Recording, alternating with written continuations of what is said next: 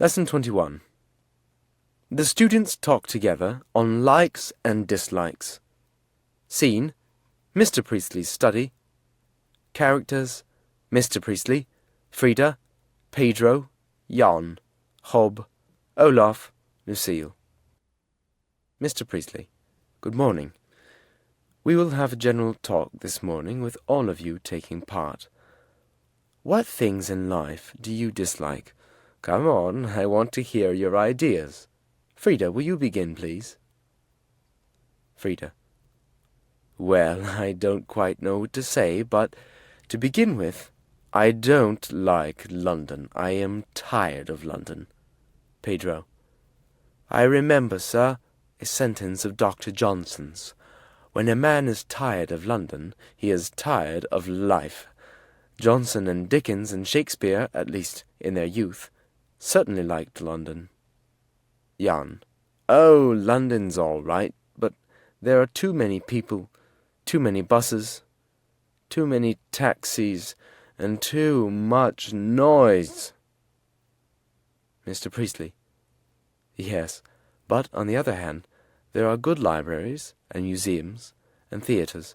I know that you are fond of Shakespeare, Jan, and in one or other of the theatres there is always a Shakespeare play.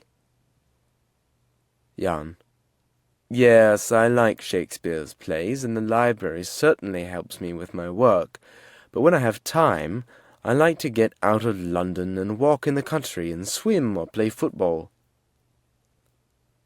Mr. Priestley: What do you say to that, Frida? Frida: I agree with Jan. I like London for some things, but after a time I get tired of it.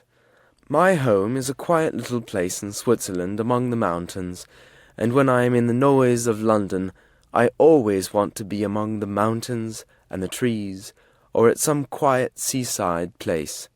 There are some lovely ones in England, with the sea and the yellow sand and the sunshine. And in summer, when London is hot and burning. Hob: I say, sir, I know a song. London's burning. Can I sing it? It begins, London's...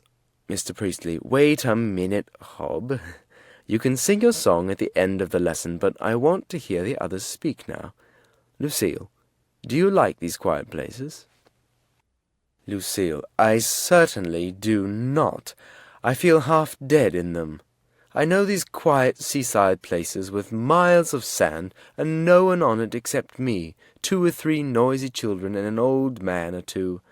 I once stayed at one of them, but only once, never again for me.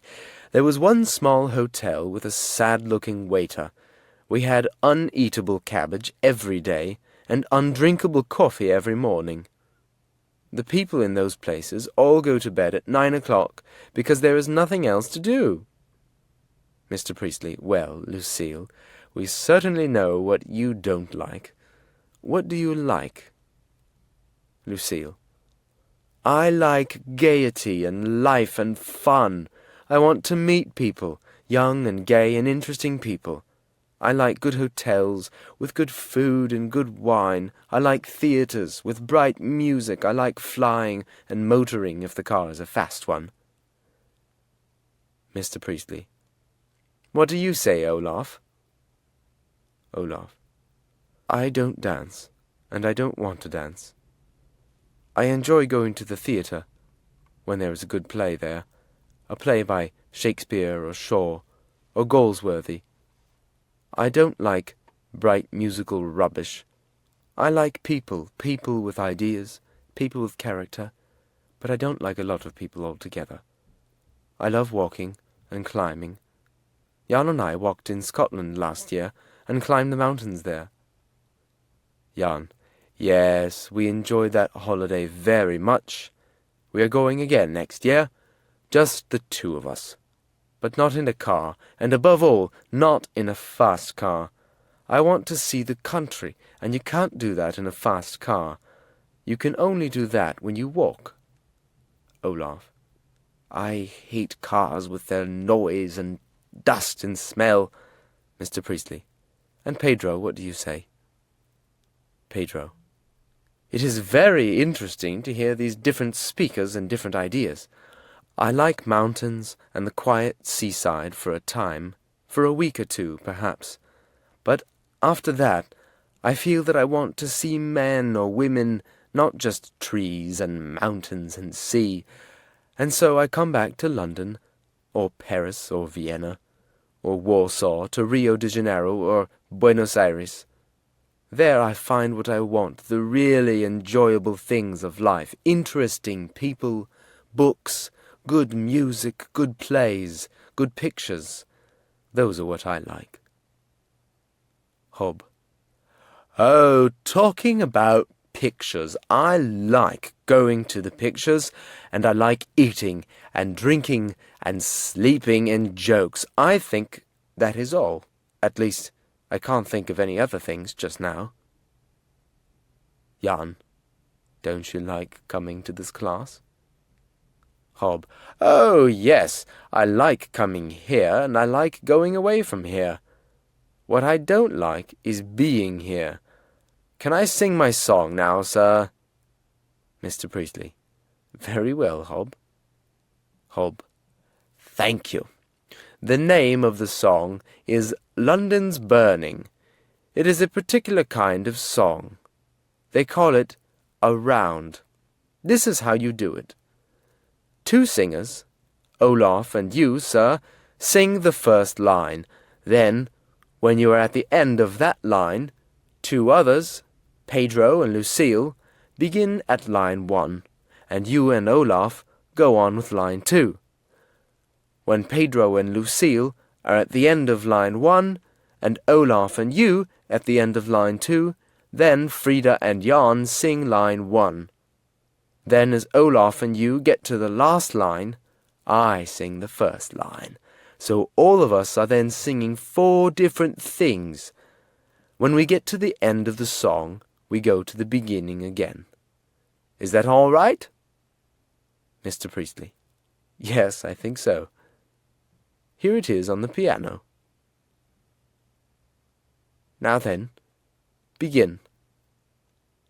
London's burning, look out, fire, fire, fire, fire, pour on water, pour on water.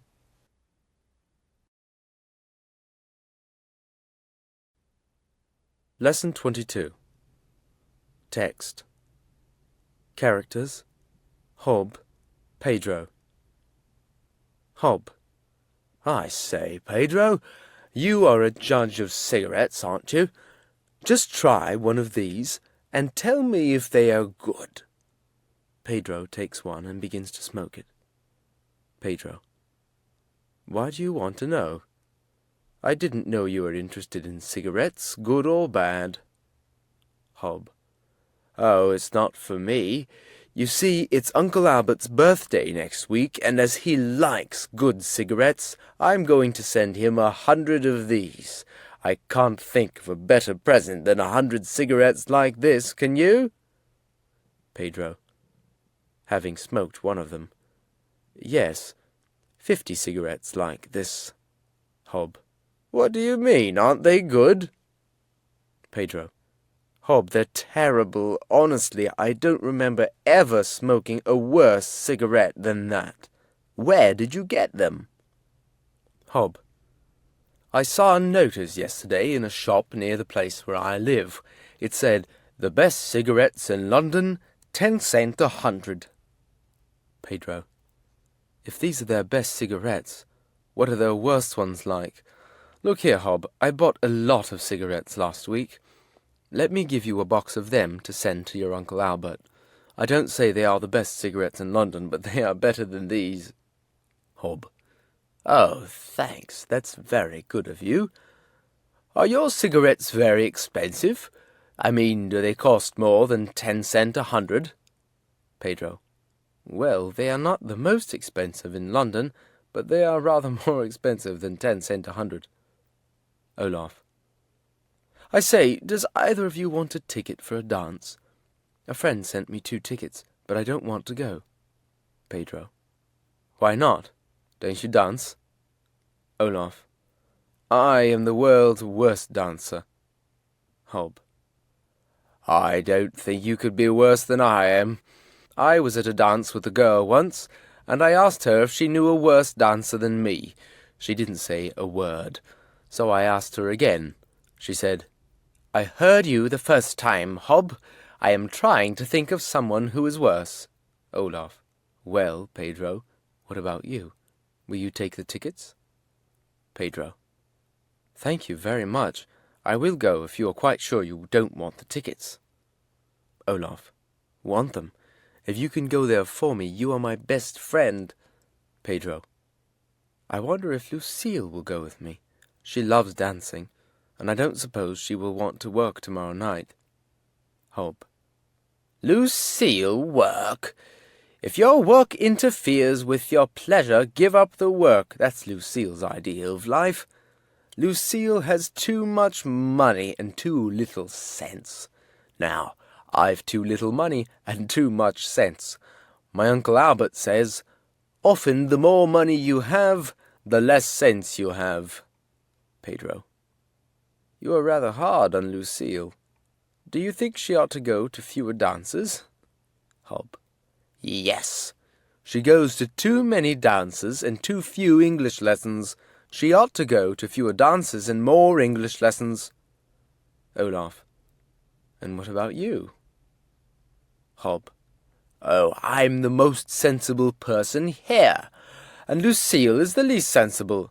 I go to too few dances and to too many English lessons. Olaf. Is Lucille a good dancer? Pedro. Oh, yes, wonderful. I don't know a better. She is quite the best dancer I know. Olaf. Then you ought to have a very good evening together. Pedro. Yes, I think so, but what are you going to do? Olaf. Oh, perhaps go to the cinema. I finished my homework this afternoon. Did you finish your homework, Hob? Hob. Yes, all that I am going to do. Olaf. Can you come with me, then? Hob. Certainly. I'm always ready to go to the pictures. Pedro. Well, look here. I have 2 tickets for the new picture at the Plaza Cinema. I don't know what it is like, but here's what the Daily News says about it. Reads. This is the most wonderful and most exciting picture ever made, more laughable than Charlie's Aunt, more moving than Limelight, more expensive than Chu Chin Chow, more beautiful than Romeo and Juliet. I don't believe it, but if you want to go, here are the tickets. Olaf. Oh, that's fine. Thank you, Pedro. Hob. Yes, thanks, Pedro. It reminds me of the first time I went to one of the modern cinemas soon after I came to England. Uncle Albert took me. It was dark when we went in, but we felt our way to our seats and sat down. After about 10 minutes, Uncle Albert said to me, Are you enjoying it? I said, Yes, but this seat is very uncomfortable. I can't sit on it. He looked and said, You'll be more comfortable if you turn the seat down. Ha!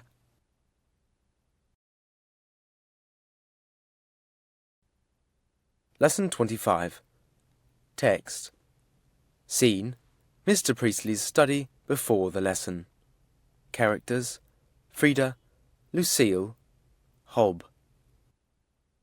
Frida. How did you come here this morning, Lucille? Did you come by car? Lucille. No, something went wrong with my car last night, so I walked here. Frida. So did I. I came down Bond Street and Oxford Street, did you? Lucille. Yes. Frida. Did you see the dresses at Harridge's? They had a lot of them in brown and grey. I thought they were very nice. Lucille. I looked at the windows for a few minutes and I saw the dresses, but I didn't like any of them. Frida. Didn't you? Why not? Lucille. I didn't like the cut or the style of any of them, and I like bright colours. Frida. Of course, your taste isn't my taste. We are quite different, and what suits you doesn't suit me. Lucille. I think your clothes always look very nice. They are quiet and in very good taste. Did you buy these clothes in London? Frida. No, I bought them in Bern last summer. Do you buy your clothes in London? Lucille. No, I generally buy them in Paris. Frida. Isn't it very expensive to buy them in Paris? Lucille. No, it's about the same as in London, so when I want new clothes, I go to Paris. Hob. And how often is that? Lucille. Hello, Hob. I didn't know you were listening. You want to know how often I buy a new dress? Oh, about once every month, or 6 weeks.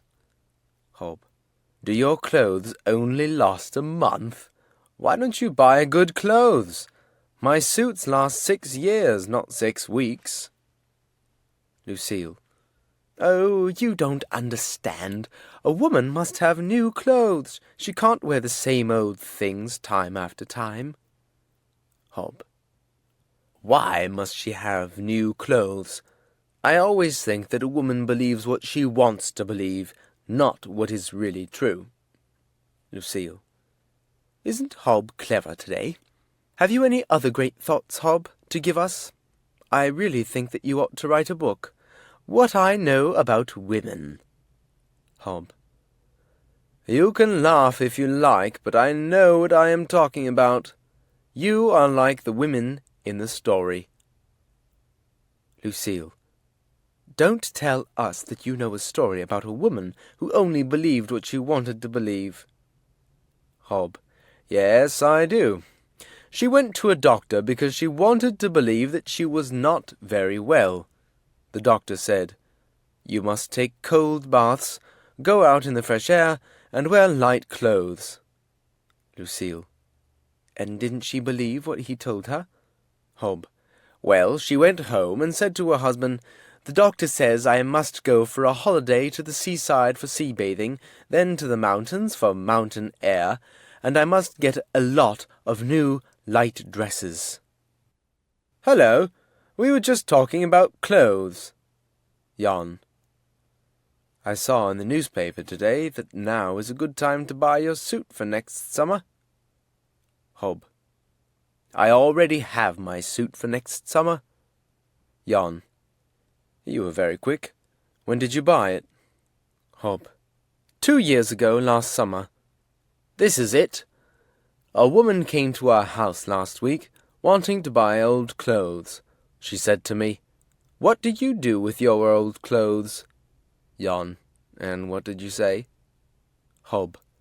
I said, I take them off and leave them on a chair at night, and put them on again next morning. Jan. I want a new suit, Pedro.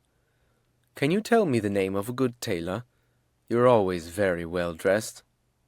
Pedro. I got this suit at Bernard Hall's, in Savile Row. He's a very good man. I can give you the address if you want it. Jan. Thanks. Is he expensive? Pedro.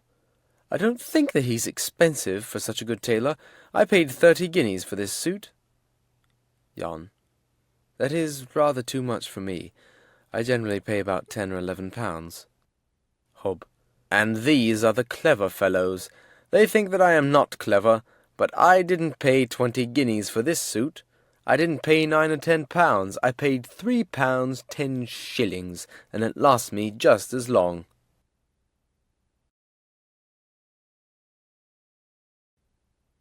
Dictant. Dictation. Food is a subject that interests me. I like food that is good and well cooked. I dislike, as much as Pedro does, watery cabbage, soup that looks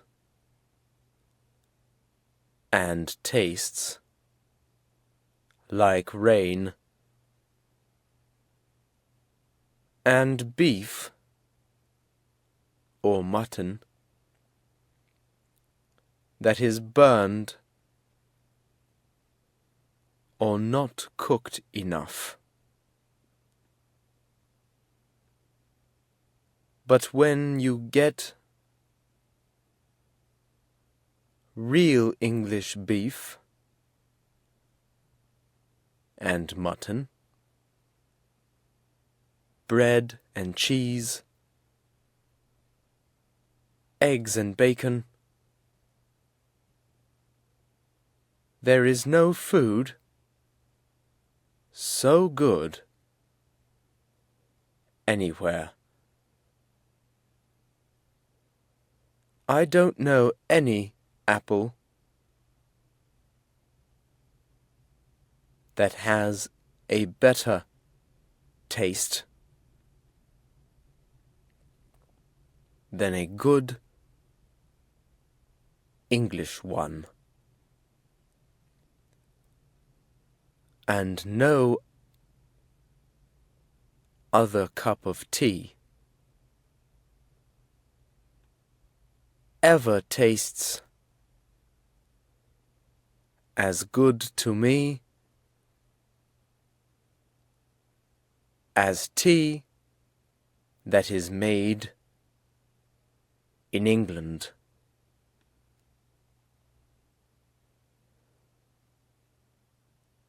I can quite believe that the soup that Pedro had at the hotel hadn't much taste. But I am sure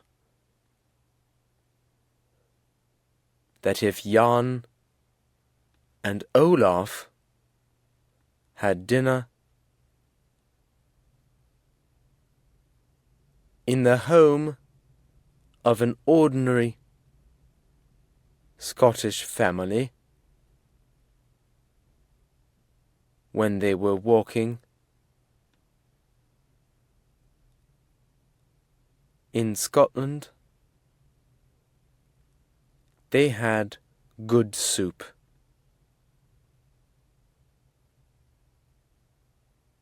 They will never taste better vegetable soup than they had then. I know that coffee is not good in most English hotels.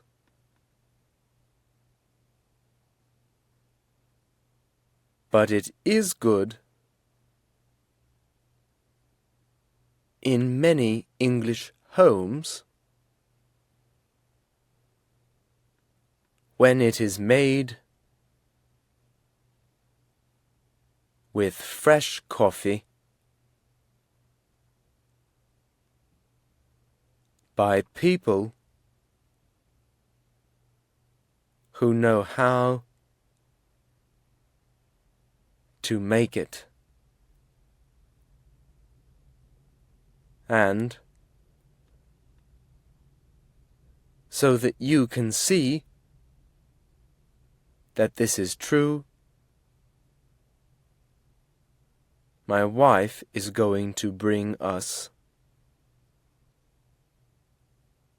all coffee in my study tomorrow morning at 11 o'clock.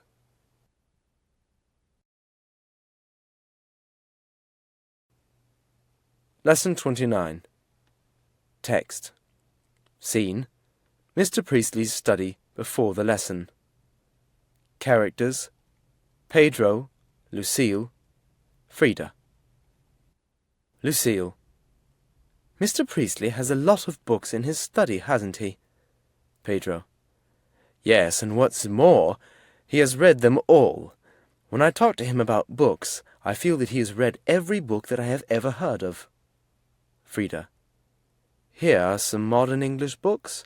Have you read any of them, Lucille? Lucille. No, I don't think I have.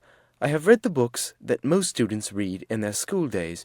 You know, some of Dickens and Scott and Thackeray and a few plays of Shakespeare, some poems of Byron, stories by Wilde, but I have not read much since I left school. You have read a good many modern English books, haven't you, Pedro? Pedro. Yes, I am fond of English writers, and have read quite a lot. Frida.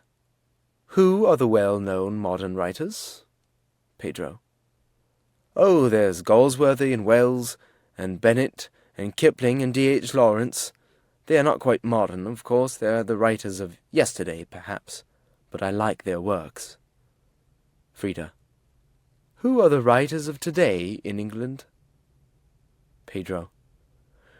I think as novelists, Aldous Huxley and Virginia Woolf; as poets, T.S. Eliot and W.H. Auden. Lucille. I have never heard of them. Are they very well known? Pedro. Quite well known. But if you want the really well-known ones, there are J.B. Priestley and Somerset Maugham and Graham Greene. Frida. I have read Priestley's Good Companions. Lucille. I have seen it at the cinema. It was a good picture. Frida. I know Somerset Maugham's short stories, but I haven't heard of Graham Greene. What has he written? Pedro. He made his name with The Power and the Glory. After that he wrote The Heart of the Matter. Read them both if you can get them. They're interesting books. Frida. Uncle John generally asks me what I want for a Christmas present. If he does this year, I can ask him for one of them. Hob. Or both. Lucille. Hello. Are you here? Hob. Yes. You were talking about books for Christmas presents, weren't you? Have you heard the story of the two girls who wanted to give a Christmas present to a friend, but didn't know what to send? One said, "Let's give her a clock." "What's the use of giving her a clock?" said the other. "She doesn't want that. She has got a clock. I think we ought to give her a book." "But," said the first girl, "she has got a book too, hasn't she?" Frida. Who are the well-known modern writers of plays in England? Pedro. Well, there's Galsworthy and Somerset Maugham, Rattigan, Christopher Fry, Noel Coward, and, of course, Shaw. Hob. Who's Shaw? I never heard of him. Lucille. Oh, Hob, everyone has heard of Shaw. He's an Englishman who has written plays and thinks the two great English writers are first Shaw, second perhaps Shakespeare. Frida. He's an Irishman, not an Englishman. He doesn't like England and the English. He has said that time and time again in his plays. Pedro. That's his Irish joke. He says he doesn't like England, but he has lived in it, not in Ireland, for 15 years, and English people have laughed at him in his plays, and have paid him very well for telling him that he doesn't like them. Shaw is a very rich man now. Hob. I know an Irish joke. It's about an Irish porter at Dublin station. A passenger went up to him and said, "Look here, you have got 6 clocks, and they all tell different times. Now what's the good of that?" "And what," said the Irishman, "is the good of having 6 clocks if they all tell the same time?" Pedro. I have never known anyone with so many stories as you, Hob. But to come back to Shaw, have you seen any of his plays? Frida. No, I haven't. Have you? Pedro. Yes, I have seen a good many. One of them, St. Joan, is on at the Old Vic Theatre at present. If you want to see it, I have 2 tickets here that you and Jan can have. Frida and Jan. Oh, thank you very much. That's very nice of you. Pedro. Not at all. I'm very pleased that you can use them. Ah, here comes Mr. Priestley. Mr. Priestley. Good morning, everybody. Oh, good morning, sir. Mr. Priestley. Have you all done your homework? Give me your books now, please. Where is your homework, Hob? I have left my book at home, sir. I am sorry. After the lesson, Frida, Jan, Hob. Frida. Has Mr. Priestley corrected your homework, Jan? Jan. Yes. Frida. What has he written in your book? Jan. Here it is. You can see it. Frida reads.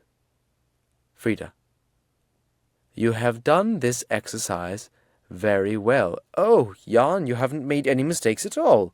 I have made 6. How many mistakes have you made in your work, Hob? Hob. None. Jan. But you haven't brought your book to the class today. Mr. Priestley can't correct your work if you don't bring your book here. Hob.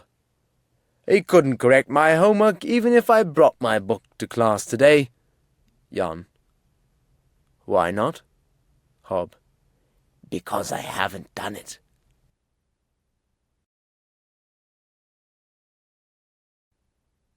Book 2, Lesson 1. The Priestley's House.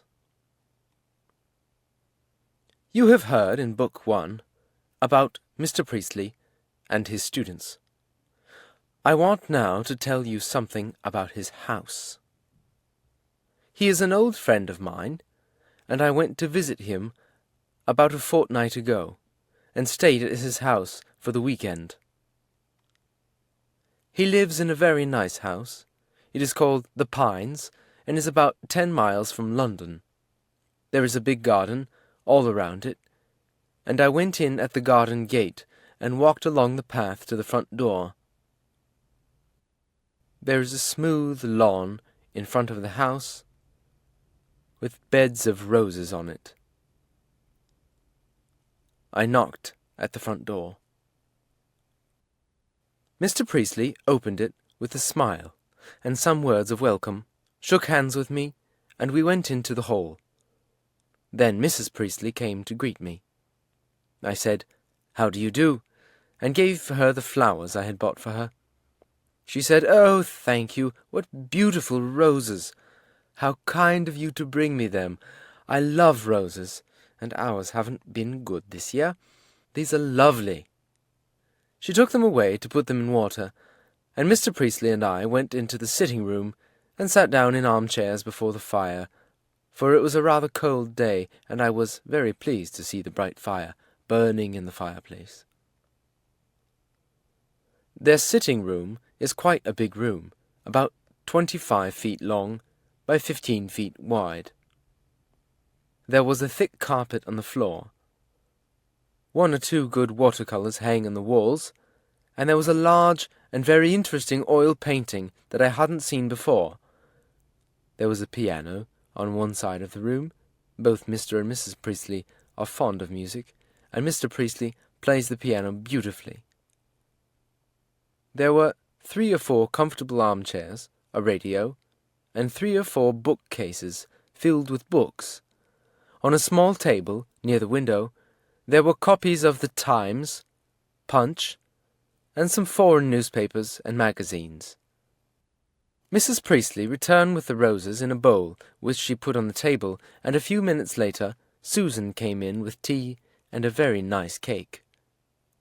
I had expected to see John Priestley and Margaret. I had brought a box of chocolates for her. I knew she liked chocolates, but they told me John was up at Oxford, and Margaret had gone to a birthday party at the house of a friend of hers. After we had chatted for a little time, Mrs. Priestley said, "Will you excuse me, please? I want to see about the dinner. Did you know that Lizzie has left us?" "No, I didn't," I said. "Yes," continued Mrs. Priestley. "She got a letter about a month ago to say that her sister-in-law had died. And so Lizzie has gone to keep house for her brother. That cake that we had at tea was hers. She sent it to me yesterday. Since she left, I have done the cooking and baked the cakes, but mine are never as good as hers." "Nonsense, my dear. I don't think Lizzie's cakes were better than yours," said Mr. Priestley loyally.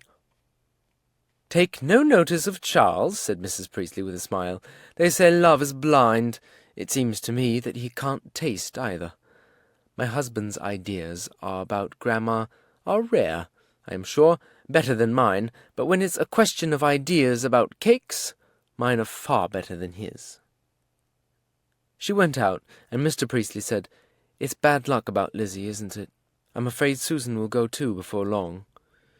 A young fellow near here, Joe Marsden, has asked her to marry him.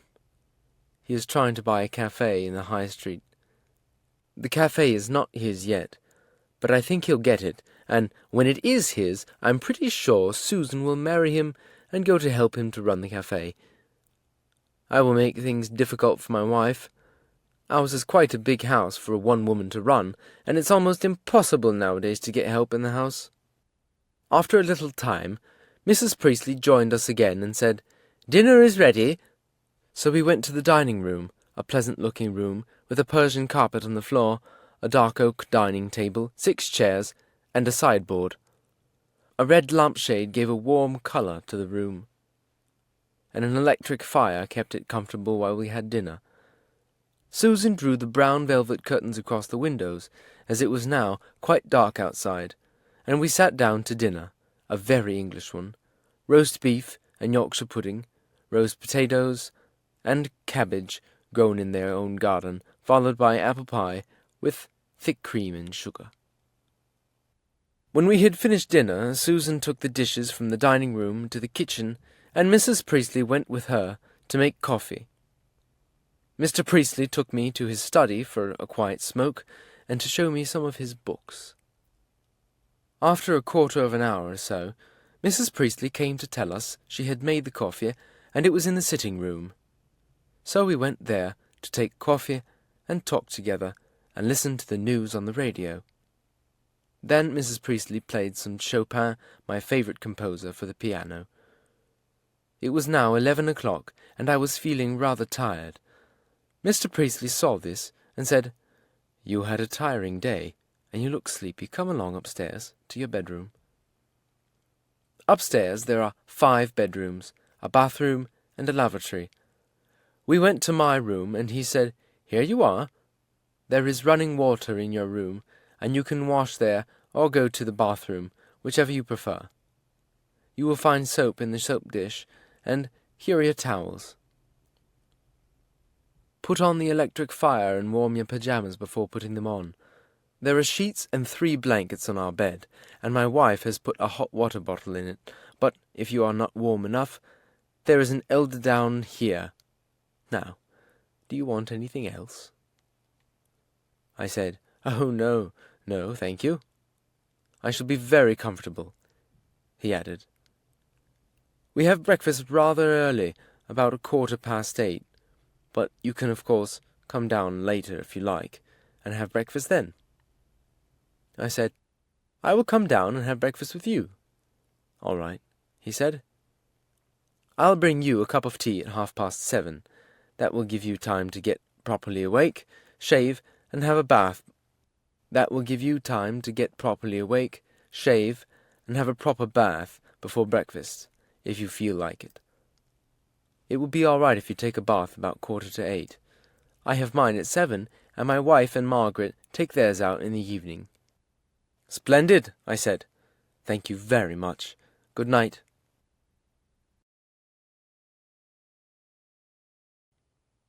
Lesson 3. The Vocabulary of Everyday Life. Mr. Priestley, you all need the words and phrases we use to describe our daily actions. So suppose I tell you the things that I do, more or less, every day. By the way, which tense ought I use for that, Olaf? Olaf. I think you ought to use the simple present tense. Mr. Priestley. Why? Olaf. Because that is the tense generally used for actions that are habitual or repeated. Mr. Priestley. Very good, Olaf. Now I'll begin. I wake at about 7 o'clock, and that is time for me to get up. I like a cold bath every morning, so I put on my dressing gown and slippers and go to the bathroom. The water feels very cold on winter mornings, but I rub myself hard with the towel, and soon I feel quite warm. Then I shave, brush my teeth, and wash my face, and go back to the room to dress. I brush and comb my hair, take a clean handkerchief out of the drawer, and go downstairs for breakfast at 8:15. After breakfast, I sit and read my morning paper and smoke a cigarette, or, in the summer, I have a walk round my garden. I go into my study at 9 o'clock and meet my students there, and the day's work begins. At 12:30, I have a break for lunch. I usually have this time at home, but sometimes I go out for lunch and have a chat with my friends before beginning to work again at 2 o'clock. I generally finish my work by about 5 o'clock. Then I have a cup of tea and a biscuit, and in summer I spend an hour or so in the garden and play a few games of tennis, or I go to the golf club and have a round of golf. We have dinner about 7:30 or 8 o'clock, and then we sit and talk, listen to the wireless or look at television, or Mrs. Priestley plays the piano. Sometimes in summer we take out the car and go for a drive in the country.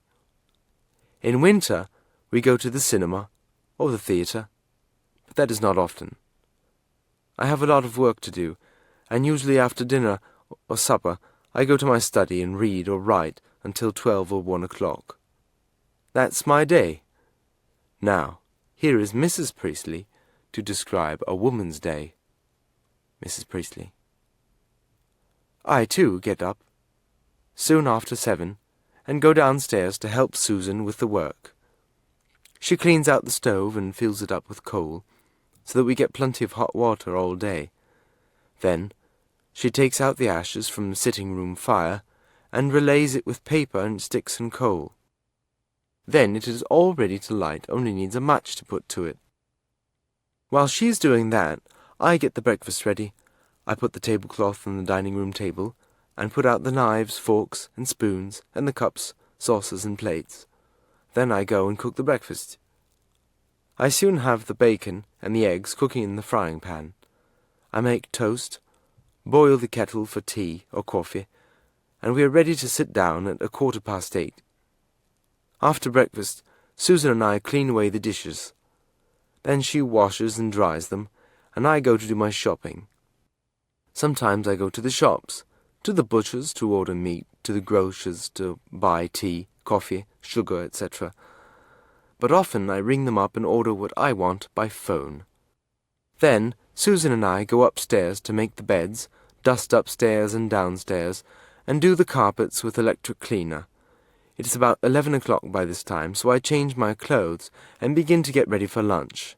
After lunch I do some sewing, or go for a walk, and visit my friends. Then Mr. Priestley joins me for afternoon tea in the sitting-room, usually bringing 1 or 2 of his students with him. We have bread and butter, cut thin, jam or honey, cakes and biscuits. My husband has already told you how we spend our evenings. In summer, tennis, golf, or a drive in the car. In winter, music, the cinema, a concert, sometimes dinner in town, and theatre afterwards. Sometimes, in fact very often, we just have a quiet evening at home. You see, John is at the university, and Margaret is now at a boarding school, and comes home only at the weekends.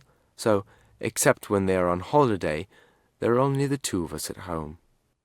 On these quiet evenings, we have a very simple supper round the fire in the sitting-room, and when that is over, my husband sometimes works in his study at a book that he is writing, but quite often he says that he has done enough work for the day, and then he sits in his armchair at one side of the fire with his pipe and, for a change, a detective story. I sit on the other side with my book or my sewing, and Sally, our cat, lies on the carpet before the fire or jumps up on my husband's knees. He is certainly Sally's best friend, and wherever he is, in the house or in the garden, there you will find Sally too. And when the wind is blowing through the trees outside, and the rain is beating on the windows, Our warm fire seems warmer and more cheerful than ever, and I often think that these quiet evenings are the best evenings of all.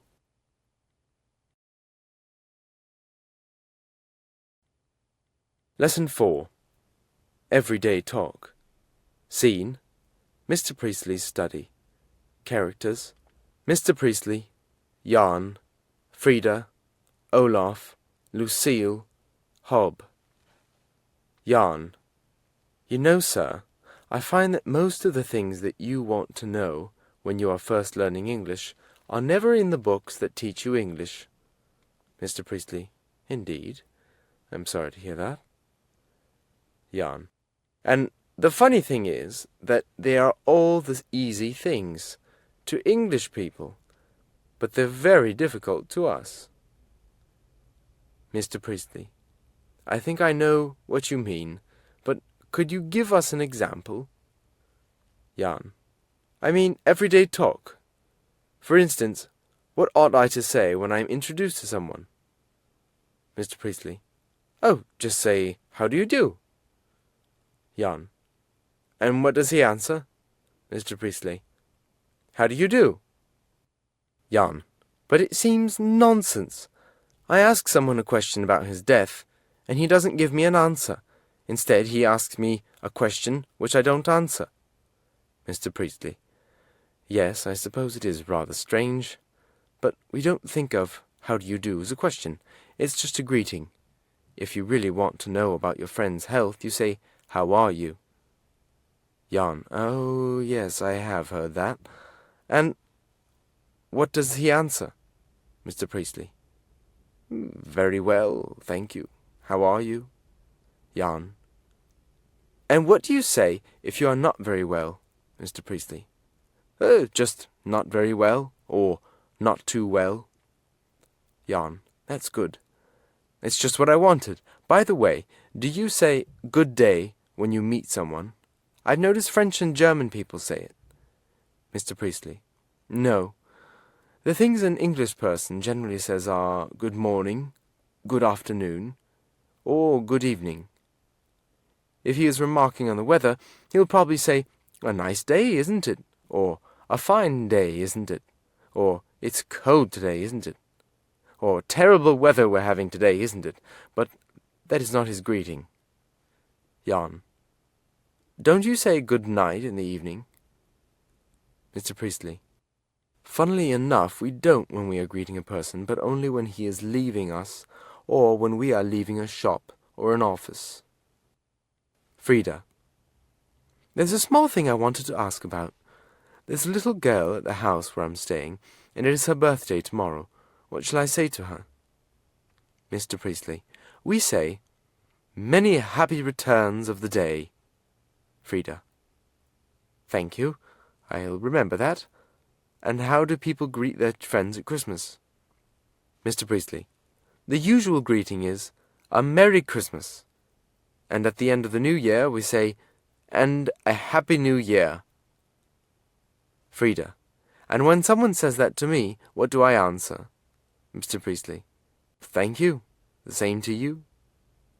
Olaf: I had a difficulty yesterday.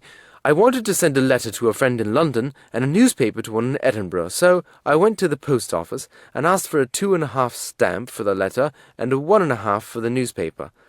The girl gave me the right stamps, but she smiled. What had I said wrong?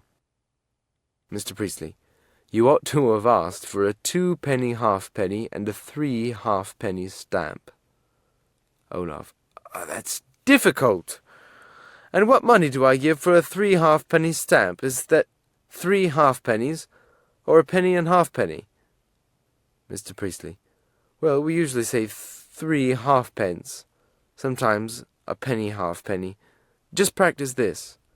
A 3 halfpenny stamp costs 3 halfpence. Olaf: I see. And a 2-penny stamp costs 2p, and a 3-penny stamp costs 3p, and a 3 halfpenny stamp costs 3 halfpence.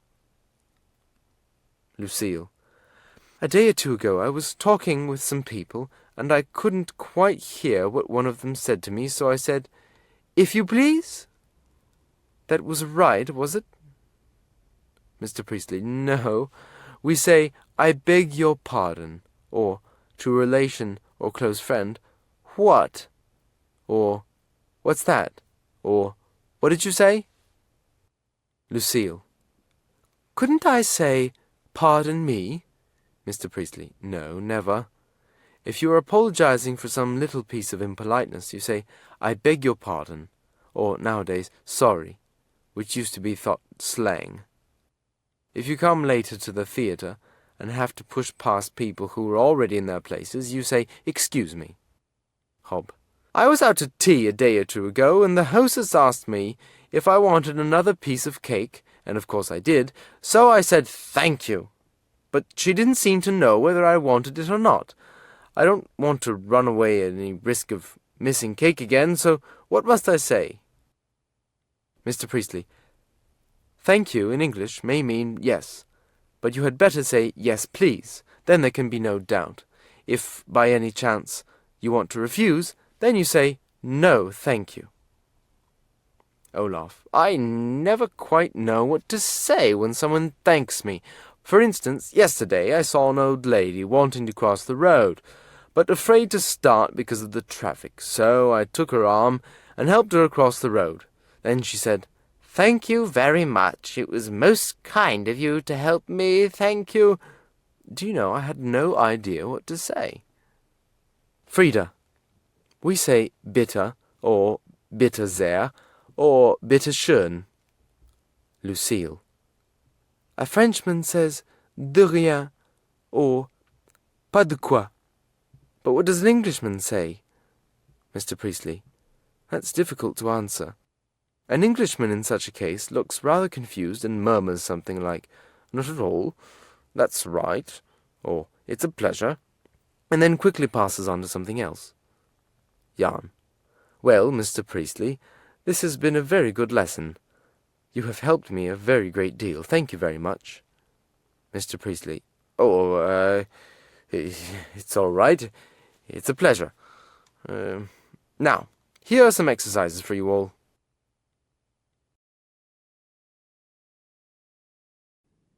Lesson 10. Margaret Priestley's Birthday Morning. The Priestley's house. Breakfast time. Mr. and Mrs. Priestley, John Priestley, Andrew and Lillian Macaulay, Mr. Priestley's nephew and niece. They are staying with the Priestleys for a short holiday. Mrs. Priestley. Margaret is coming downstairs. I can hear her. Lillian. Don't forget to say, Many happy returns, Andrew. Andrew. Of course I won't. I will say it as soon as I see her. Lillian. And have you put your present by the side of her plate? Andrew. Yes, can't you see it there, next to yours? Lillian. Here she comes. Oh, good morning, Margaret. Many happy returns of your birthday. Margaret. Thank you, everybody. Oh, what a lot of parcels. Shall I open them now, Mummy? Mrs. Priestley. Yes, dear, you had better. I am sure no one will be able to get on with breakfast until you have done so. Margaret. Thank you, Mummy. Andrew. Here, Margaret, I will lend you my penknife to cut the string. Margaret. Thank you, Andrew. I wonder what's in this big parcel. Oh, what a lovely doll! With love from Mummy. Oh, thank you, Mummy. John. I thought you were too old for dolls, Margaret. You will be 12 next year, and still playing with dolls. Lillian. Nonsense, John. I shall be 15 next year, but I love dolls. Can I play with this one, Margaret? Margaret. Oh, yes, you certainly can. Look, her clothes come off, and she can open and shut her eyes. We will undress her after breakfast. Mr. Priestley. What's in the other parcels? Won't you open them now? Margaret. Here's an interesting-looking one. Square and flat. I think I recognize the writing. Yes, here it is. With love and good wishes from John. Gramophone records. Oh, just the ones I wanted. Cockles and mussels and Christmas carols. Oh, thank you, John. I shall put them on the gramophone after breakfast. Mrs. Priestley. I can see we are going to have a busy time after breakfast. John, pretending to be bad-tempered. If we ever get any breakfast, come on, Margaret. Hurry up and open the other parcels. I'm hungry. If I don't get breakfast soon, I shan't be alive to see the party tonight. Margaret. Look at these, aren't they lovely? 2 little armchairs, from Lillian, with best wishes for a happy birthday. Lillian. They are for your doll's house. I noticed that one of the rooms wasn't completely furnished. I hope you will be able to find a place for them. Margaret. Oh, yes, Lillian, I shall. I shall put them in the doll's sitting room after breakfast. John. Why are you looking so anxious, Andrew? Andrew, not taking any notice. Open that little parcel next, Margaret. Margaret, all right. I wonder what will be in it. Oh, it's a lovely silver pencil. Andrew. That's from me, Margaret, with lots and lots of good wishes. It writes in 4 colours, black, blue, green, and red. Do you like it? Margaret. It's just what I wanted, Andrew. It was very, very kind of you to give it to me. And here's an enormous box of chocolates from Lucille, Frida, Jan, Olaf, Pedro, and Hob, wishing you many happy returns of the day. Isn't that nice of them? I will thank them all when I see them tomorrow. What a wonderful birthday I'm having. And now for the last parcel. I think this must be from Daddy. Books! Alice in Wonderland and A Child's Garden of Verse by R.L. Stevenson. Lillian. Oh, Margaret, those are my favourite books. Margaret. We'll read them together this very afternoon. Mrs. Priestley. Aunt Norash has sent you a cake with 11 candles on it, 1 for each year. We will have that for tea. Margaret. Oh, yes, and I shall blow out the candles and cut a piece of the cake for all of you. Mr. Priestley. And there are these birthday cards that the postman brought this morning. But have your breakfast before you open them. Knock at the door. Mr. Priestley. Wasn't that a knock at the back door? Go and see who it is, Margaret. Margaret, returning. It was old Adam, with a beautiful bunch of roses that he had cut specially for my birthday. Mrs. Priestley. How very nice of him. I will put them in water, and we'll have them on the table at tea time. Andrew.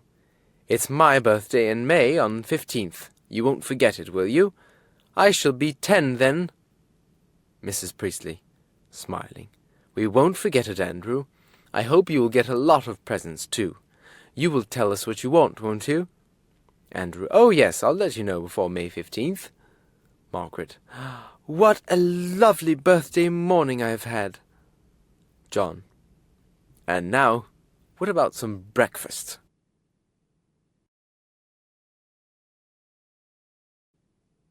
Lesson 20. Jan and Frida leave for Switzerland.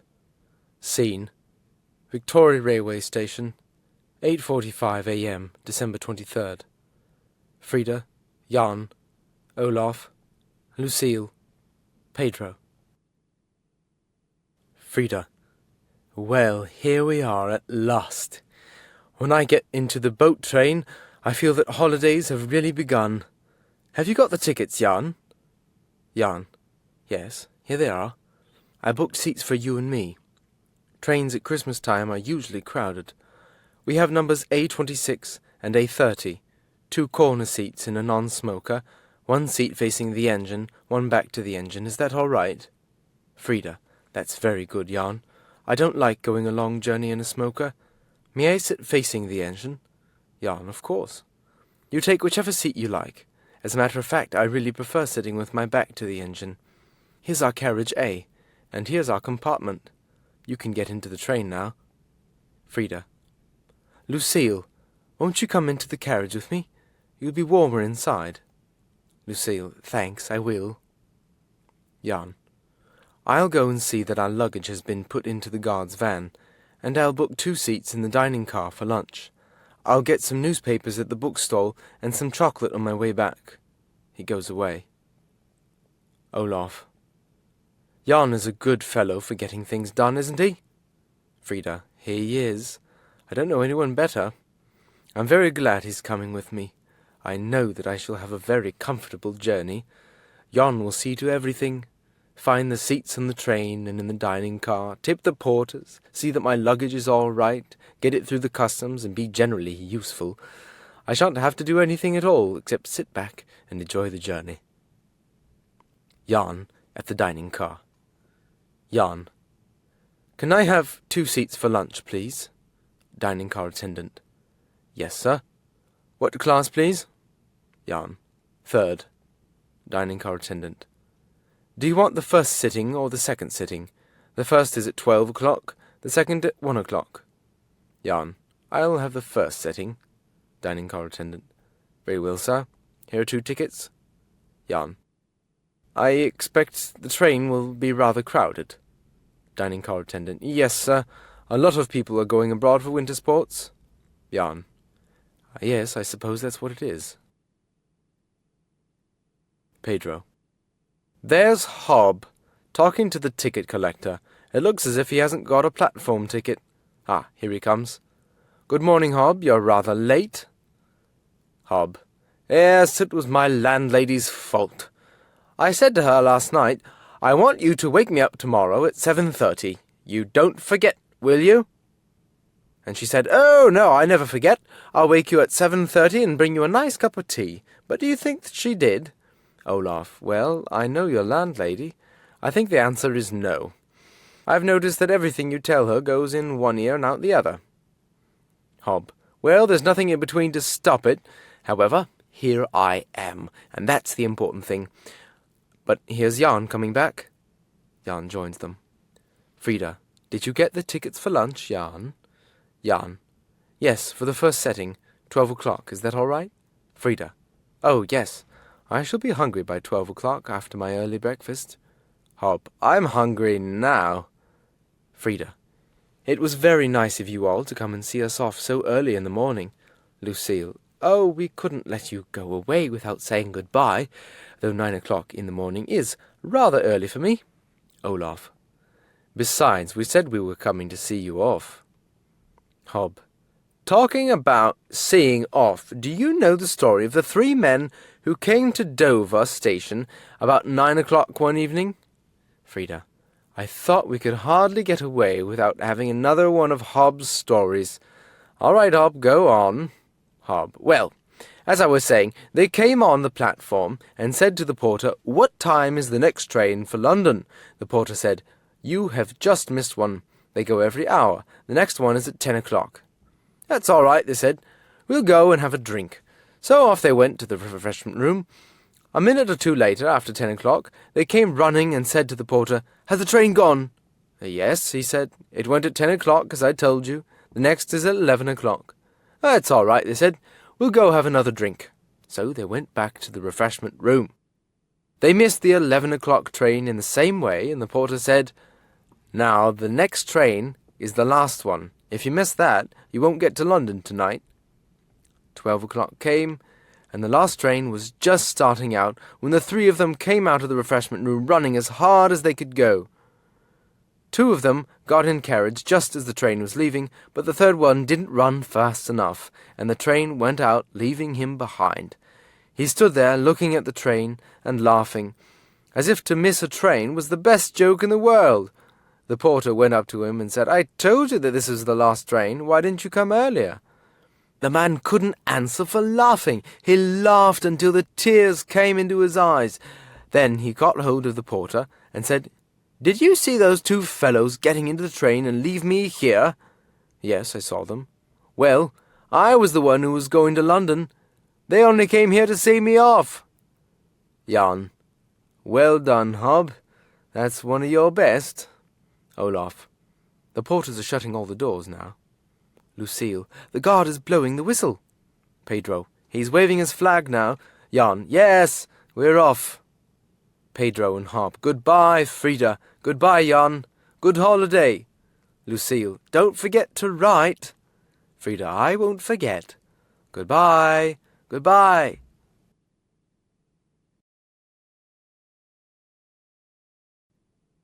Lesson 24. back from the holidays. Lucille, Hob, Frida, Jan. Lucille.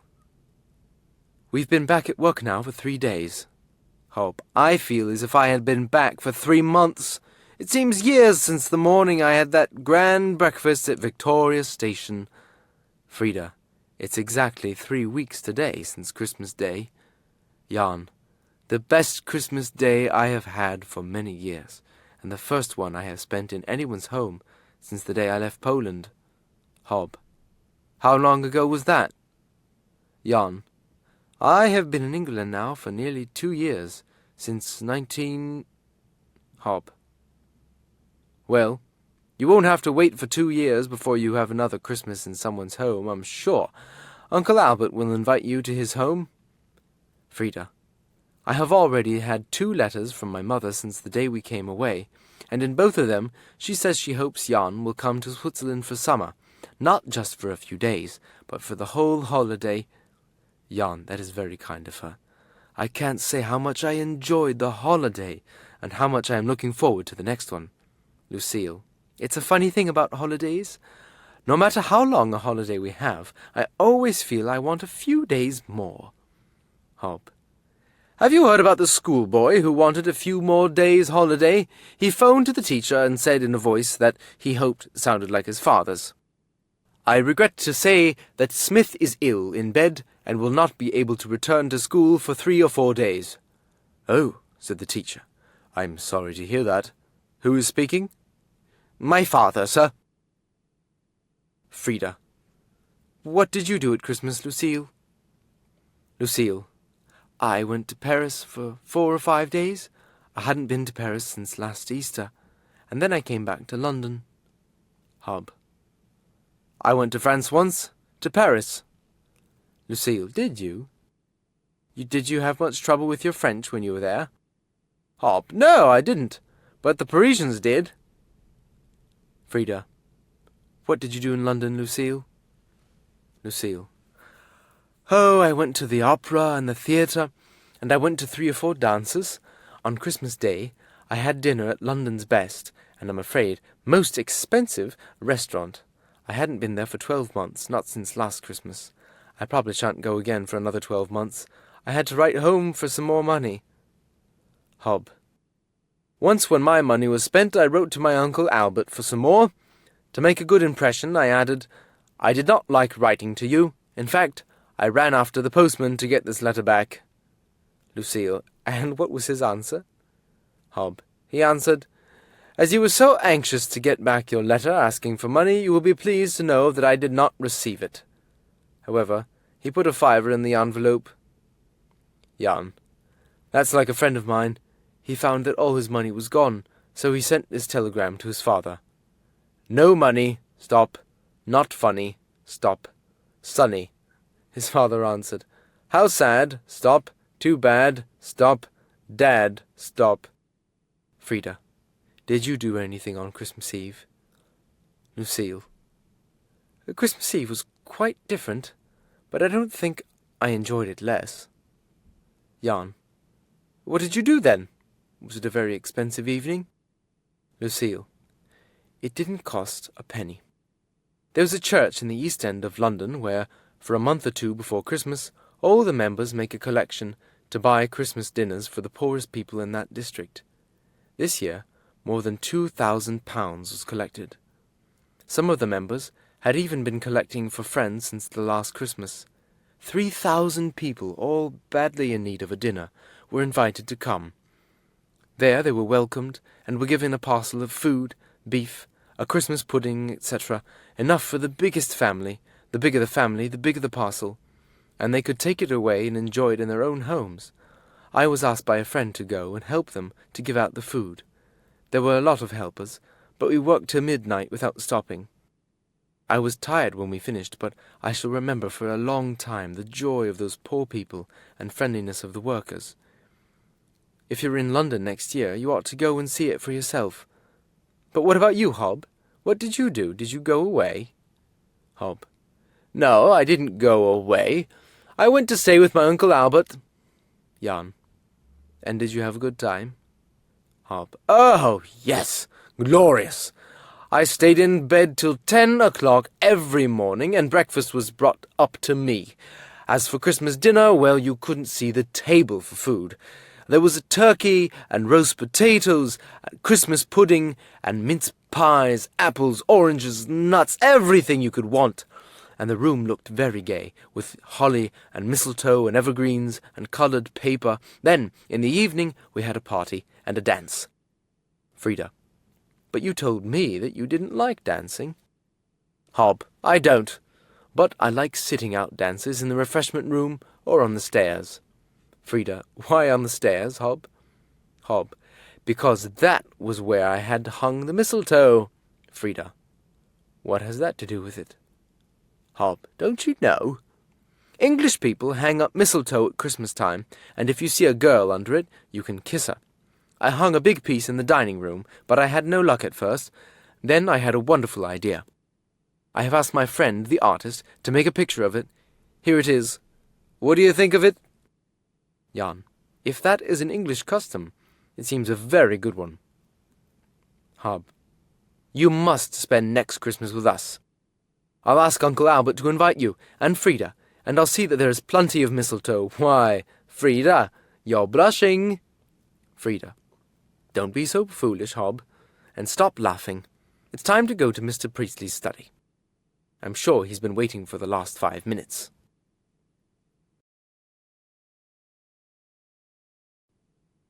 "26. Everyday situations. Mr. Priestley and all his students. Mr. Priestley, I think we could now practice some more situations. You know the kind of thing I mean, the sort of situation you might find yourself in any time, doing some shopping, asking for a room at a hotel, paying a visit to the doctor or a dentist. There are dozens of them. But you know all the usual British tenses. You may know many of the structures, and you have quite a good vocabulary, so I want 2 of you to act a situation and provide the conversation. If you are in difficulties, I will help. Now, let us suppose, Frida, that you are doing some shopping. What shop do you want to go to? Frida. I think the grocer's. Mr. Priestley. Very well. Jan, you can be the grocer, and here, Jan, is your customer. Grocer. Good morning, madam. What can I get for you? Frida. I want a pound of Danish butter. Grocer. Yes, madam. Anything else? Frida. How much a pound is bacon? Grocer. We have it at 3/4, 3/6, and 3/8 the pound. Frida. Is this the 3 and 8 penny? Grocer. Yes, madam. That is the best quality Irish bacon. Frida. It looks rather fat. We like it lean. Grocer. Here is a nice lean piece. Shall I cut you some from this piece? Frida. Yes, that looks very good.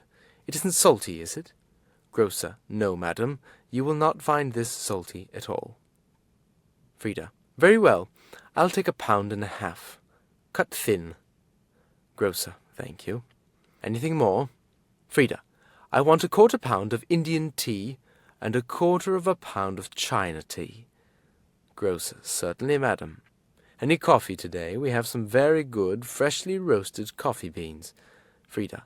Is the coffee already ground? I haven't a coffee mill to grind it. Grocer. No, madam, it isn't ground. I can grind it for you while you wait, then the coffee will keep its flavour. Frida. How much is it? It's 7/3 a pound. Frida. That's very dear, isn't it? Grocer. The price keeps going up, madam. I'm sorry, but we can't do anything about it. They say there has been a failure of the coffee crop in Crombongo. Frida. I hadn't heard of that. Well, I'll take 1/2 pound of coffee, that's all. Now, how much is that, please? Grocer, writing out the bill. Butter, bacon, tea, coffee. Subtotal 4,533. Total 17. Mr. Priestley. Yes, that was good. Hob. Instead of shopping, can I tell stories about the shops or situations? Mr. Priestley. All right, Hob. Hob. Well, here is one about a grocer's. A small boy went into a grocer's shop and said, "I want a pound of butter exactly like the last. If it is not the same," mother said, "we don't want it." Grocer: "It is very nice to find people have such a good opinion of my butter." Small boy: "Oh, it's not that. A lot of father's relations are coming to tea, and mother doesn't want them to come again." Mr. Priestley: "Now, Olaf, I think we will send you to the doctor's. I am sure no one here has less need of a doctor than you have, so this conversation will need some imagination. Pedro, you had better be the doctor. Olaf has just entered your consulting room." Doctor: "Good evening, Mr. Peterson. What's the trouble? You certainly don't look as if there is anything wrong with you." Olaf: "I haven't been feeling very well for some time. I have lost my appetite, and I don't sleep very well. I have rather a bad cough that I can't get rid of, and a pain in my chest sometimes when I breathe." Doctor: "I see. Very well. You had better have a thorough examination. Let me see your tongue. Yes, your stomach is a little out of order. Now your pulse. Yes, that's all right. Now just unfasten your coat and waistcoat and shirt, and I'll listen to your heart and chest. Say 99. Olaf: "99. Doctor: "Again." Olaf: 99, 99. Doctor: "Do you smoke a lot?" Olaf: "Well, rather a lot, I'm afraid. 20 or 30 cigarettes a day." Doctor: You ought to cut that down for a time. Let me see your throat. Open your mouth. Say, ah." Olaf: "Ah, ah." Doctor: "Again." "Ah, ah, ah." Doctor: "All right, that will do. You can put your coat on again now. What do you weigh?" Olaf: 12 stone 2. Doctor: "Had you been losing weight at all?" Olaf: "No, I don't lose weight or gain. At least, I've never more than a pound or so, one way or the other." Doctor: "Well, there's nothing serious the matter with you, but you are rather run down. You've been working too hard. You know you can't burn the candle at both ends, and you need a real rest. I'll give you a bottle of medicine that will help. Take a tablespoonful in water 3 times a day after meals. Eat plenty of good plain food, have no cigarettes, and drink plenty of milk, at least a pint a day, and not much coffee. Get plenty of fresh air and plenty of sleep, but above all, don't try to work too much. A real change of air and surroundings will be very helpful if you can manage it." Olaf: "As a matter of fact, I have been invited to go and stay with some friends in their cottage in Cornwall." Doctor: "That's just the thing. But remember, take it easy. Not too much swimming or tennis, at least for a week or 2, but a good walk by the sea or along the cliffs every day would do you a world of good. I will see you again when you come back, just to make sure you're all right. Don't worry about yourself. If that holiday in Cornwall doesn't work wonders, I shall be very much surprised. Another month and you'll be as fit as a fiddle. Good evening." Mr. Priestley: "Well, Olaf, you did that so well that I almost began to think you were ill. And if you were ill, I think a doctor like Pedro is just the one who could cure you." Pedro Olaf: "Thank you, sir." Mr. Priestley: "Well, Hob, you said you could tell a story for each of the situations. I don't suppose you know one about a doctor." Hob: "Oh, yes, I do. It's about a very simple country woman who went to the doctor to tell him that her husband had a very severe headache. The doctor said, 'I have so many patients coming to see me that I can't see your husband today. But do this. Put some ice in a bag, tie it round his head, and let me know how he is tomorrow.' The next day the woman came again, and the doctor said, 'Well, how is your husband?' 'Oh,' she said, 'he's quite all right now. The headache has completely gone, but the mice are dead.'" Mr. Priestley: "I don't think a doctor prescribes for a person without seeing him. However, it's a good story." Hob: "I've never been to a doctor in my life, but if the advice they give is to eat a lot, not work hard, and go away for a holiday, which is what the doctor seems to have told Olaf, I think I'll see one tomorrow. But I once went to the dentist. May I tell you about that?" Mr. Priestley: "By all means. I think it is an excellent idea." Hob: I had hid toothache for several days, but just hadn't enough courage to go to the dentist. As a matter of fact, I went twice, but just as I got to his doorstep, I was going to ring the bell. The toothache seemed to have gone away, so I went home again. But at last, I had to go back, and this time I rang the bell and was shown into the waiting room. There were a number of magazines there, and I had just gotten into the middle of an exciting story when the maid came in to say Mr. Puller was ready to see me. I'll have to wait for the next toothache to finish that story. Well, I went into the surgery, and he told me to sit in a chair that he could move up and down, backwards or forwards, and then he had to look at the inside of my mouth. He put a little mirror on the long handle inside my mouth and poked about for a while. Then he looked serious and said, "Yes, I'm afraid we can't save that one. It will have to come out. It won't be necessary to give you gas for that. I'll just give you an injection." So he filled the syringe with a liquid. I felt a little prick on the gum, and that was all. He did this in 2 or 3 places and waited for a minute or so. My mouth felt rather dead. But otherwise it was all right. Then he took an instrument, got hold of my tooth, gave a twist. I could see and hear what he did, but I couldn't feel anything. Then a quick pull, and the tooth was out, and he was saying, "Yes, it's all over. Spit in here, and then wash your mouth out with this." And he handed me a glass. There's the tooth, a very nasty one. He was just going to throw it away, but I said, "May I have that tooth, please?" "You can certainly have it if you want it," he said. "Well," I replied, "it has worried me a good deal for the last week, and so now I'm going to put it on my dressing table and watch it ache." Mr. Priestley: "Well done, Hob. You described that well." Hob: "But I must tell you about a friend of mine who went to a dentist, not a very good one, to have a tooth filled. The dentist got him in the chair and started drilling away at the tooth. It was one right at the back of his mouth. He went on and on for what seemed like hours. Then he stopped for a minute or two and said, 'Haven't you had this tooth filled before?' 'No,' said my friend, and again the drilling went on. About another hour went by, at least it seemed like another hour, and again the dentist said, 'Are you sure you haven't had this tooth filled? I've got a speck or two of gold in the drill.' 'No,' said my friend, 'that's not from my tooth. It must be from my back collar stud.'"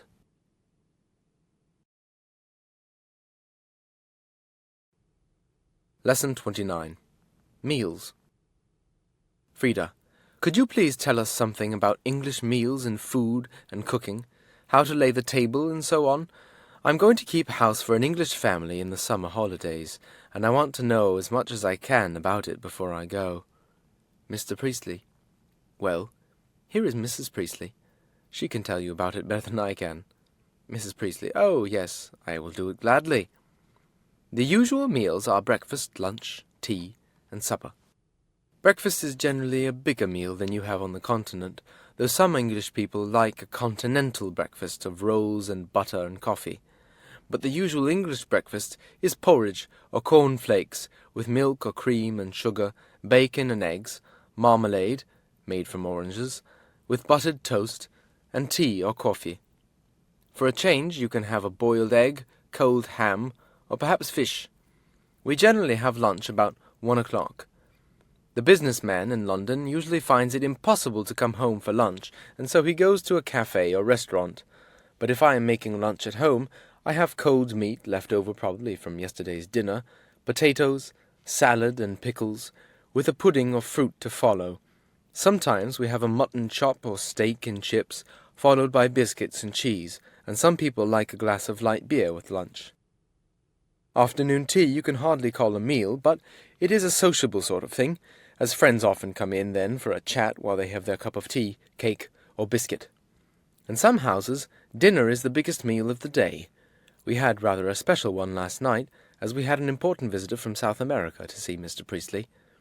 We began with soup, followed by fish, roast chicken, potatoes and vegetables, a sweet, fruit, and nuts. Then we went into the sitting room for coffee and cigarettes. But in my house, as in a great many English homes, we make the midday meal the chief one of the day, and in the evening we have the much simpler supper, an omelette or sausages, sometimes bacon and eggs, or sometimes just bread and cheese, a cup of coffee or cocoa, and fruit. Hob. My Uncle Albert always has high tea. He says he has no use for these afternoon teas where you try to hold a cup of tea in one hand and a piece of bread and butter about as thin as a sheet of paper in another. He's a Lancashire man, and nearly everyone in Lancashire likes high tea. So do I. We have it between 5 and 6 o'clock, and we have ham or tongue, and tomatoes and salad or sausages with good strong tea, plenty of bread and butter, then stewed fruit, or a tin of pears, apricots, or pineapples, with cream or custard and pastries, or a good cake. And that's what I call a good tea. Mrs. Priestley. Have you now got what you wanted, Frida? Frida. Yes, that is very useful, but I'd like to know exactly how to lay a table, and names of all the things you use. Mrs. Priestley. Well, here is Susan. She does it every day, and will tell us what she does. Susan. First, I spread the tablecloth, and then I put out table mats to protect the table from hot plates and dishes, a small mat for each guest, and a larger one for the hot dishes. I take out of the drawer in the sideboard all the cutlery, a fish knife and fork for the fish, a large knife and fork for the meat, a small knife for the butter, and a fruit knife for the dessert. Then there is a pudding spoon, and a fork for the sweet, and a soup spoon for the soup. I put the knives and the soup spoon on the right-hand side, and the forks on the left, except the pudding spoon and fork, which I put across the top. Then I put out the serving spoons and forks, the carving knife and fork, the breadboard, and a knife to cut the bread, and I sharpen the carving knife, as I know Mr. Priestley hates a blunt carving knife. On the left of each guest I put a small plate for bread, and on his right a wine-glass if we are having wine, and in the middle of the table I put a jug of water with a few pieces of ice from the refrigerator in it. Then I put out the table napkins for each guest, put the coffee cups and saucers, with cream and brown sugar and coffee spoons on the tray, and I am ready for the guests to come in. Frida. Thank you very much, Susan. There's another thing I want to ask you about, Mrs. Priestley. I have never tasted anywhere such lovely cake as I get at your house. Will you please tell me how you make it? Mrs. Priestley. I'm glad you enjoy my cakes, and it's very nice of you to say so. They are quite easy to make. I'll write down the quantities of flour, butter, sugar, fruit, etc. that you need, and directions for mixing and baking. If you follow these directions, you can't go wrong. Frida. Thank you very much, Mrs. Priestley. I'll do exactly what you tell me, and if I can make a cake like yours, I shall be very proud of myself. Hob. Well, Frida, I hope your cake will be better than those made by Aunt Aggie. I went to see her one day and found her nearly in tears. What's the matter? I asked. Oh, she said, I've just made a cake, and the mice have been in eaten it. Well, I said, why worry about what happens to a few mice?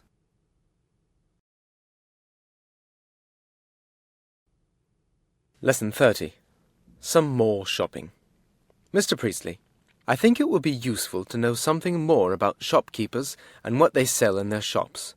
Frida, your conversation at the grocer's sounded so real that I am sure you are used to shopping of that kind.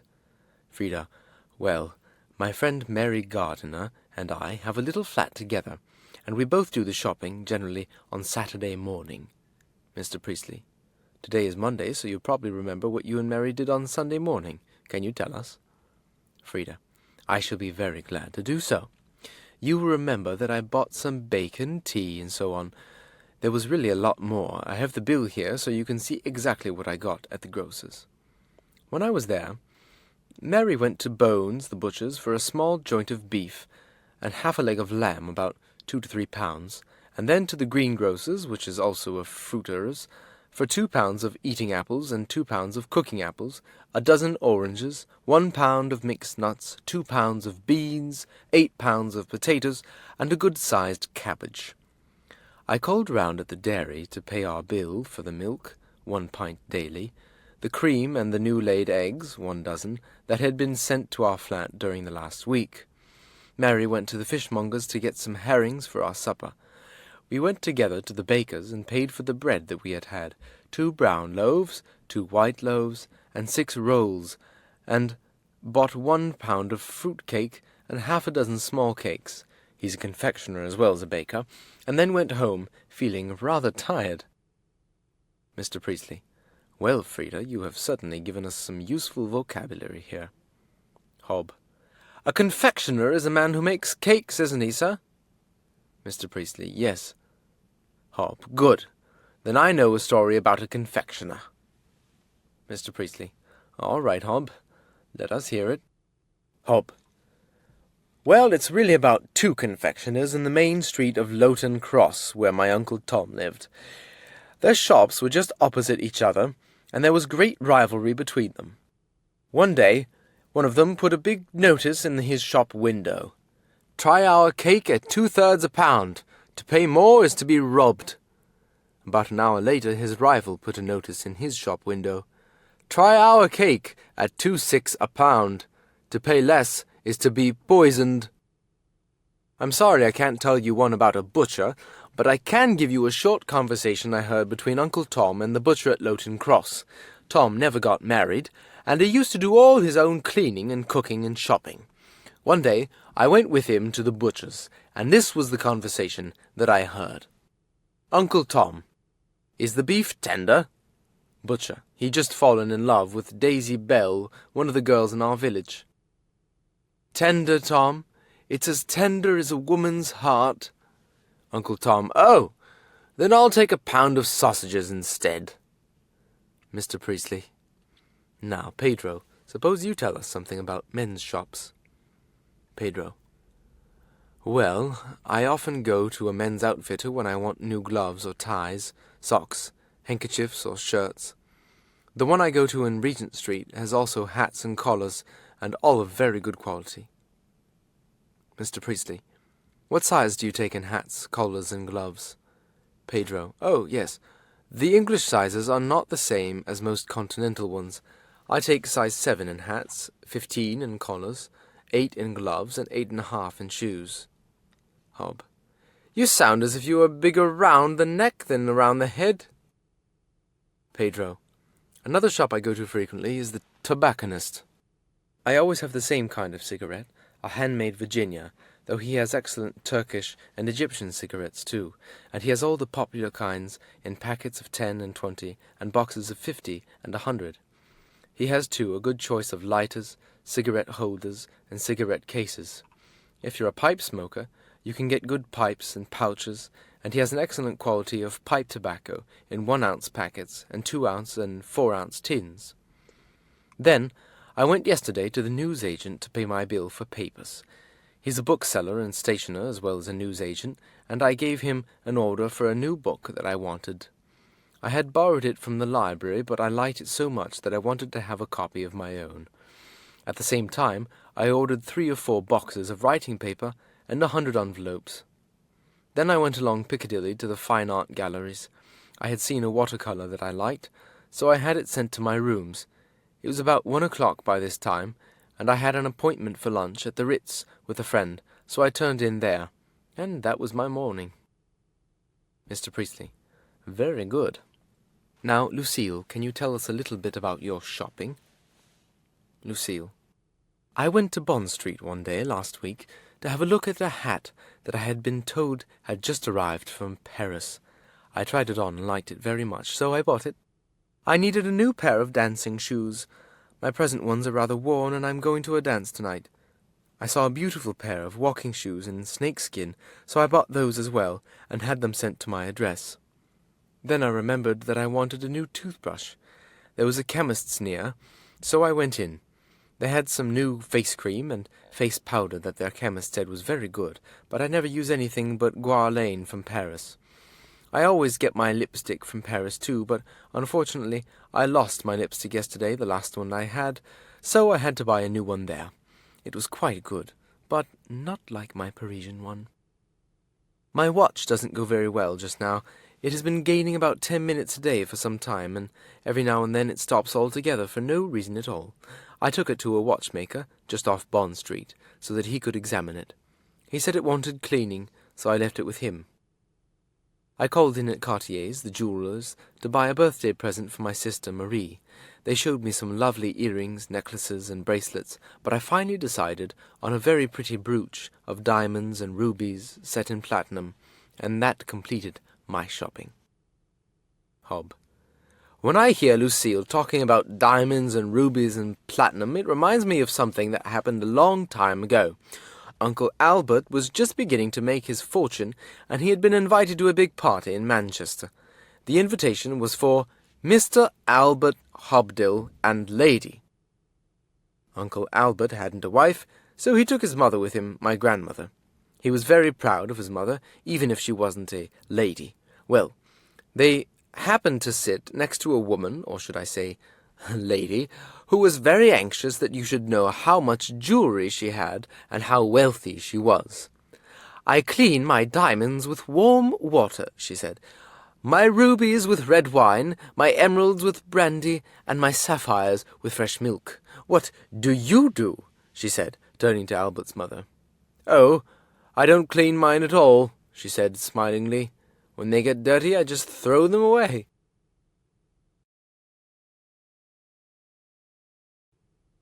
Lesson 31. Dress. Mr. Priestley, I think it's your turn to speak to us today, Lucille, and I want you to talk about clothes. Then we will ask Pedro and Olaf to speak about men's clothes. Lucille, I am very pleased to talk about clothes. They are something that I am really interested in. I like to have pretty dresses of the latest fashion and style, well-cut tailored costumes, nylon undies, nylon stockings, and well-made shoes. In the morning I generally wear a blouse and skirt, or a jumper and skirt, especially in winter.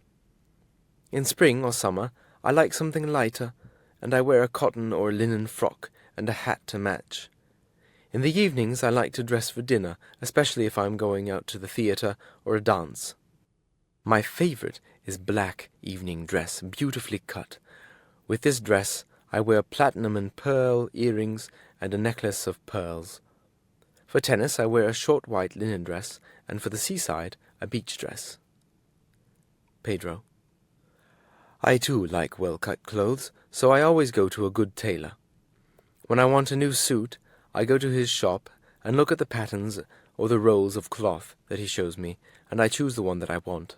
I prefer suits of dark brown or grey or blue. It pays to choose a good cloth for a suit. Then it wears well and it keeps its shape. As I always go to the same tailor, he knows my measurements and doesn't need to make them again every time. But sometimes he measures me again just to make sure I haven't gotten fatter or thinner since my last suit. I usually go for a fitting in about a week's time. Sometimes there are slight alterations to be made, the sleeve to be made a little shorter, the trouser leg a little longer, the coat to be let out a little, if I have grown fatter, or taken in a little, if I have grown thinner, or a button to be moved half an inch or so.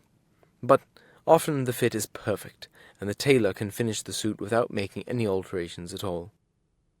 In the evening I dress for dinner, generally in a dinner jacket, with black tie, but if I am going to a dance I wear full evening dress, tails, with a white tie. Olaf. Well, to begin at the beginning, in the morning I take off my pyjamas. Hob. Oh, that reminds me of the story of the famous big-time hunter.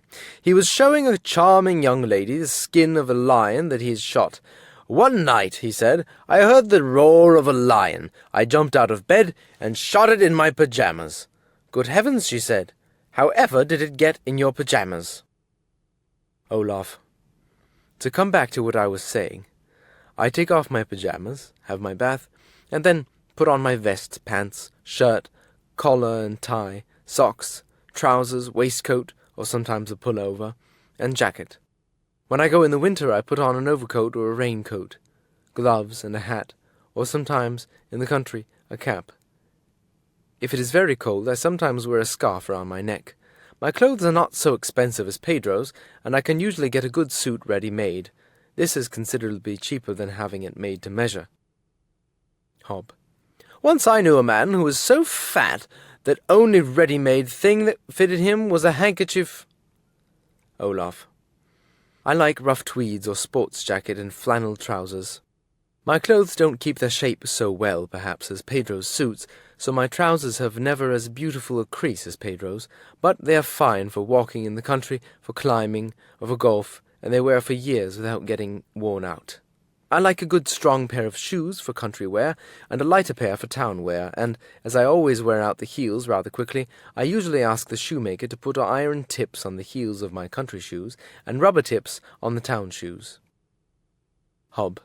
I don't trouble much about clothes, and I couldn't tell nylon from cotton, or a well-cut suit from a badly cut one. All I know is that women now wear ounces of clothes where they used to wear pounds, but they pay pounds for the ounces. But your talk of clothes reminds me of a story. There was a fire in the middle of the night at a country house, and as some of the guests were standing outside watching the flames, another guest joined them. "There was no need for you people to get so excited," he said. "Now look at me. When I heard people shouting that the house was on fire, I got out of bed, lit a cigarette, and went on calmly with my dressing. In fact, when I had put my tie on, I thought it didn't match my shirt very well, so I took it off and put on another. I didn't lose my head at all. When there is a danger, I always keep calm, perfectly calm." "That's good," said one of his friends, "but why haven't you put your trousers on?"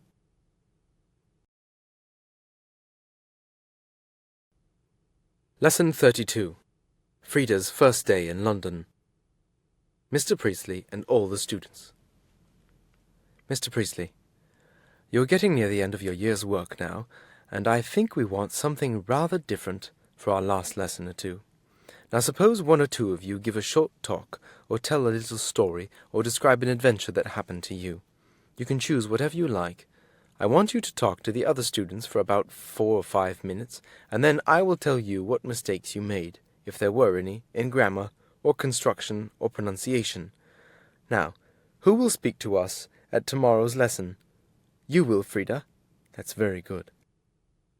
Frida. I don't suppose I shall do it very well, but I could tell you about a little adventure that happened just after I came to England. Hob. Oh, I can tell you of something that happened to me the first day I came to England. Olaf.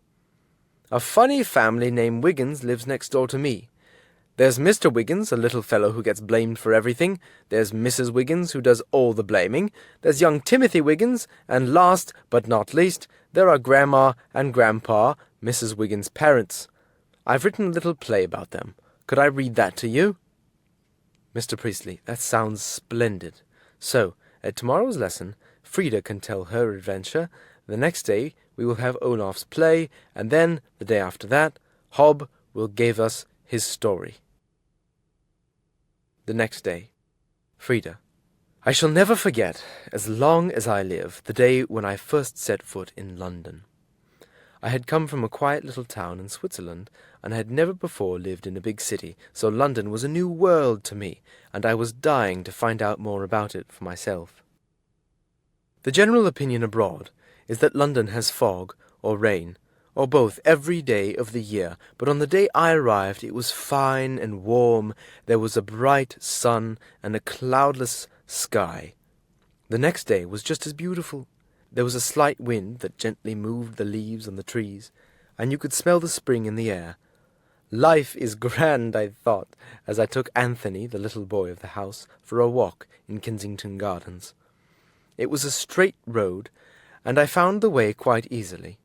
When I got my first sight of the gardens, the beauty of it all nearly took my breath away. The trees were just bursting into leaf, fresh and green and lovely, and there were beds of spring flowers, red and yellow and blue, in the beautiful, smooth grass under the trees. People in light spring clothes were walking about, and, to my surprise, they walked not only along the paths, but also across the grass, and no one said a word to them about it. I had never seen such a thing before. We passed a pool in which ducks were swimming, a children's playground with crowds of happy children, a figure of Peter Pan in bronze, more water with boats on it, and everywhere people whose language I could not understand. Well, it was time for us to go home. But which way was it? We hurriedly turned down one path that I thought would take us back, and found ourselves in Hyde Park. My mind was quite confused now, and I was rather frightened. I ran to the left and ran to the right, and asked several old ladies for the way to Addison Road, but I found to my horror that I could not understand a single word they said in reply.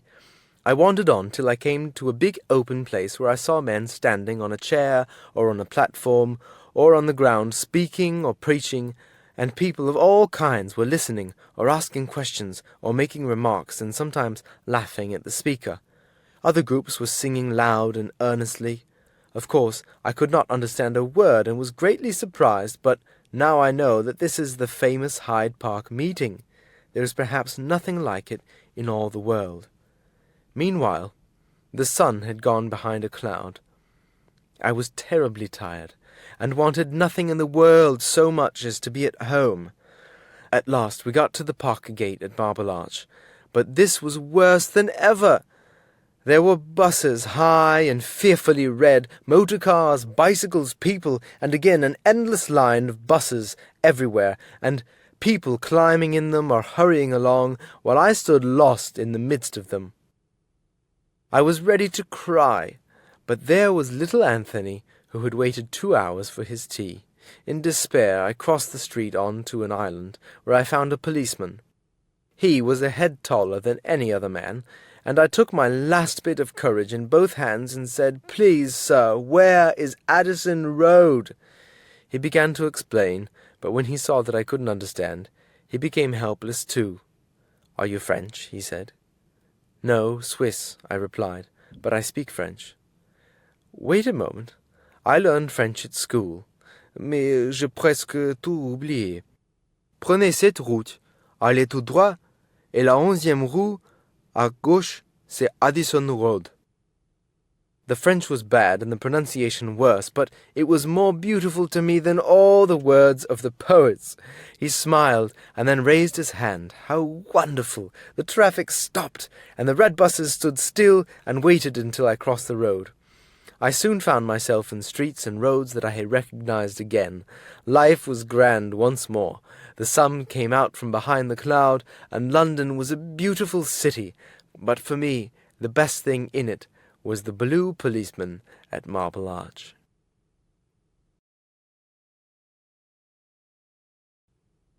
Lesson 33. Olaf reads his play. Olaf, here's my story about the Wiggins family. The Picnic Lunch. Mr. and Mrs. Wiggins are taking their son Timothy and Grandma and Grandpa out in the car for a picnic lunch. Mrs. Wiggins. It's 12:30, James, and time we find somewhere to eat. Timothy. Oh, good. I am hungry. Grandma. I could certainly do with a cup of tea. Mr. Wiggins. Well, all keep your eyes open, and we'll see who can find the best place. Mrs. Wiggins. James, look! There's a field on the left that will do nicely. Quick, stop the car by the gate. Timothy. Oh, look! There are cows in the field. Grandma. Cows? I'm not going to eat in a field with cows breathing down my neck. Grandpa. I expect there are a few bulls among them, and Nellie's got her red dress on. Anything red makes them absolutely wild. Mrs. Wiggins. Yes, you're right. That cow by the gate has a most unfriendly look in his face. Drive on, James. Timothy. But I'm hungry. Grandma. It's time I had my cup of tea. Mrs. Wiggins. Don't worry. There are plenty of good places along the road.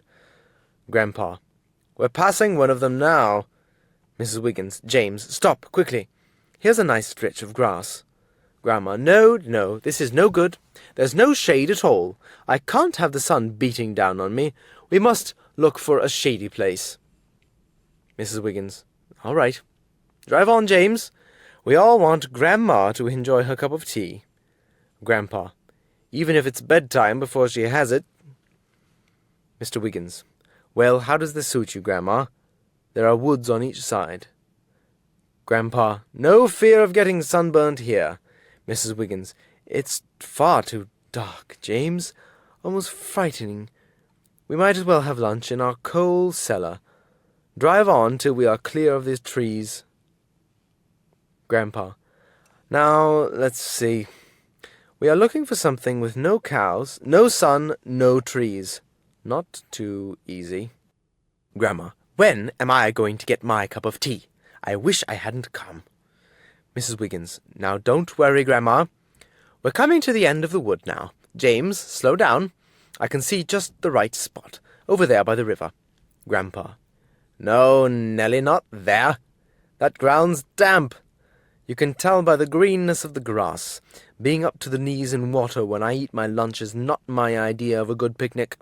Timothy, but I want my dinner. I'm hungry. Grandpa, you'll have to wait, my boy. Anything damp, and my rheumatism comes back. Grandma, you and your rheumatism. It's nearly 1:30. 1 o'clock's the proper time for lunch, and then a nice cup of tea after it. Mrs. Wiggins, now just sit back and enjoy yourself, Grandma. Look at the nice scenery. Grandpa, a brick wall on one side and a factory on the other. Timothy, I want my dinner. I'm hungry. Grandma, can't you stop the boy talking, Nelly? He's done nothing but complain ever since we started. Mrs. Wiggins, James, stop this field here. The very place we've been looking for. Grandma, with a lovely big tree to keep the sun off. Grandpa, and it looks dry enough. Any dampness and my rheumatism will be back.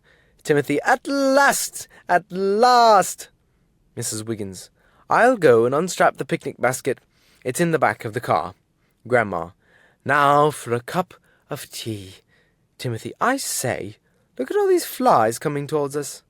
Grandma, they're all over the car.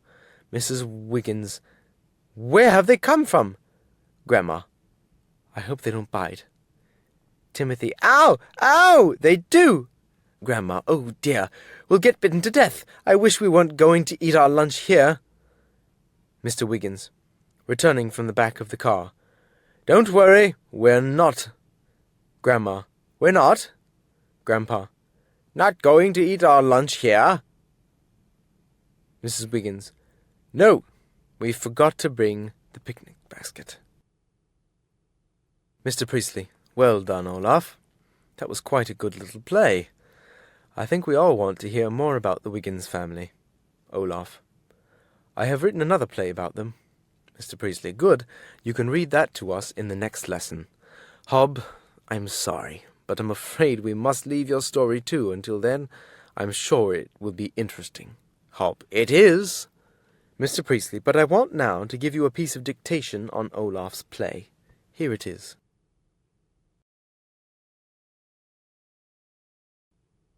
Book 3, Lesson 1. Hob gives his first impressions of England. The students whom we have met in Books 1 and 2, Lucille, Frida, Olaf, Jan, Pedro, and Hob, are back again with Mr. Priestley, their teacher, in his study. Hob. Do you remember, sir, at our last lesson before the holidays you promised to let me tell the story of my first day in England?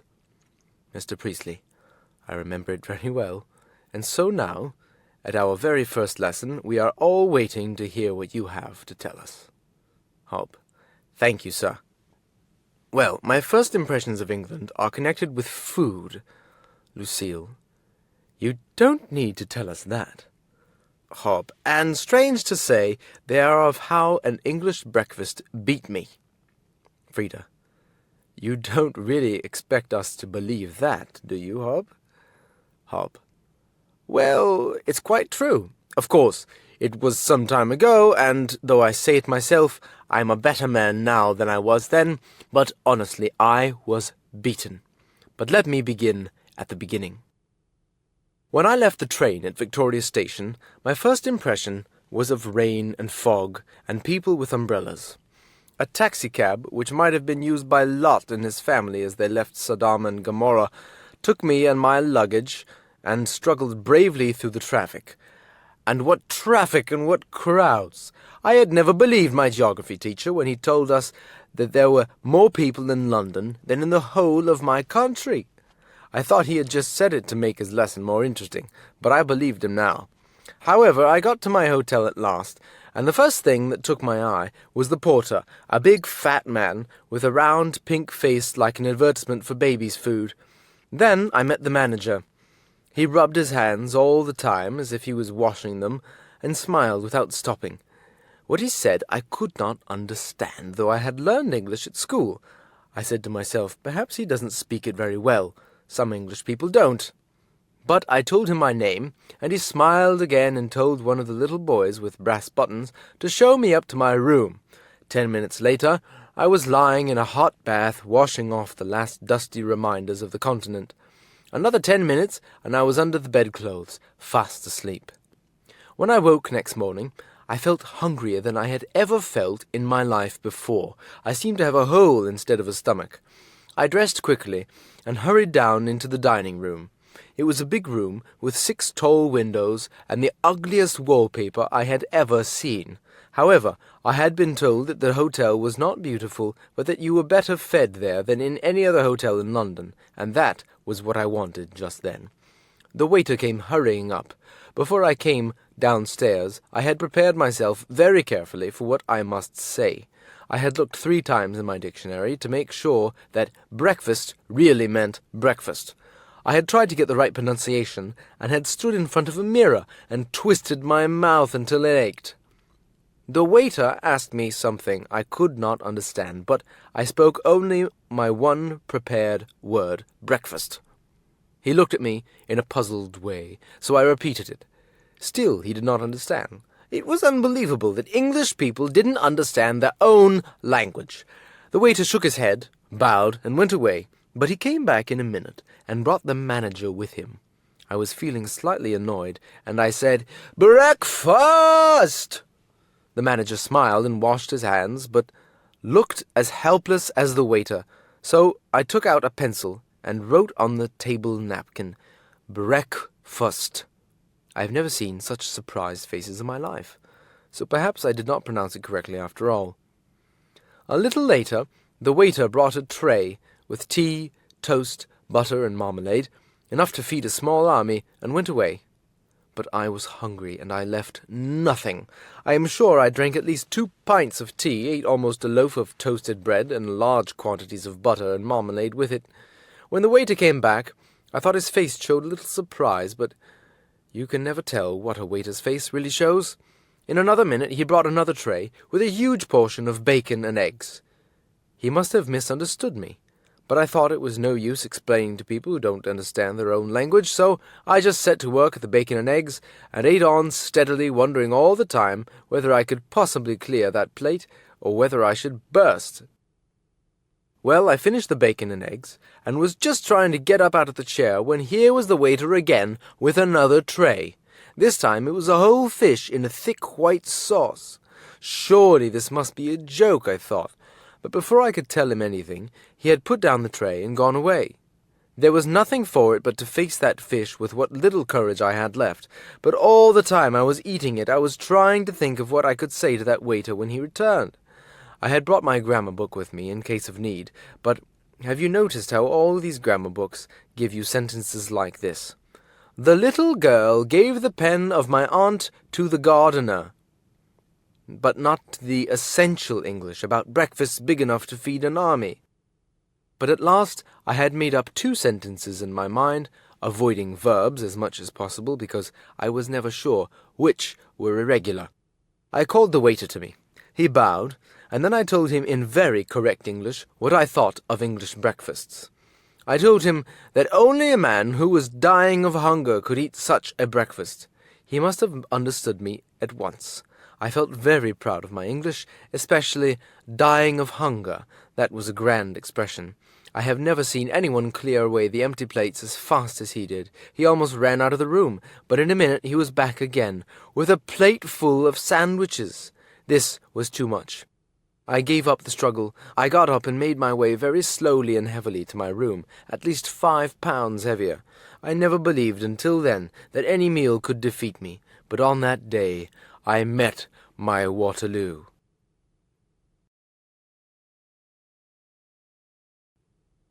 Lesson 2. Olaf and Pedro discuss their plans. Pedro: How much longer are you staying in England, Olaf?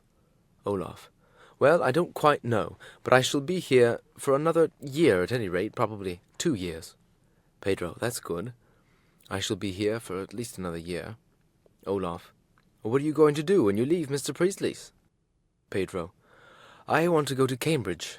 I discussed all this with my father before I left home, and he said that he wanted me to spend a year in Paris and a year in Germany so that I could get really good knowledge of French and German. Then he wanted me to spend 2 or 3 years with Mr. Priestley and try for an English degree at Cambridge. Olaf. Have you enjoyed your stay in England? Pedro. Oh, yes, very much. I knew it would be pleasant, but I didn't think I should meet such interesting people. But what are you going to do when you leave England?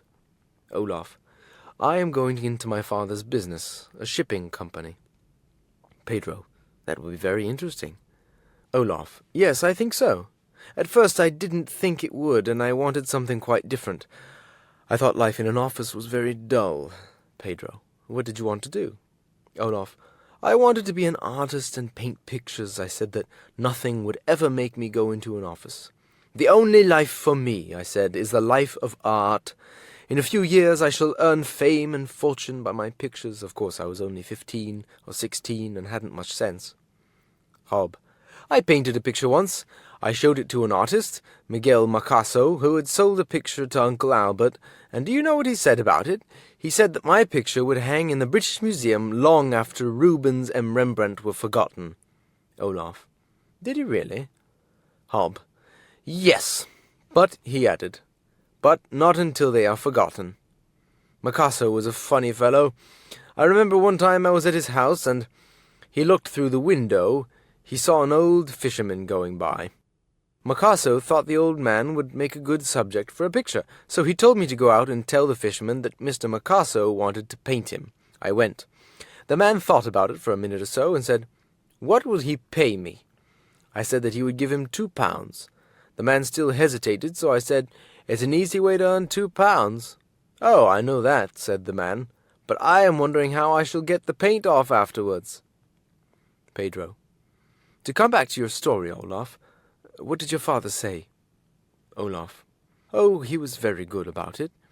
He said I could go to the best art teacher in Stockholm and have some lessons. Well, after a week or two, the teacher told me that it was a waste of time for him to go on teaching me. "You will never be a painter," he said, "not if you live to be 100. Don't come for any more lessons. Go back to your office." Pedro. Well, that was honest enough, but rather hard on you. Olaf. Oh, I don't mind. I told him that I knew he was right. Pedro. So you went to your father's office then? Olaf. Yes.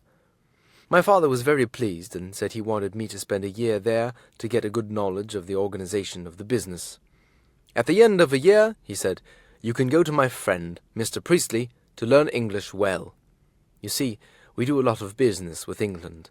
He added that when I knew English well, he would arrange for me to go into an English firm to learn English business methods.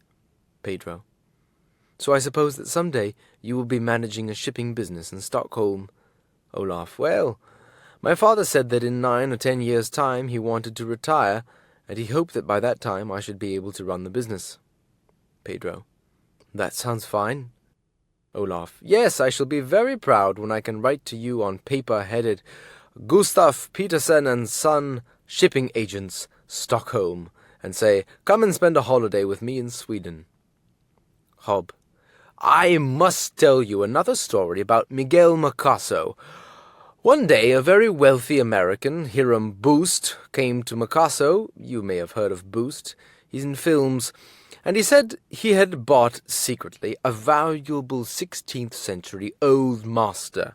He said, I know the English government won't let me take it out of England, but I have a plan to get round that. I want you to paint a picture, it doesn't matter what it is, on top of the old master. Hiram then explained that he could quite easily get Picasso's picture removed from the canvas when he got to New York without damaging the painting underneath. Well, Picasso painted a picture of a London gasworks on it, and old Boost got the canvas to New York all right, and sent it in to the firm he knew to have Picasso's painting removed. About a week later he got a telegram from the firm. It said, We have removed the picture of London gasworks, also Old Master, and are now down to a portrait of Queen Victoria. When do you want us to stop?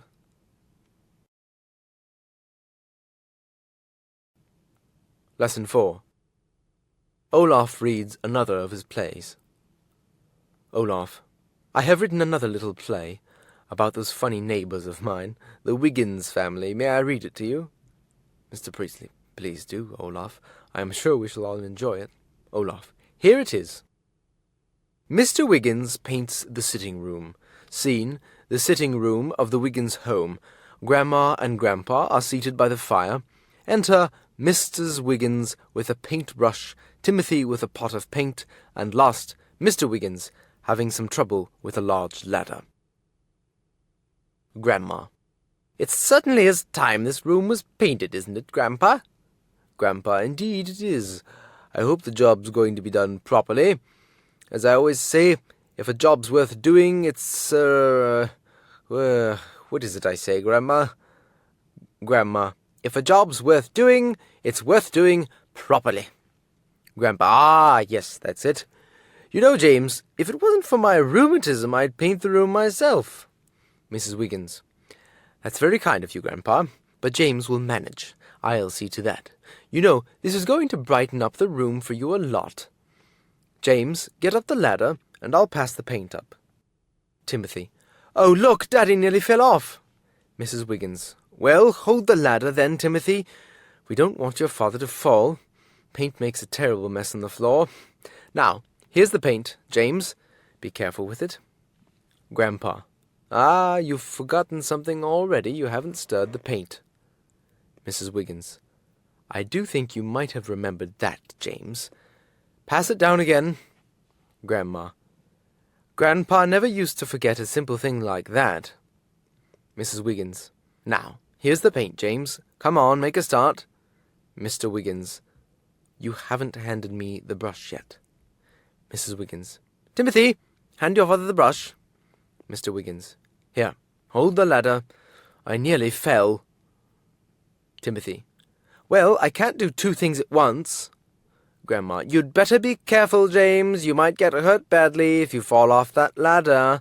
Grandpa, a man who helped in my grocer's shop broke his back falling from that height. He never left his bed again, poor fellow. Mr. Wiggins, well, here goes. How's that? Grandma, oh, what a terrible colour. Surely you're not going to paint the room green. It makes me feel quite ill. Mrs. Wiggins, I know just what you need, Grandma. Timothy, go and put the kettle on, and we'll make Grandma a nice cup of tea. Timothy lets go of the ladder and goes into the kitchen. Grandpa, you're not holding the brush right, James. You won't get a smooth surface like that.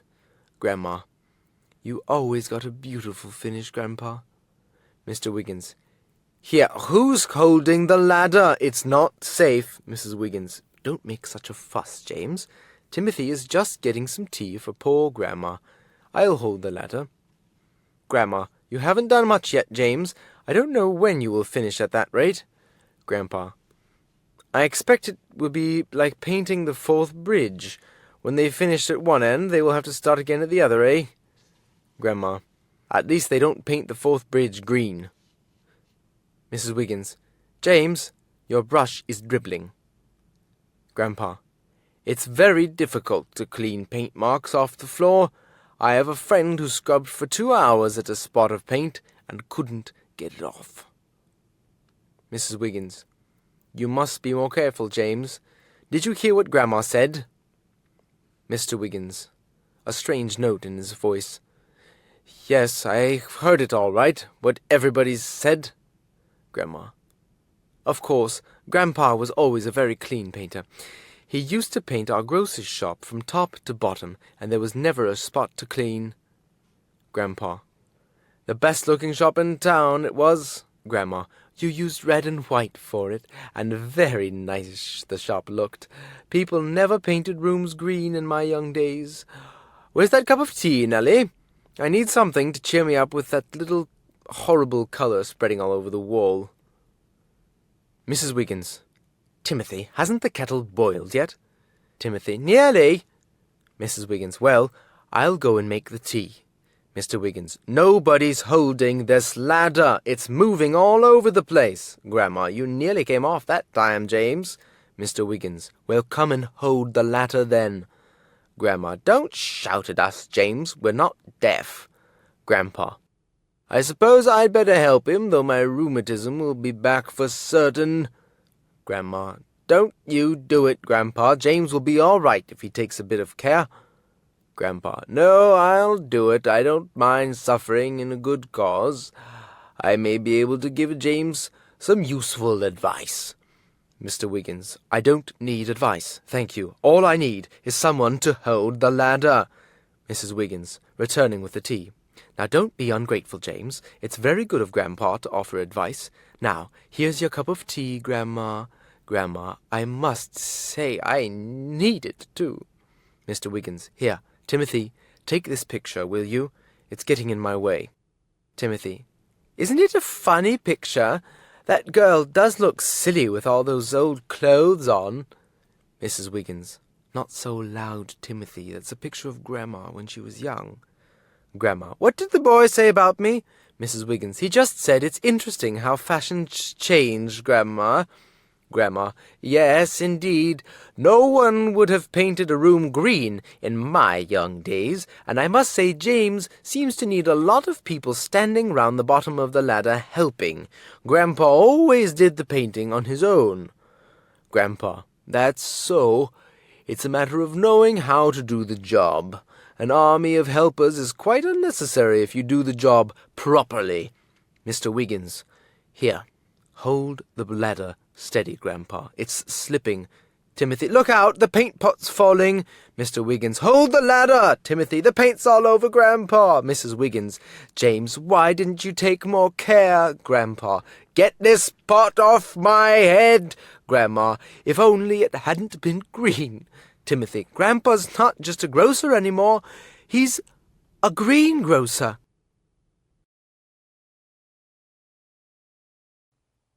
Lesson 6. Mrs. Priestley tells a story, and Mr. Priestley puts up a hen house. Do you remember Andrew Macaulay, Mr. Priestley's nephew? We met him in Book 2, Lesson 10. He is staying again at the Priestleys for a short holiday, so we'll look into the sitting room and listen to their talk. Andrew is about 11 years old. Andrew. I wish I had £1,000,000. Margaret. Why, Andrew? Andrew. I'd buy a motorboat, a big car like Lucille's, and I'd go all over the world. I'd be the happiest boy alive. Margaret. I don't think you would. Andrew. Of course I should. With all that money, I could have everything I wanted. Don't you think so, Uncle Charles? Mr. Priestley. I don't know, Andrew. I've never had £1,000,000, and I'm not sure that I should recognize a happy man if I saw one. Andrew. Aunt Mary, you agree with me, don't you? Mrs. Priestley.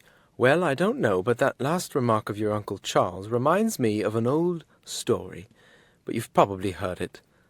Andrew and Margaret. Oh, no, I'm sure I haven't. Please tell us a story.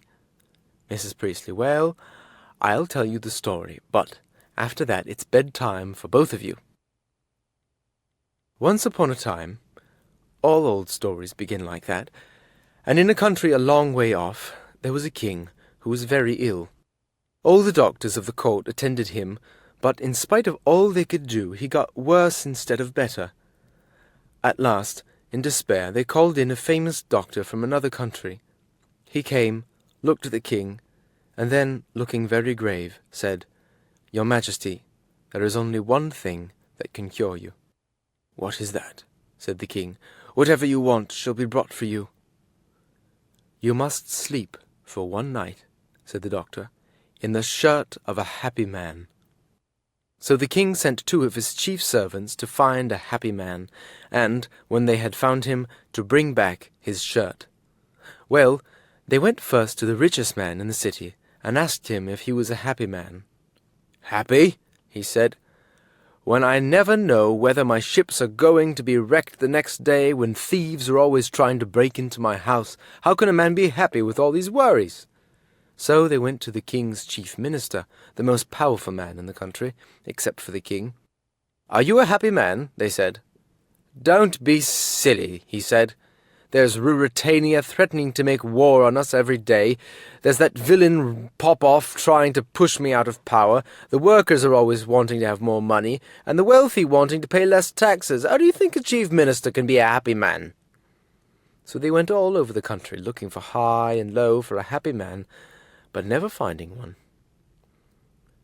They were returning home, tired and miserable, for they quite expected that the king would have them put to death for not finding what he wanted, when they saw a beggar sitting by the roadside. He had made a little fire, and was frying some sausages in a frying pan, and singing merrily as he watched his supper cooking. They looked at each other. Had they found what they were looking for?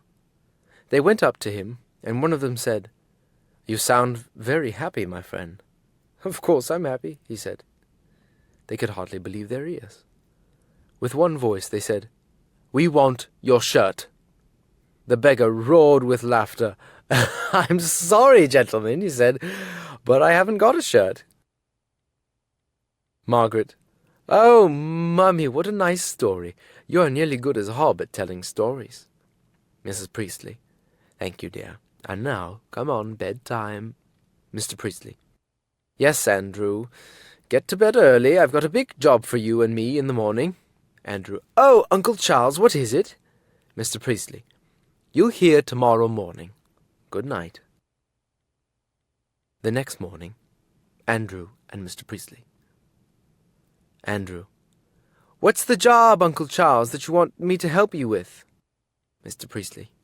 "Well, we are getting 10 new hens, and I want a new house for them. I've bought a hen house. It arrived yesterday afternoon, but it's in parts and needs to be put together." Andrew. "That's just the sort of job I like." Mr. Priestley. "Come on, then, to the back garden." Between you and me, I don't feel too hopeful about the success of this job. Mr. Priestley is all right at teaching English, but I shouldn't call him a good, practical man. And as for Andrew, well, he has all the confidence of a boy of 11. We'll leave it at that, and go to the back garden and watch them. The back garden. Mr. Priestley. "Right. Now, let's get to work. Here are the parts. These 2 long ones will be the sides, I think, and that one will be the back, and that one the front." Andrew. "Oh, yes, and the other piece will be the roof. It's easy. We'll soon have it up." Mr. Priestley. "Well, it may not be as easy as it looks, but we'll try what we can do." Andrew. "Have you all the tools? A hammer, nails, saw, screws, and screwdriver?" Mr. Priestley. "Here are the nails and a hammer. We shan't need a saw. The wood is sawn into the right sides already, and I don't think we'll need screws or a screwdriver." Andrew. "Suppose we put the back and one side into position, and I will hold them there while you nail them together." Mr. Priestley. "I don't think we should nail them together. The makers of the hen house have sent a small bag of nuts and bolts. We should bolt them together." Andrew. "Oh, yes, that's right. Look, there's a hole here for a bolt to go in. Now, I'll hold the side and end together while you push the bolt through the hole. Oh, look out!" There's a crash as the side falls down. "Sorry, Uncle Charles. The wind caught that side and I couldn't hold it. I hope I didn't hurt your foot." Mr. Priestley. "Oh, it's nothing much. I'm probably lamed for life, but never mind. I think, Andrew, it would be better if I held the side and you pushed the bolt through the hole." Andrew. "Right-ho. Here it comes. You see it?" Mr. Priestley. "Yes, that's all right. Now, you come to this side, put the nut on, and screw it up tight with the spanner. Good. Now we'll put on the other side in the same way. Push the bolt through the holes, put the nut on, and screw it up." Andrew. "We are getting on well, aren't we, Uncle Charles? We can put the front on now. I'll go inside and push the bolt through, and you can screw the nut on." "It doesn't seem to go through very well." "That's probably because they are putting it through from the wrong side. The nut ought to be on the inside." "I'll get a hammer and knock it through." Mr. Priestley. "All right, but be careful what you do." Andrew. "Oh, I know how to use a hammer." Knock. "It's going Knock. Crash. Mr. Priestley, now what's happened? Andrew, oh, I'm sorry, Uncle Charles. The hammer slipped out of my hand and went through the window. I'm afraid the glass is no use now. Mr. Priestley, oh, well, it's no use crying over spilled milk. I'll go to the shop tomorrow and ask them to cut me another piece of glass. Andrew, we can put the roof on now. I'll stay inside and see that it fits properly. You just nail it on, don't you? I don't see any holes for bolts. There's the hammer, and you've plenty of nails outside. You should drive some nails in here. Knock, knock. Good. Now some more nails all round here. Knock, knock, knock. That's very good. Just one or two more, and the roof will be on. Knock, knock, knock. Oh, splendid. That's the job done. I'll come out now and see what it looks like from outside. Hey, I say, how do I get out? The door's locked.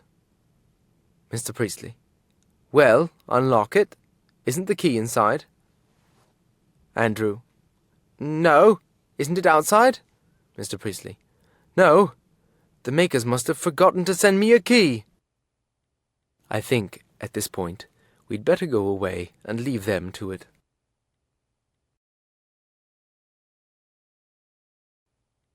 Lesson 9. A Visit to Stratford. Lillian, Mr. Priestley's niece, is staying with her brother Andrew at the Priestley's house. She writes a letter home. April 24th. Dear Mother and Father, we had a heavenly day yesterday. Cousin John is home from Oxford from a short holiday. He calls it vacation. So he took Margaret and Andrew and me in Uncle Charles's car to Stratford-on-Avon, the place where Shakespeare was born and died. It was a very suitable day, for yesterday was April 23rd. That is St. George's Day, the Saint of England, and that is the day on which Shakespeare was born, and also the day on which he died. Stratford is a very interesting town, right in the centre of England.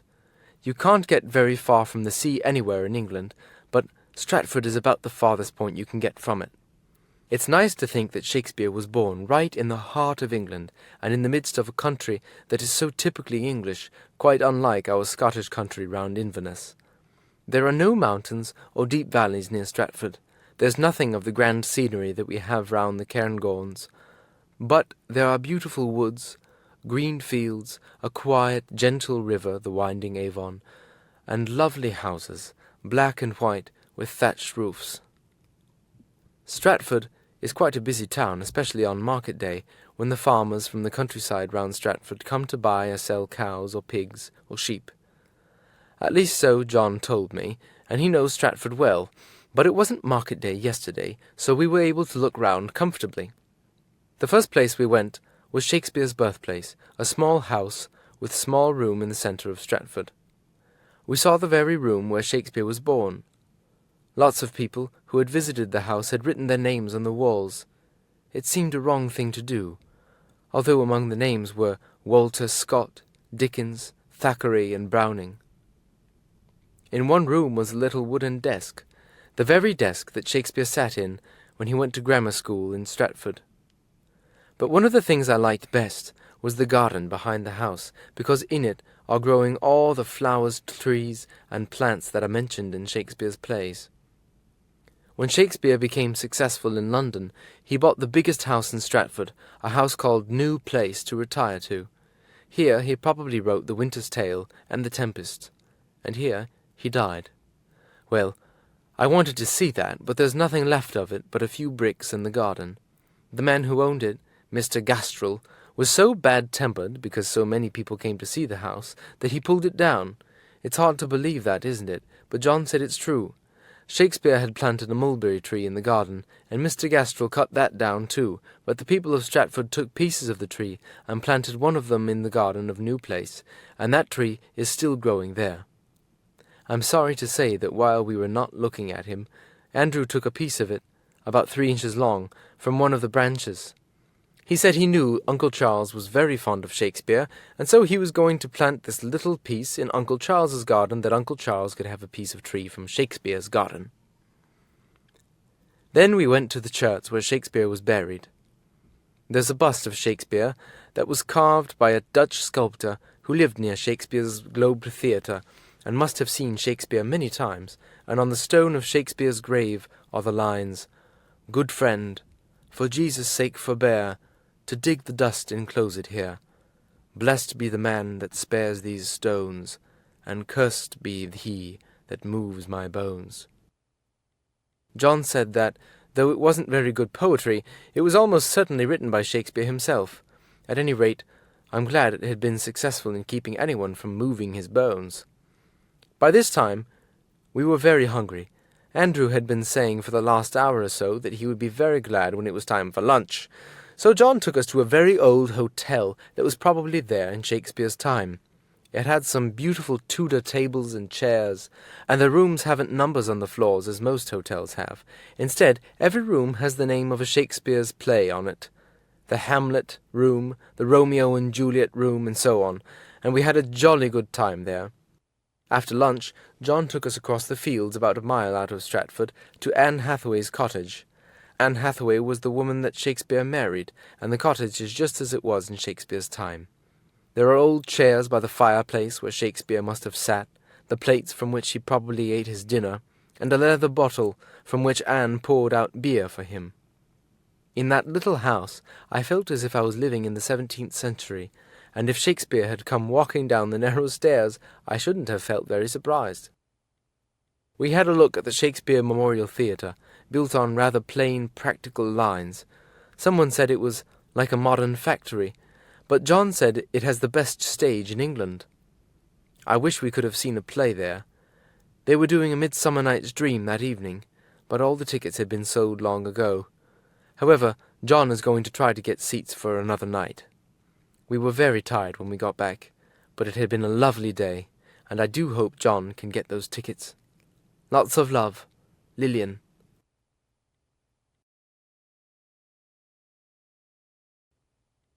Lesson 14.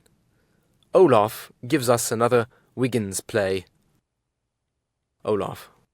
I've written another little play about the Wiggins family, and I have tried to use a lot of examples of should and would. May I read it to you? Mr. Priestley. We should enjoy that very much. Olaf. Thank you. Here's the play. A visit to the cinema. Scene, the drawing room, at the Wiggins house. Mr. Wiggins.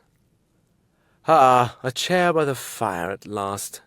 It's nice to sit down and take it easy after a hard day's work. Grandma. You wouldn't be so pleased if you had to sit here all day long like Grandpa and me.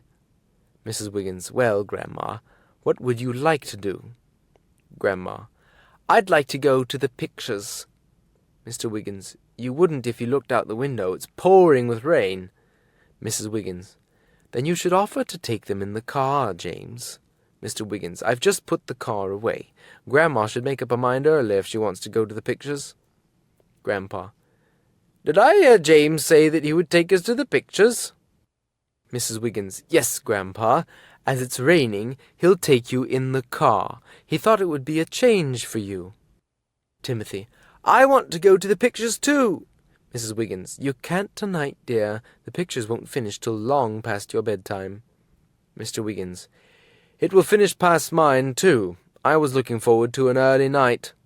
Mrs. Wiggins. Now don't be selfish, James. Grandma and Grandpa get little enough pleasure from life as it is. Grandpa. And sitting in this room with the walls painted green isn't one of them. I would have painted them red. Grandma. Yes, red would have been much better. Are you going to take us, James, or not? Mr. Wiggins. Well, what's on at the pictures? Mrs. Wiggins. It should be in the local paper. Ah, yes, here we are. The Private Life of Walter Mitty, starring Denny Kaye. Mr. Wiggins.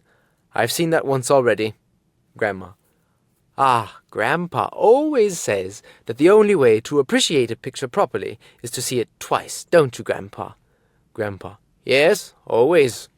Mrs. Wiggins. Well, I'm sure you will all enjoy it.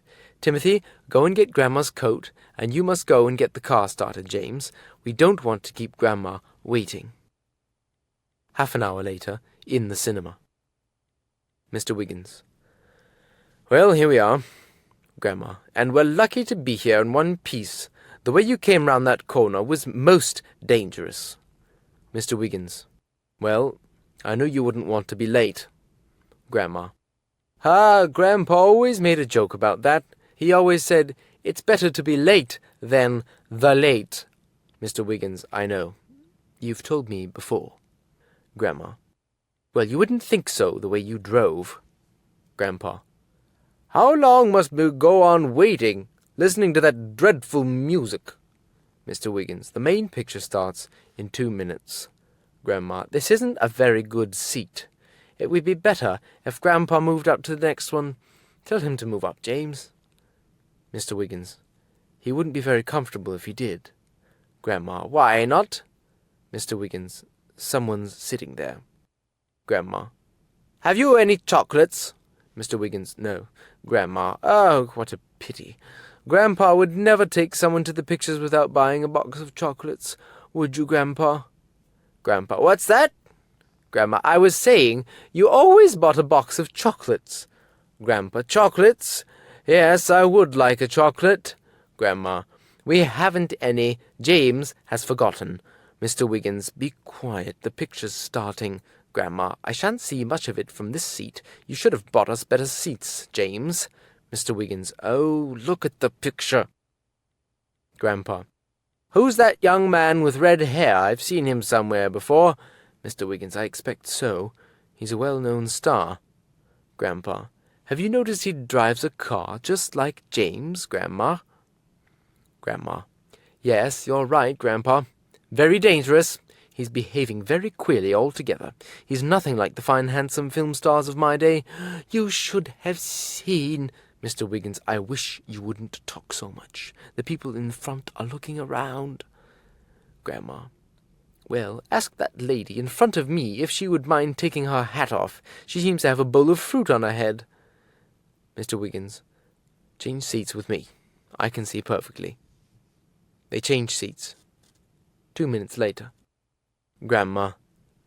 James, I've seen this picture before. Mr. Wiggins. Well, so have I. I thought you enjoyed seeing a picture twice. Grandma. Don't be silly. Who would want to see the same picture twice? We're going home. I can't think why you dragged us away from a warm fire to see a film we've already seen. We should have been far better at home. Come along, Grandpa. Come along, James.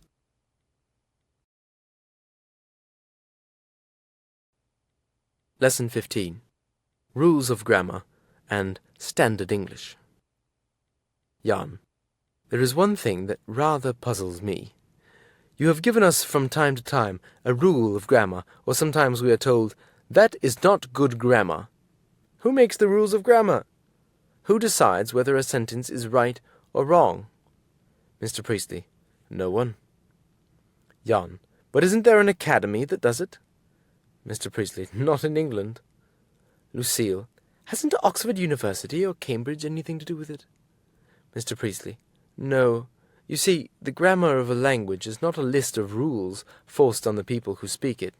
It is just a record made by careful observation of how people speak the language. Pedro. But you have rules and laws of grammar to say this is right and this is wrong. Surely the language must obey these rules. Mr. Priestley. You have rules and laws of nature, but these are not rules for nature that nature has to obey. There are just a few things that wise men have observed as to the way nature acts. If we find that nature is not acting according to these rules, we don't try to force nature to obey them. We change the rules and make new ones. Lucille. And is it the same with grammar? Mr. Priestley. Exactly. Language is a living thing, always changing. Old words die, new words come in. Some constructions gradually fall out of use, others push their way in. The English of today is not quite the same as the English of the 18th century. The English of King Alfred could not be understood at all by Englishmen of today. What was good grammar for Shakespeare could be bad grammar for Shaw. Pedro.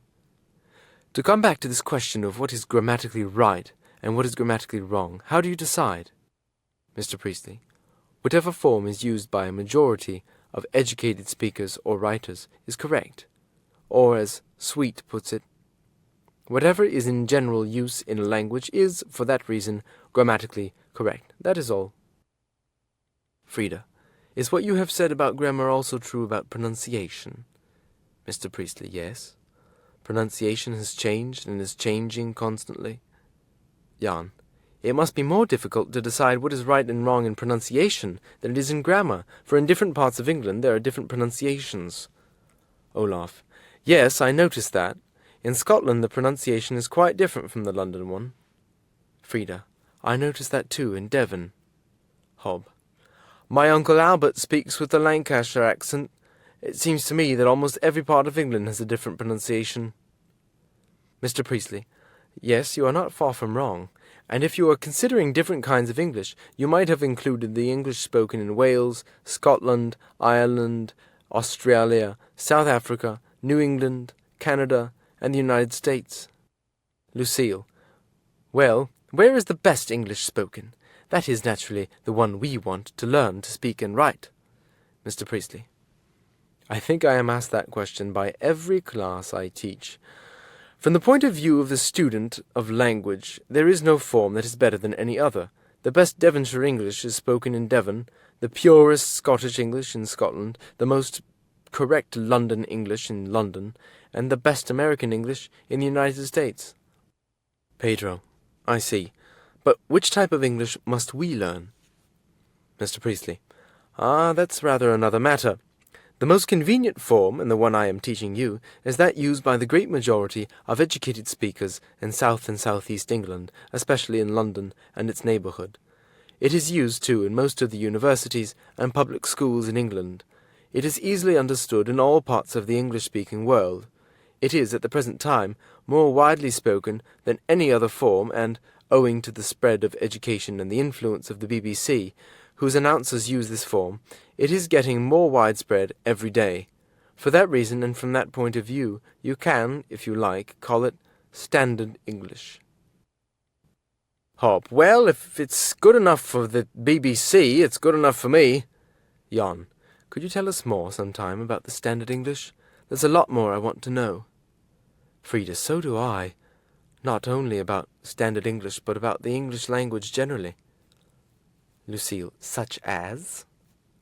Jan, well, such things as, why doesn't everyone in England speak Standard English? Olaf, and is Standard English the same as the King's or Queen's English? Jan, yes, and why does Scotland's English seem to belong to the south of England rather than the north? Pedro, and do all speakers of Standard English speak the same? I mention this because I think I have heard differences between your pronunciation, Mr. Priestley, and your son John's. Mr. Priestley, you have certainly given me some questions to answer, and I shall be very pleased to deal with them all at a later date.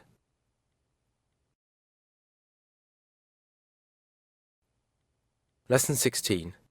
Lucille's Story. The Sand-Glass. Lucille.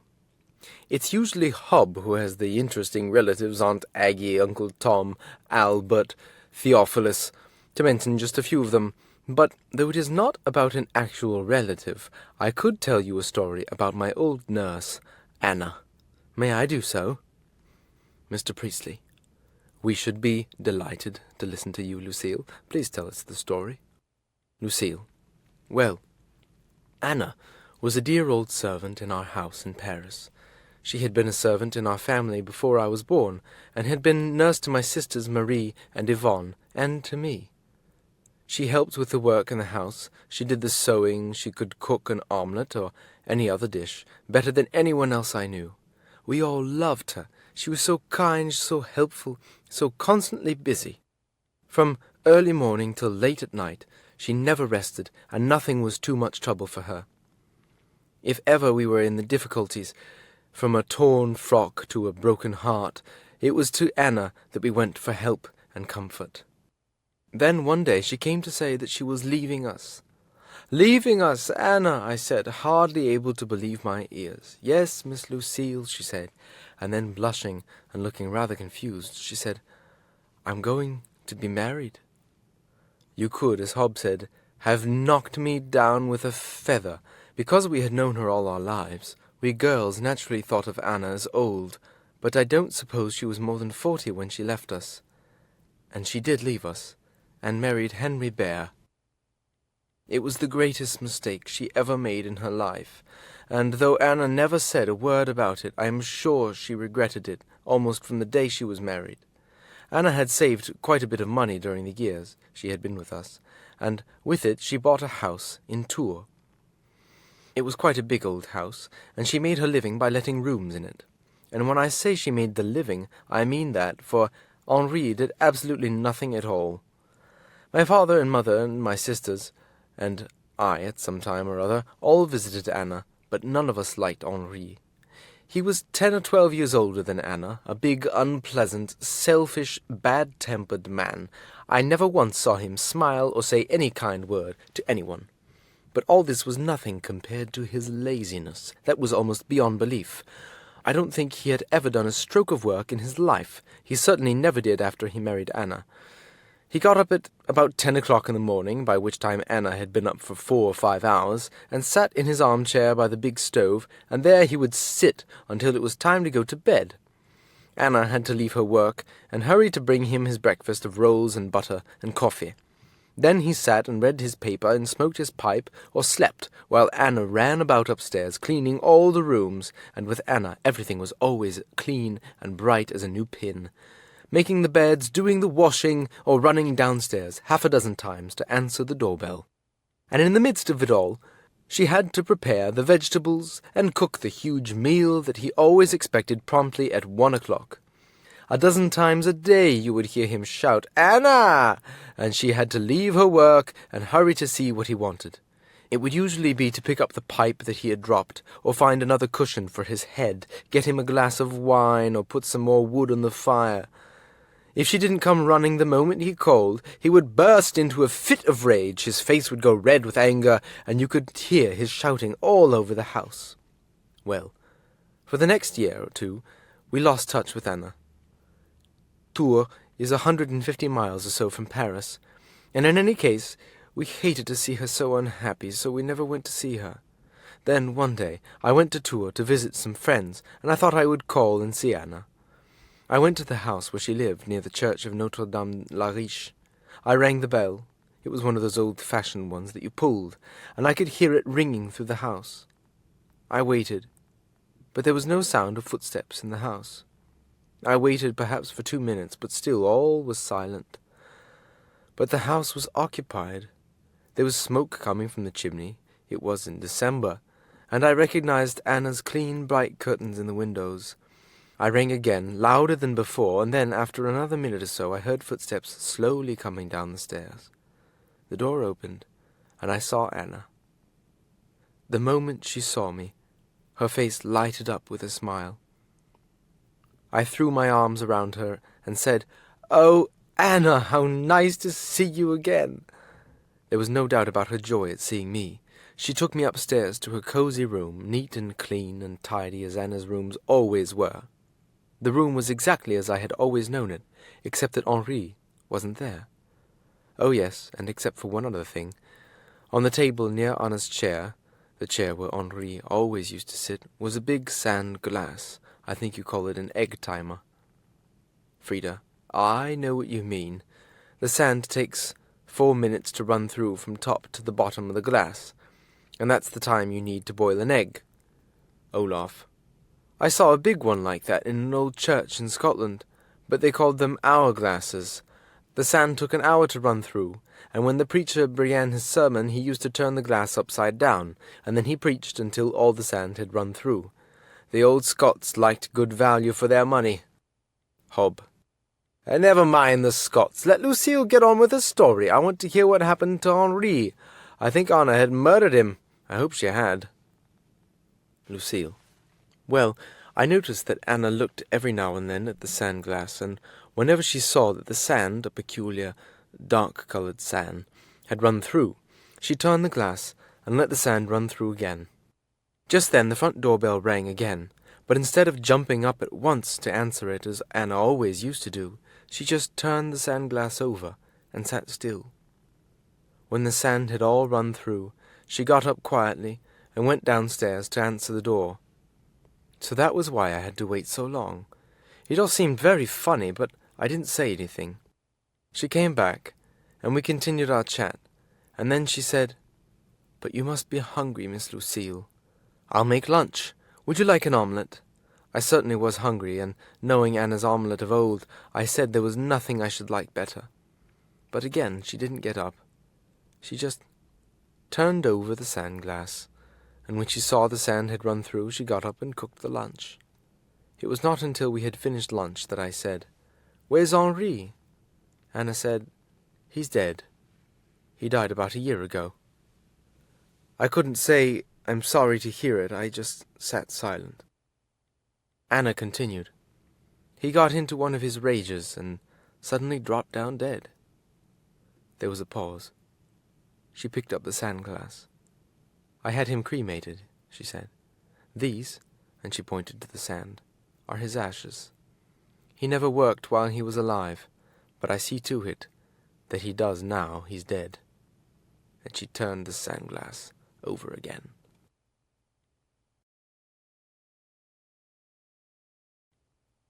Lesson 17. The Text. Hob. "Sir, I know a story about ending sentences with prepositions." Mr. Priestley. "Hob, there seems to be nothing you don't know stories about." And there's another end preposition. "But let us have it by all means." Hob. "It's about Sir Winston Churchill when he was Prime Minister of England.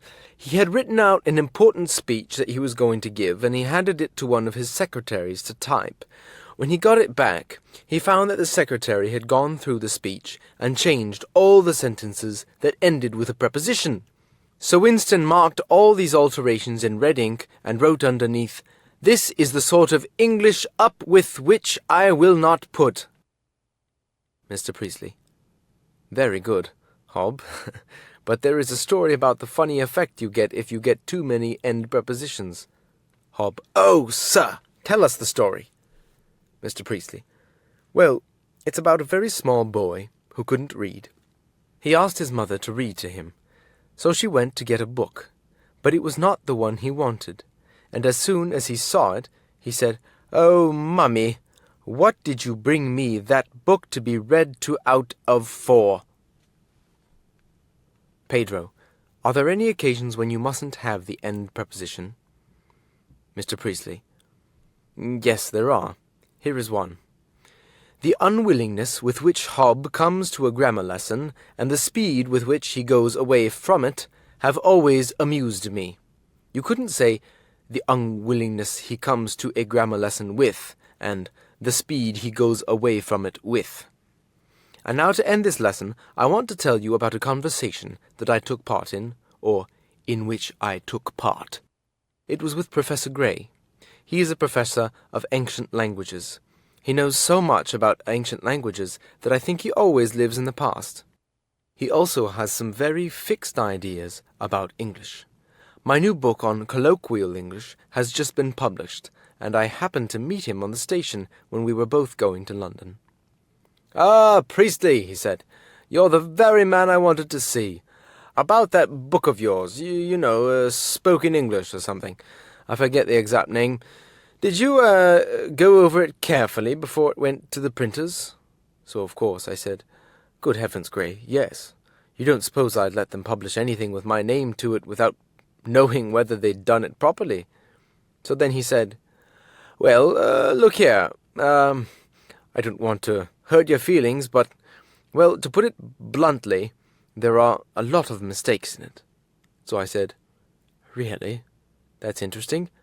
Can you mention one offhand?" So he said, "Well, you've got 2 in one sentence."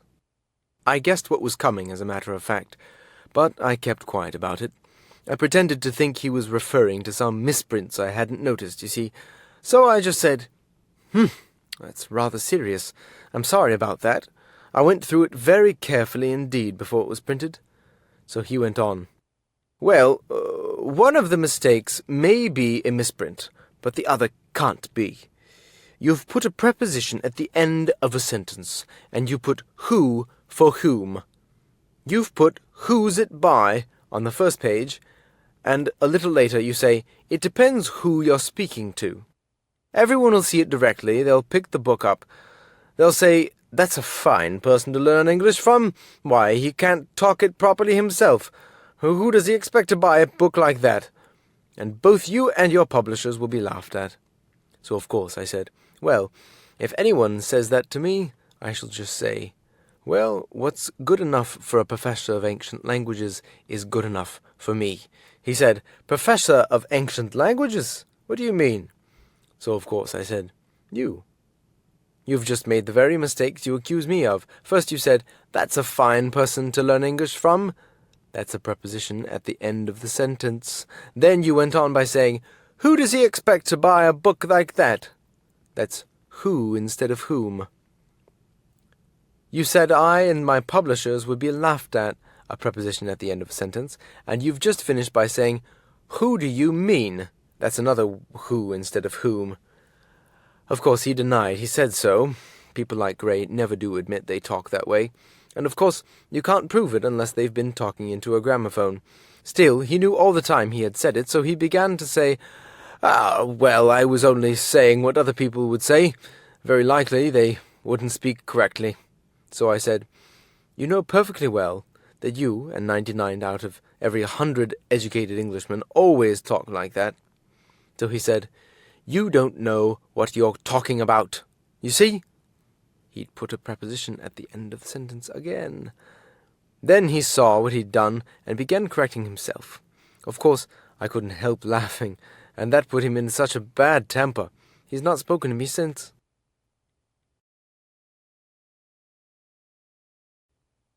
Lesson 19. Hobb's Story. Uncle Theophilus. I'm afraid we're rather late in getting into Mr. Priestley's lesson today.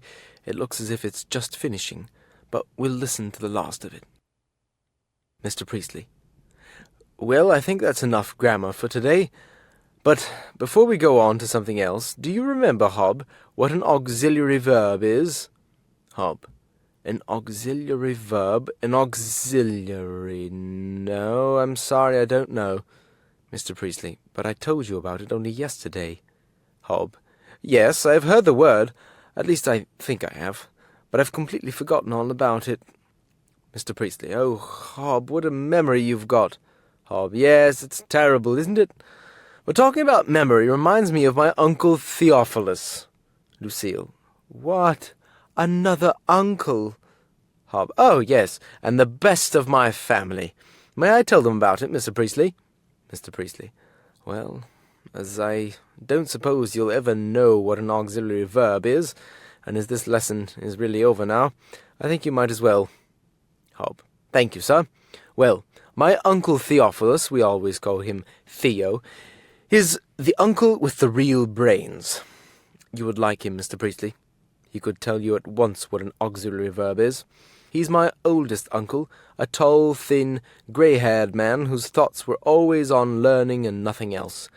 He's quiet and gentle, and absent-minded, and with about as much sense as a child where money is concerned. Well, he applied for a post in Camford University. It was a very good post, and there were hundreds of candidates who applied for it, and about 15, including Theo, were asked to go to be interviewed. Now, Camford is a very small town. There is only one hotel in it, and this was so full that they had to put many of the candidates 2 in a room.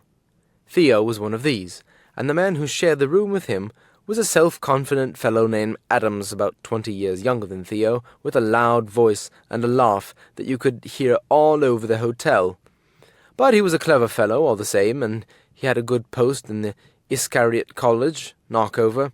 Well, the dean, that's the head of the department of the university, and the committee interviewed all the candidates, and as a result of this interview, the number was reduced to 2, Uncle Theo and Adams. The committee couldn't decide which of the 2 to take, so they decided to make their final choice after each candidate had given a public lecture in the college lecture hall. The subject they had to speak on was... just a moment while I look at my notebook. Yes, it was the civilization of the ancient Sumerians, and the lecture had to be given in 3 days' time. Well, for 3 days, Uncle Theo never left his room. He worked day and night at that lecture, writing it out and memorizing it, almost without eating and sleeping. Adams didn't seem to do any preparation at all. You could hear his voice and his laughter in the bar where he had a crowd of people round him. He came to his room late at night, asked Uncle Theo how he was getting on with his lecture, and then told him how he had spent the evening playing billiards or at the theatre or music hall. He ate like a horse and slept like a log, and Uncle Theo sat up working at his lecture. The day of the lecture arrived. They all went into the lecture room, and Theo and Adams took their seats on the platform. And then Theo discovered, to his horror, that the typewritten copy of his speech had disappeared. The dean said he could call on the candidates in alphabetical order, Adams first, and, with despair in his heart, Theo watched Adams calmly take the stolen speech out of his pocket and read it to the professors, who were gathered to hear it. And how well he read it! Even Theo had to admit he couldn't have read it nearly so eloquently himself, and when Adams finished, there was a great burst of applause. Adams bowed and smiled and sat down. Now it was Theo's turn. But what could he do? He had put everything he knew into that lecture. His mind was too much upset to put the same thoughts in another way. With a burning face, he could only repeat word for word in a low, dull voice the lecture that Adams had spoken so eloquently. There was hardly any applause when he sat down. The dean and the committee went out to decide who the successful candidate was, but everyone was sure that the decision would be. Adams leaned across to Theo and patted him on the back and said smilingly, "Hard luck, old fellow, but, after all, only one of us could win." Then the dean and committee came back. "Gentlemen," the dean said, "the candidate we have chosen is Mr. Hobdell." Uncle Theo had won. You could have knocked him down with a feather. The audience were completely taken by surprise, and the dean continued, "I think I ought to tell you how we arrived at that decision. We were all filled with admiration at the learning and eloquence of Mr. Adams. I was greatly impressed. I didn't think he had it in him. But you will remember Mr. Adams read his lecture to us. When Mr. Hobdell's turn came, he repeated that speech, word by word, from memory, though, of course, he couldn't have seen a line of it before. Now, a fine memory is absolutely necessary for this post, and what a memory Mr. Hobdell must have.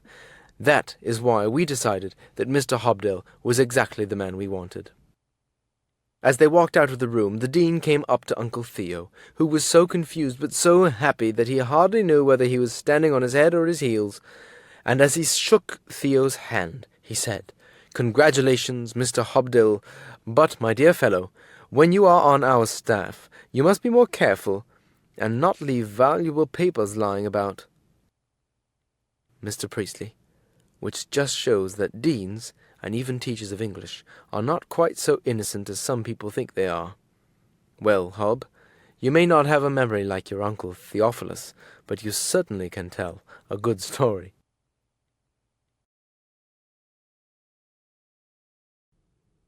Lesson 22. Olaf writes a letter from Oxford. September 3rd, 19... Olaf wrote this letter home. The first part consisted of purely personal matters, so that has been left out. He continues. "But I want to tell you about the pleasantest time I have had since I came to England. John, Mr. Priestley's son, invited me to Oxford for a weekend. He's an undergraduate there. He loves Oxford and seems to know all about it. He met me at the station and took me to the guest room at his college where I was to stay during my visit. Then we went to his rooms. They are on one side of the quadrangle, up a little narrow stairway with the number of his room and his name, 47 J. Priestley, painted neatly on the wall in white letters. He has a big study, with a desk, bookcase with lots of books in it, armchairs, cupboards, a reading lamp, and some pleasant drawings of Oxford on the walls. It looked very comfortable, I must say. He has also a bedroom and a tiny kitchen where he can make tea or coffee if he has friends in his rooms. He took wine glasses from the cupboard, and we had a glass of sherry, and then went out to see Oxford. Nearly all the students are on vacation just now, but we saw a few of them about. They were wearing black gowns and queer-looking caps, not at all like the caps that our students at Uppsala or Lund wear. Some of the gowns looked very old and even rather ragged, and I asked John if these students were very poor and couldn't afford new gowns. He laughed, and said that undergraduates, especially those who had just come up, tried to get old, torn-looking gowns so that people would think they had been in Oxford for years. One student passed us, looking rather worried, and wearing a black suit under his gown, a white collar, and a white bow tie. John said they had to wear that dress when they were taking an examination, and that unhappy-looking student was either going to or coming from the examination room. We went into some of the colleges, through the quadrangle and gardens, and into the dining halls and chapels. The colleges are where the students live, and they all have dinner together in the big dining halls. Most of the halls are wonderful, especially the Hall of Christ Church. This is the biggest, at least as far as buildings are concerned, and perhaps the most magnificent of the colleges. Its chapel is the cathedral at Oxford. This is a much older building than the college, and had originally been an abbey, the Abbey of St. Fridswide. St. Fridswide is a Saxon saint who died in AD 750 and is buried under the floor of the cathedral. The college was founded by Cardinal Wolsey in the 16th century. His hat and his chair are there in the college, but before Wolsey could finish the college he fell from power and died in disgrace, and the building was completed by King Henry VIII. All round the hall are portraits of great men who have been members of the college: Wolsey himself, Sir Philip Sidney, William Penn, who founded Pennsylvania, John Wesley, John Locke, Ruskin, Sir Robert Peel, Gladstone, Sir Anthony Eden. Christ Church gave England 5 prime ministers in a single century, and a great many other famous people. These men are merely from one college, and there are 26 other colleges. So there are many other great names connected with Oxford. Shelley, Dr. Johnson, Sir Christopher Wren, Dr. Arnold and his son, the poet Matthew Arnold, Cecil Rhodes, Gibbon, and dozens of others. I should think nearly every great man in England must have been at Oxford, though John admitted that a few had been at Cambridge. One of the portraits in Christ Church that interested me very much was that of Charles Dogson, better known as Lewis Carroll, the writer of the most delightful of all children's books, Alice in Wonderland.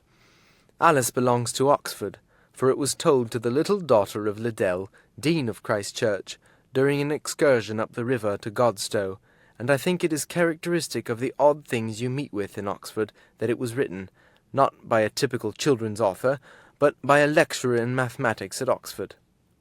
There is a story that Queen Victoria was so charmed with Alice in Wonderland that she gave orders that the next book by this writer should be sent to her.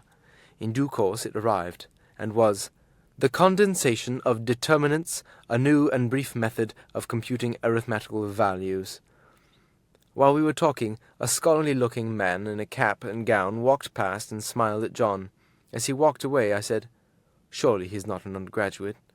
John, "No, that's my tutor." Olaf, "What is a tutor?" John, "The tutorial system is one of the ways in which Oxford and Cambridge differ from all the other English universities. Every student has a tutor, and as soon as you come to Oxford, one of the first things you do is to go and see your tutor. He, more or less, plans your work, suggests the book you should read, and sets work for you to do, for example, an essay to write. Each week you go to him in his rooms, perhaps with 2 or 3 other students, and he discusses with you the work that you have done, criticizes in detail your essay, and sets you the next week's work. Olaf, "Does the tutor also give lectures?" John, "Yes, he may." Olaf, "But aren't lectures given by the professors?" John, "Yes, though professors don't give a great many lectures. They are often appointed not so much to do teaching work as to carry on research in their particular subjects." Olaf, "Can you go to any lecture you like, no matter whether it is by a tutor or professor of your college or not?"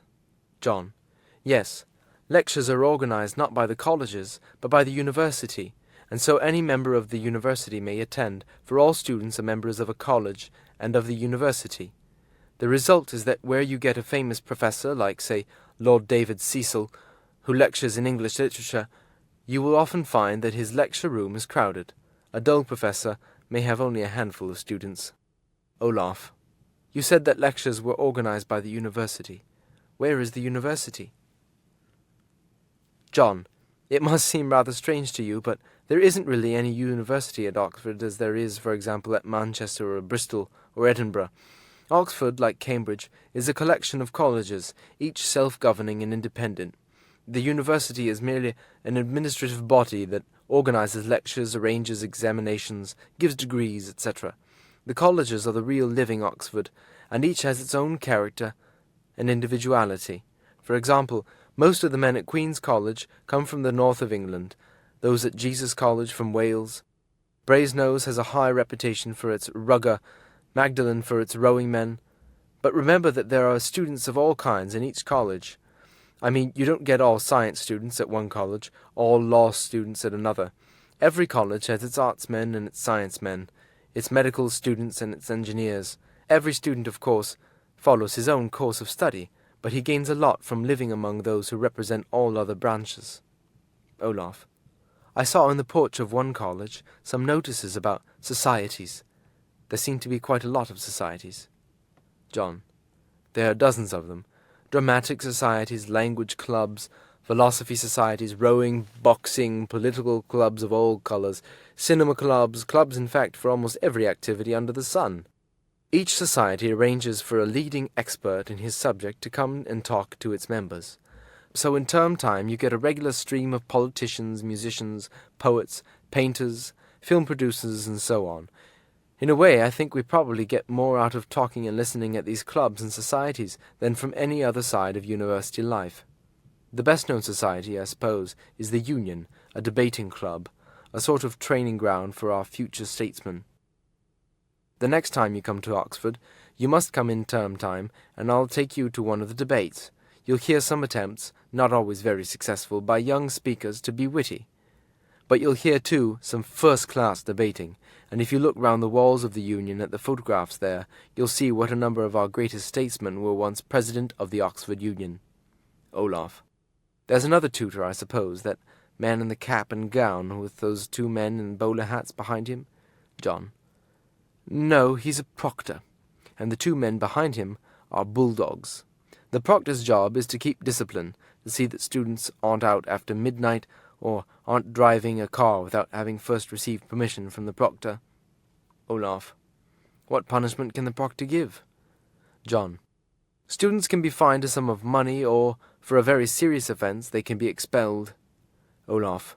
And the bulldogs, what are they for? John. They are to catch the student if he tries to run away before his name can be taken. Olaf. By the way, what are you studying? It's medicine, isn't it? You're going to be a doctor. John. As a matter of fact, I'm not. That was the idea when I came here, but my interest has always been in language learning and language teaching, and so I changed from medicine to modern languages. I'm in my last year now. Olaf. What do you want to do when you leave Oxford? John. What I should like more than anything else would be to start a school in Oxford for teaching English to foreign students. And if I could get some Olafs and Jans and Friedas there, I should be very happy. Olaf. I think they'd be very happy too to study English at Oxford. Well, I wish you luck. John. Thanks, Olaf. But let's walk on again. You've hardly seen any of the colleges yet.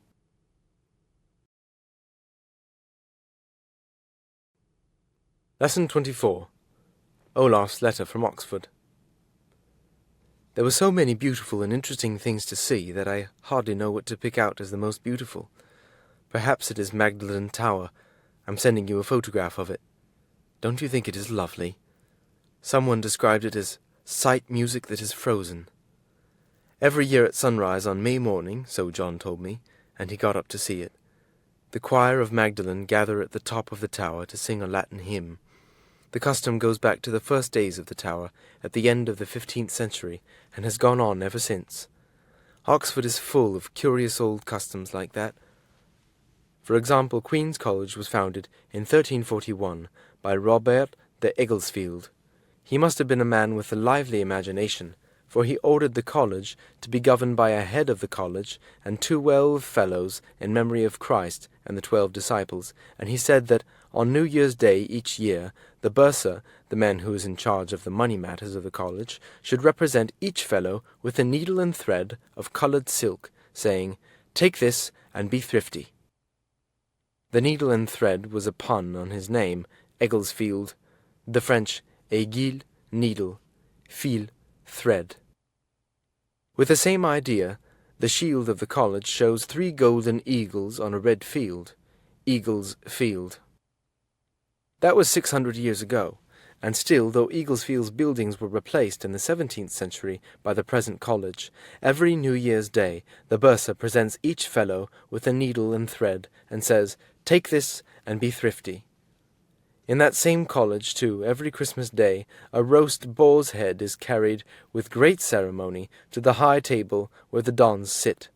The story of this custom goes back to the early years of the 16th century and celebrates the fight between a student of the college and a wild boar on the hills near the college. The student killed the boar by thrusting down its throat a copy of Aristotle that he happened to be reading at the time, saying as he did so, "Grecum est," that's Greek. As John said, you can believe the story if you like. As you walk through Oxford, you seem to be living in history. So many things call up events and figures of the past. Here Queen Elizabeth I listened to Shakespeare's plays on a college hall, and made jokes with the professors in Latin and Greek. In Pembroke College you can see Dr. Johnson's blue and white teapot. It holds about 2 quarts, for Johnson was a great tea drinker, and on one of his visits to Oxford his host poured out for him 18 cups of tea. In Oxford, Charles I held his court at Christ Church, while the college melted down all their silver dishes to help his cause during the Civil War, and his Queen Henrietta and her ladies walked in the gardens of St. John's. There are 2 fine statues by Le Sueur of Charles and Henrietta in the quad there.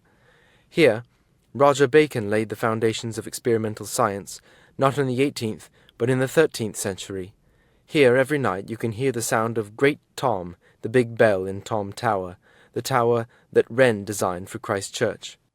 Every night at 9:05, the bell is rung 101 times in memory of the 101 students in Christ Church in Henry VIII's time. In the medieval library of Merton College, you can see all the chained books and the old benches just as they were in the 13th century. These reminders of the past are everywhere. John and I walked along St. Giles, one of the most beautiful streets in Oxford. It is not, like most of the Oxford streets, narrow and winding between colleges, but very wide with magnificent trees all the way along it. And there, outside Balliol College, is a monument very like the cross at Charing Cross in London. I asked John what it was. He said, "It's the Martyrs' Memorial. Bishop Latimer and Ridley and Cranmer were condemned to death at Oxford in 1555 for their religious beliefs, and were burned at the stake in this place." As the fire was being lighted, Latimer said, "Be of good comfort, Master Ridley, and play the man. We shall this day light such a candle, by God's grace, in England as I trust shall never be put out." As I said, Oxford is not only beauty in stone, it is history in stone. John pointed out 2 church towers. That is the tower St. Martin's, and that of St. Mary's. In the 14th century, there were constant quarrels between the men of Oxford and the students of the university, or, as they said, between the town and the gown.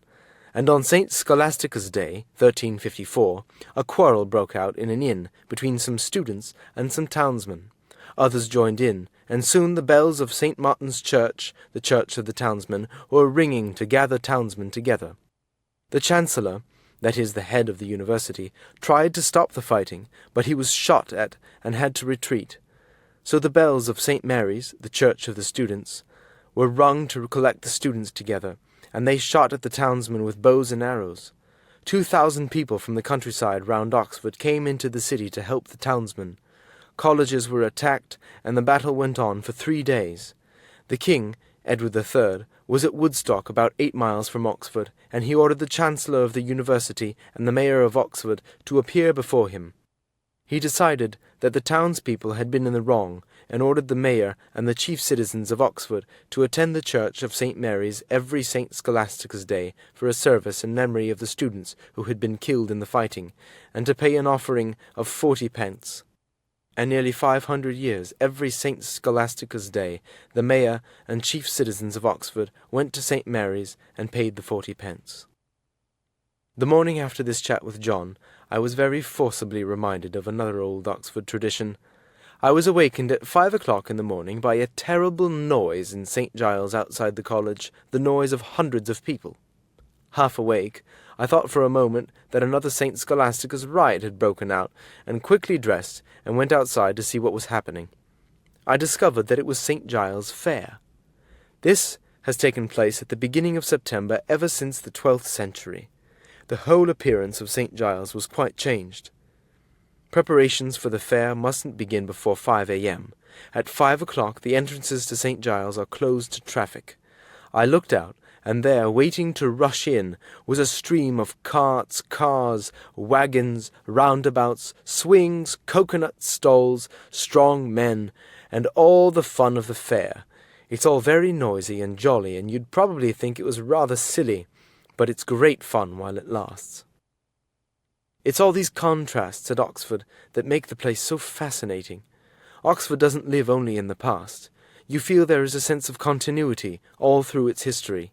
To go from Magdalen Bridge, where the lovely tower stands like a guardian of the city, through Radcliffe Square, the heart of the university, past the great Bodleian Library, to which a copy of every book published in Great Britain has to be sent, and on to the fine new science buildings of the Clanderon Laboratories, is to pass through streets where the Middle Ages, the 18th century, and the modern world rubs shoulders. Here, men have expressed in stone the finest culture of their periods. Norman, Gothic, Renaissance, Classic, Modern are all there in friendly rivalry, each beautiful thing adding something to the contrasting beautiful thing that is its neighbour.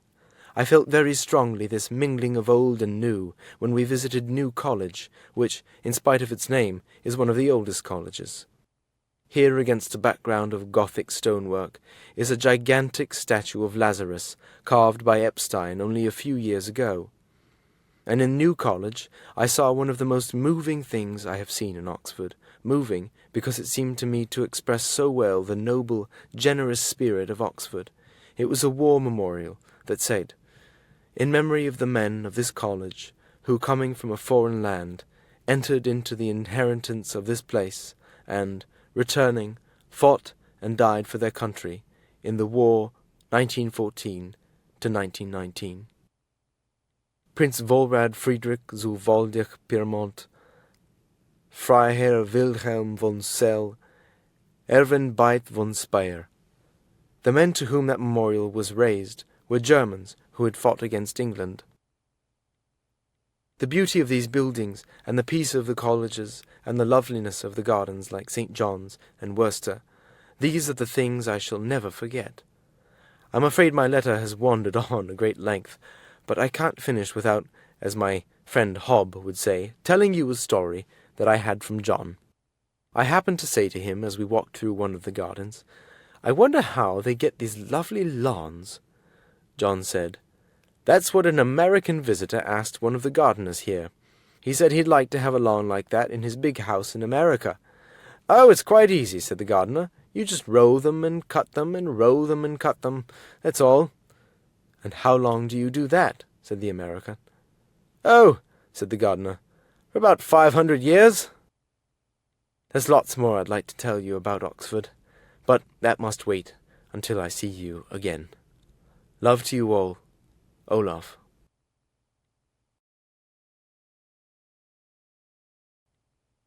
Lesson 27. Frida writes a letter from Wales. Capel Curig, North Wales. Dear Mr. Priestley, well, here we are in Wales, and what a lovely country it is. I was very excited when we crossed from England into Wales. The map shows a boundary between England and Wales, but there was no frontier, no customs officers, no armed guard. But you know you are in Wales all right. You soon hear Welsh being spoken. You see Welsh names on signposts, and you see them on railway stations. One of these is Lanfel or Goga Roffum Tansil Logi Gogogogogoch. I know Hob won't believe this, but it's true, and I will bring him a picture postcard of the station to prove it. I can't tell you about all our journey. It would take a book, not just a letter. But I should like to tell you of a trip we made yesterday in Mr. Evans' car round some of North Wales. We went through lovely countryside with great mountains, some of them beautiful and green and wooded, others bare and wild. There were gentle, fertile valleys, with little farmhouses or cottages sheltering on the slopes of the mountains, and quiet lakes and rivers winding down, or in places dashing down the coast, which is only 20 or 30 miles away. In places the mountains run right down to the sea. We went to Snowdon.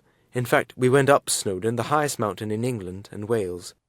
The mountain is dark and wild-looking, but my home is among the mountains of Switzerland, and though Snowdon is impressive, well, it isn't Mont Blanc or the Jungfrau. We actually went right to the top of Snowdon in a train. I daren't tell this to my Swiss mountaineering friends. It happened like this. We had just gone through the town of Lamberis at the foot of the mountain, and there was a little station, and in it was a little engine and train, just like the toy trains and station that my younger brother has at home. So we got in. The carriages held 15 or 16 people, and, with a lot of smoke and steam, the toy train moved up and puffed its way around and round up the mountain. For a time we had fine, extensive views, and then, all at once, we entered a cloud. The whole view was blotted out. A thick grey mist was all around us, in the carriage, for it was quite open without any windows, and in our eyes and throats. And wasn't it cold? I sat close to Jan to try to keep warm. Suddenly, after about half an hour, we came through the cloud and into the sunlight. The train came to a stop in another little station, and we were at the top of Snowdon. The clouds were breaking everywhere below us, and through the gaps we had a wonderful view for miles, right across the Menai Straits to the Isle of Anglesey. Behind us we could see the enormous shadow of the two peaks of Snowdon, the one on which we stood, the highest one, the slightly smaller peak beside it. Mr. Evans said something in Welsh. It was poetry, and it sounded beautiful, though I didn't understand a word of it. I asked him about it. He said it was from the poem The Day of Judgment by the Welsh poet Goran Wioen. He wrote the lines down for me, and I'm sending them so that Lucille and Olaf and the rest will know what Welsh looks like. It means, on that day the head of Snowdon shall be levelled with the ground, and the circling waters shall murmur around it. But I'm no good at describing things or expressing ideas. I must leave that to Jan. He's much cleverer than I am, as you know. What I like doing is telling a story, and Mr. Evans told us two that I want to tell you. He told us the first one as we came into the little town of Bedgelert that lies in a lovely valley about 10 or 12 miles from Snowdon. We got out of the car, and he took us a short walk along the side of a stream until we came what looked like a little gravestone. And this is the story he told us. In the 13th century, Llywelyn, the Prince of North Wales, had a palace here. He had a faithful dog, Gelert, that went with him everywhere and that he was very fond of.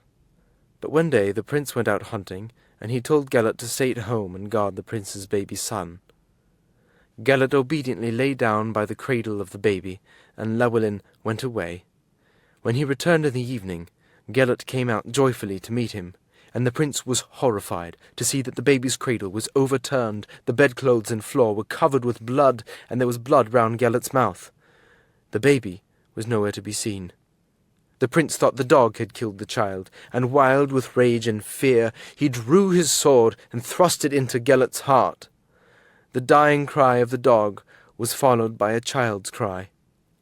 Llywelyn looked around hastily, and there, under the torn and blood-stained blankets, was his baby son, quite safe, and beside it was the body of a huge wolf that Gelert had killed in defending his master's son. Llywelyn was so filled with sorrow that it is said he never smiled again. He buried Gelert in this spot, and ever since the place has been known as Bedgelert, which means the grave of Gelert. My other story concerns Caernarfon, where we went on another day. It's a very interesting town, at least 2,000 years old. To the Romans it was Saguntium, and they built a great fort there. But what overshadows everything else in Caernarfon is the castle. When Edward I, King of England, was trying to conquer Wales, he built a great line of castles, the ruins of which you can still see at Harlech, Crisiath, Beaumaris, and Conway. But Carnarvon was the greatest. "It's the most magnificent thing of its kind," said Mr. Evans, "in Great Britain. If you approach it from the sea, or if you stand under its walls, it looks exactly as it must have done when Edward built it to keep the Welsh in subjection. But when he went inside, we could see the ruin that 600 years have caused." "Look at that little doorway that was the entrance to the dining hall of the king," said Mr. Evans. "It was so narrow that only one man could enter at a time, so if the English king was surprised by an attack as he sat at dinner, his archers could kill the attackers one by one, while the king could get away down that little staircase on the other side. 'Now come up here,' he said, 'to the top of the Eagle Tower.'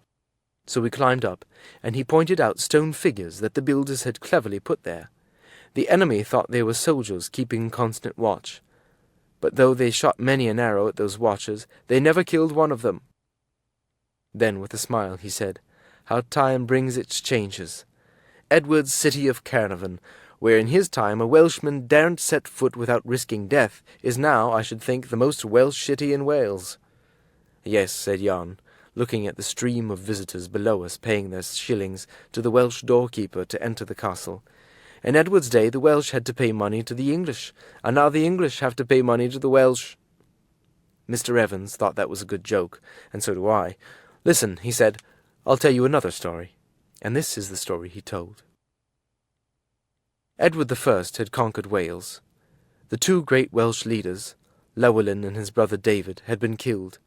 But the Welsh people, though they were beaten, were rebellious. They had no great leader, but there were a number of chieftains, most of whom were jealous of one another, and at last 3 or 4 of these chieftains came to see Edward, who, with his wife Eleanor, was staying at Carnarvon Castle, to tell him their complaints and to try to get their wrongs put right. They wanted, they said, to be ruled not by an English king, but by a Prince of Wales, born in Wales, of royal blood, not speaking English or French. They wanted a prince whose life was good, and who had not wronged any man, though, owing, as I said, to their jealousy of one another, they couldn't agree who this prince should be. Well, they were certainly asking a lot, but Edward, after a little thought, told them to ask all the chiefs of their followers to come to Carnarvon Castle in a week's time, and he would give them what they asked, a Prince of Wales who fulfilled all their conditions. So the next week, the great square outside the castle was crowded with excited people, all wondering which of their chieftains Edward had chosen. I'll not finish the story here. Jan thought it would make a good little play, so he has written the next piece, which he has called The First Prince of Wales. Scene: Carnarvon Castle. A crowd of Welshmen, kept back by English soldiers. A group of Welsh chieftains push their way through the crowd and come to the front. First Welshman: "It won't be long now. Look, the chiefs are all here." Second Welshman, to English soldier: "And you won't be here long now." English soldier: "What do you mean?" Second Welshman: "When we get our Welsh prince, you English soldiers will all be sent back to England." English soldier: "There's nothing I'd like better. I'm tired of the sight of your Welsh mountains and your rain and fog." First Welshman: "They are lovely mountains, and it is a lovely country." Second Welshman: "It will be when you English are out of it." English soldier: all right, but give me good old London every time. Stand back there, stand back! What are you pushing for? You'll see the show all right from there." First Chieftain: "I wonder who the new ruler is to be. Of course, you knew my mother was a distant relation of Llewellyn." Second Chieftain: "Yes, very distant. About as distant as mine to King Arthur. But it's a pity you took all that trouble to learn English. Edward said he would choose a prince who spoke no English. Welsh was always good enough for me." Third Chieftain: "If you think I'd ever agree to having either of you for my prince, you are very much mistaken, and I have 2,000 men. Once the English go, there is no one in Wales who would be stronger than I, and of course I don't speak any English. Well, not very much."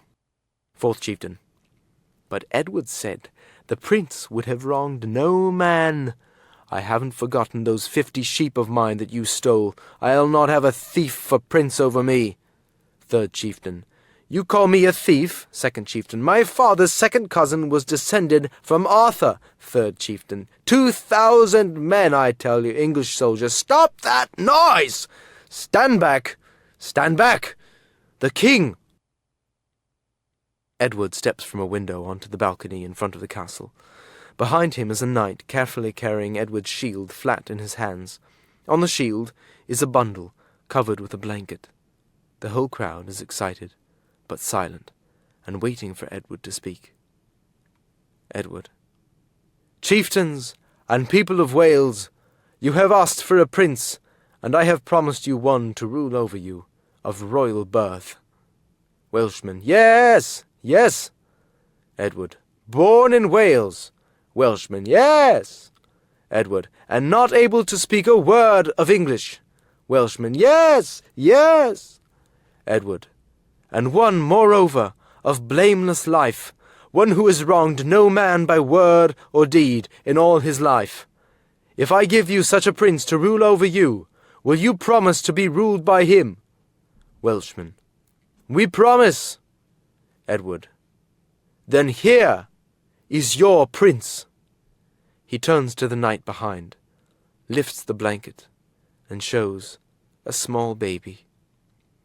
My son, a prince of royal blood, born a week ago in Wales, in Carnarvon Castle. He speaks no word of English, and he has wronged no man alive. Edward, Prince of Wales. Well, said Mr. Evans, the chiefs were angry and disappointed, but the Welsh people were pleased, and each chief consoled himself with the thought that, at any rate, no rival chief had been chosen. And from that day to this, the eldest son of the King and Queen of England has always been the Prince of Wales. It's time I brought this long letter to a close. Jan and I send our kindest regards and best wishes to you and Mrs. Priestley and all my friends who are with you. Yours sincerely, Frida.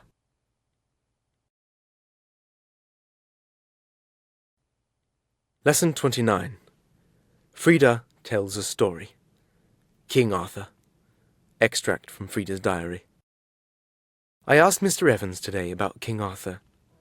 His name kept coming up at Snowdon in his story about Carnarvon, and when he told us about the great Roman city that had been discovered after months of digging in Monmouthshire at Carlton. That's Camelot, where King Arthur held his court, he said. Was King Arthur a real person, or is it all the story? I asked. Mr. Evans. Oh, yes. There was a real Arthur, an Arthur who fought the Saxon invaders and won a great battle at Mount Badon in A.D. 500. But around this shadowy human figure, fighting among the mountains of Wales or in the wild cliffs of Cornwall, where you can still see at Tinkertell the ruins of Arthur's castle, has grown up a great collection of romantic stories that run like a brilliant thread through the pattern of English literature, from the early Anglo-Saxon and Norman writers through Chaucer and Malory to Tennyson. These old stories tell us of Arthur's miraculous coming, of how he became king and gathered together a brave company of knights, the Knights of the Round Table. Frida. Why was it round? Had that any special meaning? Mr. Evans. Yes, it was to show that no knight, not even the king himself, was head of the table. All were equal, and the king was just first among equals. You can still see the table, a great round piece of wood hanging on one of the inner walls of Winchester Castle. But though 600 places in the British Isles claim some memory of him, he is forever essentially the hero of Wales, and it's rather significant that the Welshman, who became King of England, Henry VII, called his eldest son Arthur. I think Arthur's name is so widespread throughout England, and the continent too, because Welsh bards in Norman times and before that travelled about singing the songs and telling the stories about him.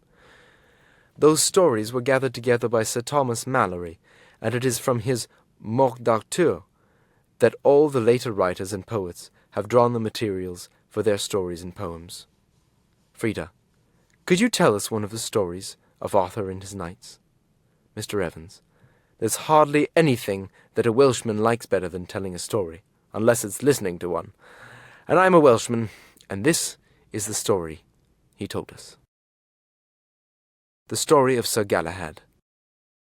One day, as King Arthur sat in his court at Carlton, surrounded by the knights of the Round Table, a servant entered and said, "Sir King, I have seen a strange sight. As I walked along the bank of the river, I saw a great stone, and it floated on the water. There was a sword through the stone, and the handle of the sword was thick with precious stones." When they heard this, the king and all the knights went to see this strange thing. It was just as the servant had said. Moreover, when they looked more closely, they read the words on the sword, "No one shall draw me out of this stone except the knight at whose side I am to hang, and he must be the best knight in the world." The knights asked Sir Launcelot to draw the sword, for he was known as the best knight in the world. But Sir Launcelot said, "The sword is not for me. I dare not try to take it." Many of the knights tried, but none could draw out the sword, so they returned and took their places again at the Round Table. No sooner were they seated than the door opened, and an old man, dressed in white, entered the hall, followed by a young knight in red armour, by whose side hung an empty sword-sheath. The old man bowed low to the king, and said, "Sir, I bring you a young knight, Sir Galahad. Through him Britain shall win great glory, and he shall see the Holy Grail." "The Holy Grail," said the knights, their faces full of awe, for the Holy Grail was the cup from which Christ had drunk at the Last Supper. It had been brought to Wales by Joseph of Arimathea, but because of man's sinfulness it had been taken from human sight. None of the knights had seen it, for it could be seen only by the pure in heart, and all of them had sinned. When the feast was over, the king took Sir Galahad to see sword in the stone. "I will try to take the sword," said Sir Galahad, "for, as you see, my sword-sheath is empty." He seized the handle of the sword, and drew it easily from the stone, and placed it in his sheath. While they were all filled with surprise, a lady came to them riding on a white horse, and said, "I am sent to bring you word, O king, that great honour will be done to you and all your knights. Today the Holy Grail will appear in your hall." Then she rode away, and no one could ask her any further questions. That evening, as each knight sat in his seat round the table, there was a noise of thunder, so great that the whole palace seemed to shake, and there came into the hall a great beam of light, brighter than any of them had seen before. The light touched them all, and a sweet scent was in the air, and in the beam was the Holy Grail. But no one could see it, except the pure-hearted Sir Galahad. They all sat silent with amazement and awe, until Arthur rose and gave thanks to God for the vision that had come to them. Then Arthur's nephew, Sir Gawain, stood up and said that he would make a vow to go for a year and a day in search of the Holy Grail. Immediately other knights, 150 in all, rose up and swore to do the same, and among them was Sir Galahad. King Arthur was full of sorrow at this. His knights would wander into far-off countries. Many of them, he knew, would forget that they were in search of the Holy Grail, and would go on other adventures and never return. Meanwhile, the heathen enemies, from whom he had protected his land, would come again to conquer him. Turning to Sir Gawain, he said, "Nephew, you have done wrong, for by your act I have lost the noblest company of knights that ever brought honour to any country in Christendom. For I know that you knights, whom I have loved as my life, will never again all gather in this hall." The knights, too, were filled with sorrow, but they could not break their vows. So the next day, after they had worshipped in the church at Camelot, the knights who had made the vow rode together out of Camelot, and the people wept as they rode away, for they felt that they would never return. Frida, and did they ever return? Mr. Evans, some of them did, but not Sir Galahad. He wandered for years, searching for the Holy Grail. He had many adventures, every one of which would be a separate story. He rescued maidens who had been imprisoned. He was himself imprisoned for a year by an evil king in Sarras in Babylon, where Joseph of Arimathea had lived 300 years before, teaching the people the true faith. Finally he was freed, and he forgave the king who had imprisoned him. And when that king died, Galahad was made king. But though at times he had seen again the light of the Holy Grail, he never saw it in reality. Every morning, early, he used to go into the little church to pray. Then one morning, very early, as he knelt, he saw a man in the dress of a bishop. And the bishop was surrounded by a great band of angels. The bishop said, "Come here, servant of the Lord, and see what you have so long wished to see."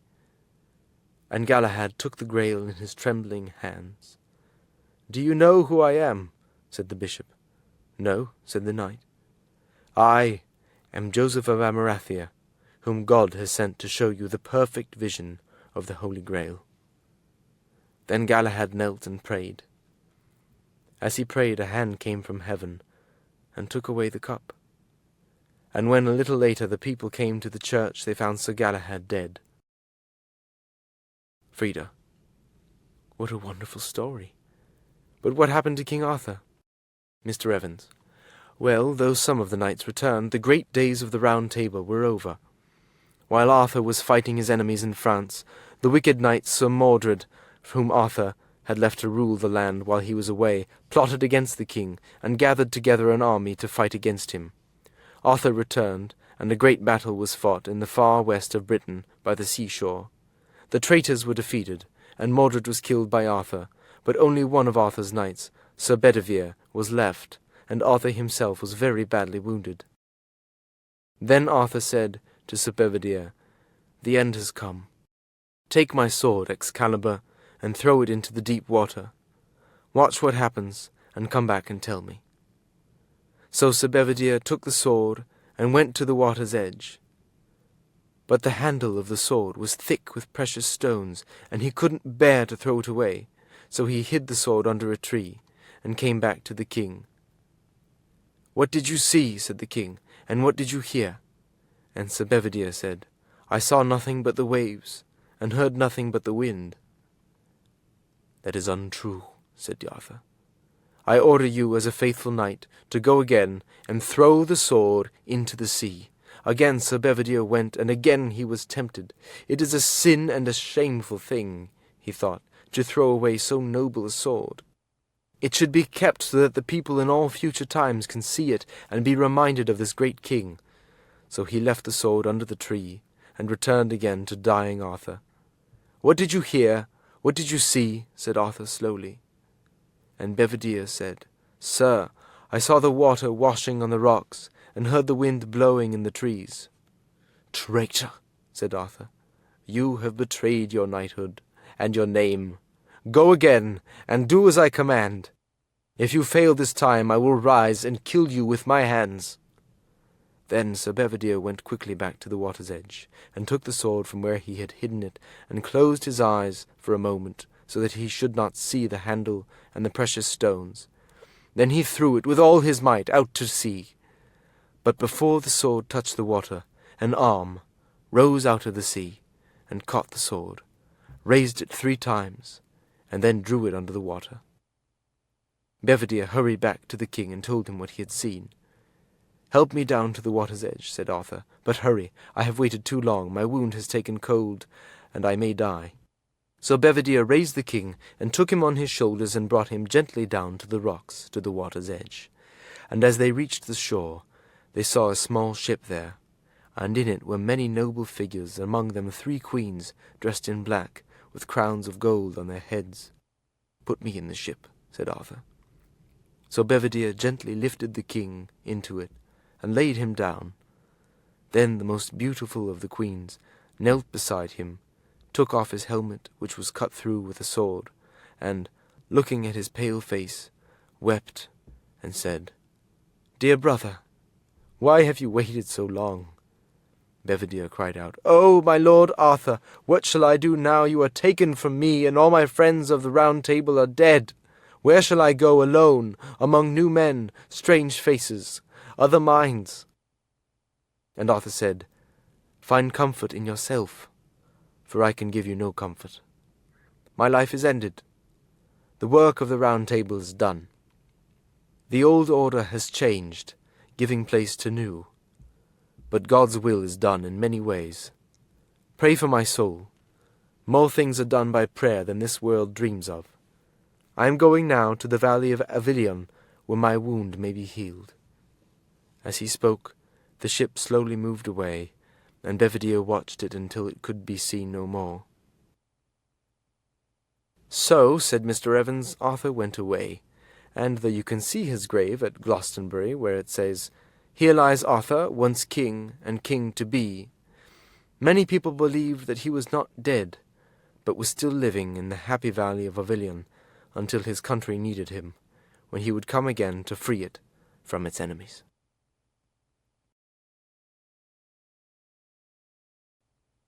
Lesson 31.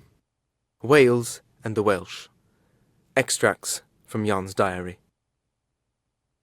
What a beautiful country Wales is, and how interesting its people are.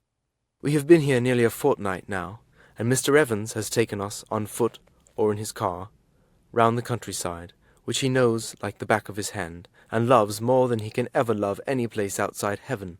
In fact, I shouldn't be surprised if, when he gets to heaven, he thinks that Wales was practically as good. He and his father and his grandfather, and I don't know how many other generations, have always lived in this little village in North Wales, and he knows every man, woman, and child for miles around. In fact, it almost seems as if everyone in the village is named either Evans or Jones or Hughes, which can lead to some difficulty if you ask for Mr. Jones' house. Even if you ask, for example, for John Jones, it is almost as bad, for there are probably half a dozen of them. The Welsh people get over this quite well. They don't say just Mr. Jones, they say Jones the milk, that is, the Jones who sells milk, or Jones the post, that's Jones the postman, or Jones the bank. So our Mr. Evans, being the schoolmaster of the village, is Evans the school. "But you see," says Mr. Evans, "it's quite natural that you have all these Evanses here. We're all related. No one has a deeper love of his home and family than the Welshman, and he doesn't generally go far away from his home. The Englishman has spread his empire to the four corners of the earth. There are probably as many Scotsmen in Canada as there are in Edinburgh. There are more Irishmen in New York than the whole of Ireland. But the Welshman has never been an empire builder. In fact, he hasn't been able to even unite his own country. You've probably noticed that until a month or so ago there was no capital of Wales, as London is the capital of England, Edinburgh of Scotland, Paris of France. Throughout its whole history, Wales has always preferred to live in small groupings.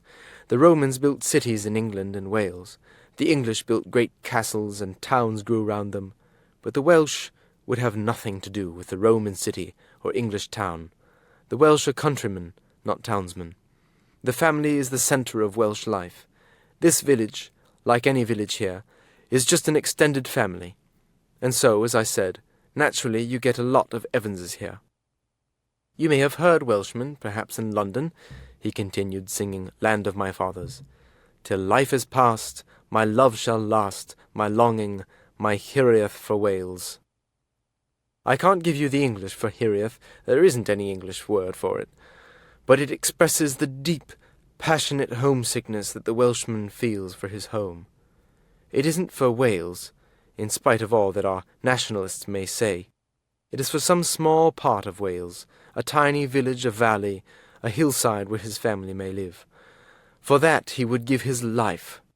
That is home, and Wales to him. The love that he has for that could never be beaten down by Roman or Saxon or Englishman. Until you realize that, I don't think you can understand the character of the Welsh and the spirit of Wales. That was what made us fight against the English, not because we ever wanted to conquer England, but because we wanted to keep our homes free, our religion free, and to keep the Welsh way of life. That is why the story of King Arthur is a living story with us. When the light of Christianity that the Romans had brought to England was put out by the heathen Saxons who invaded the country, it was Arthur who battled against them, and it was the Welsh who kept Christianity alive in these islands.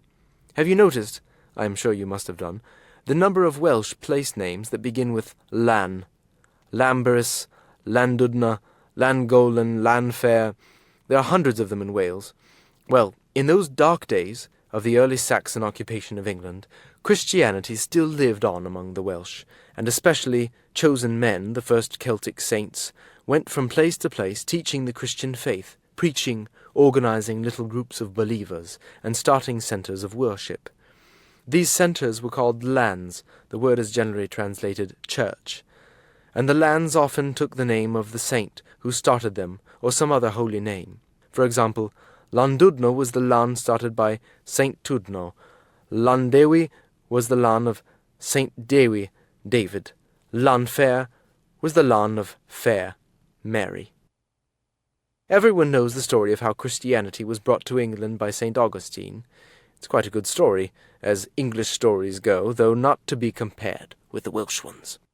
But not so many people realise that there was a cathedral in Wales, the Cathedral of St. David, that was built in AD 550, 47 years before St. Augustine came to Canterbury. And the Welsh are still, as they always were, a deeply religious people. I hardly need to be told that.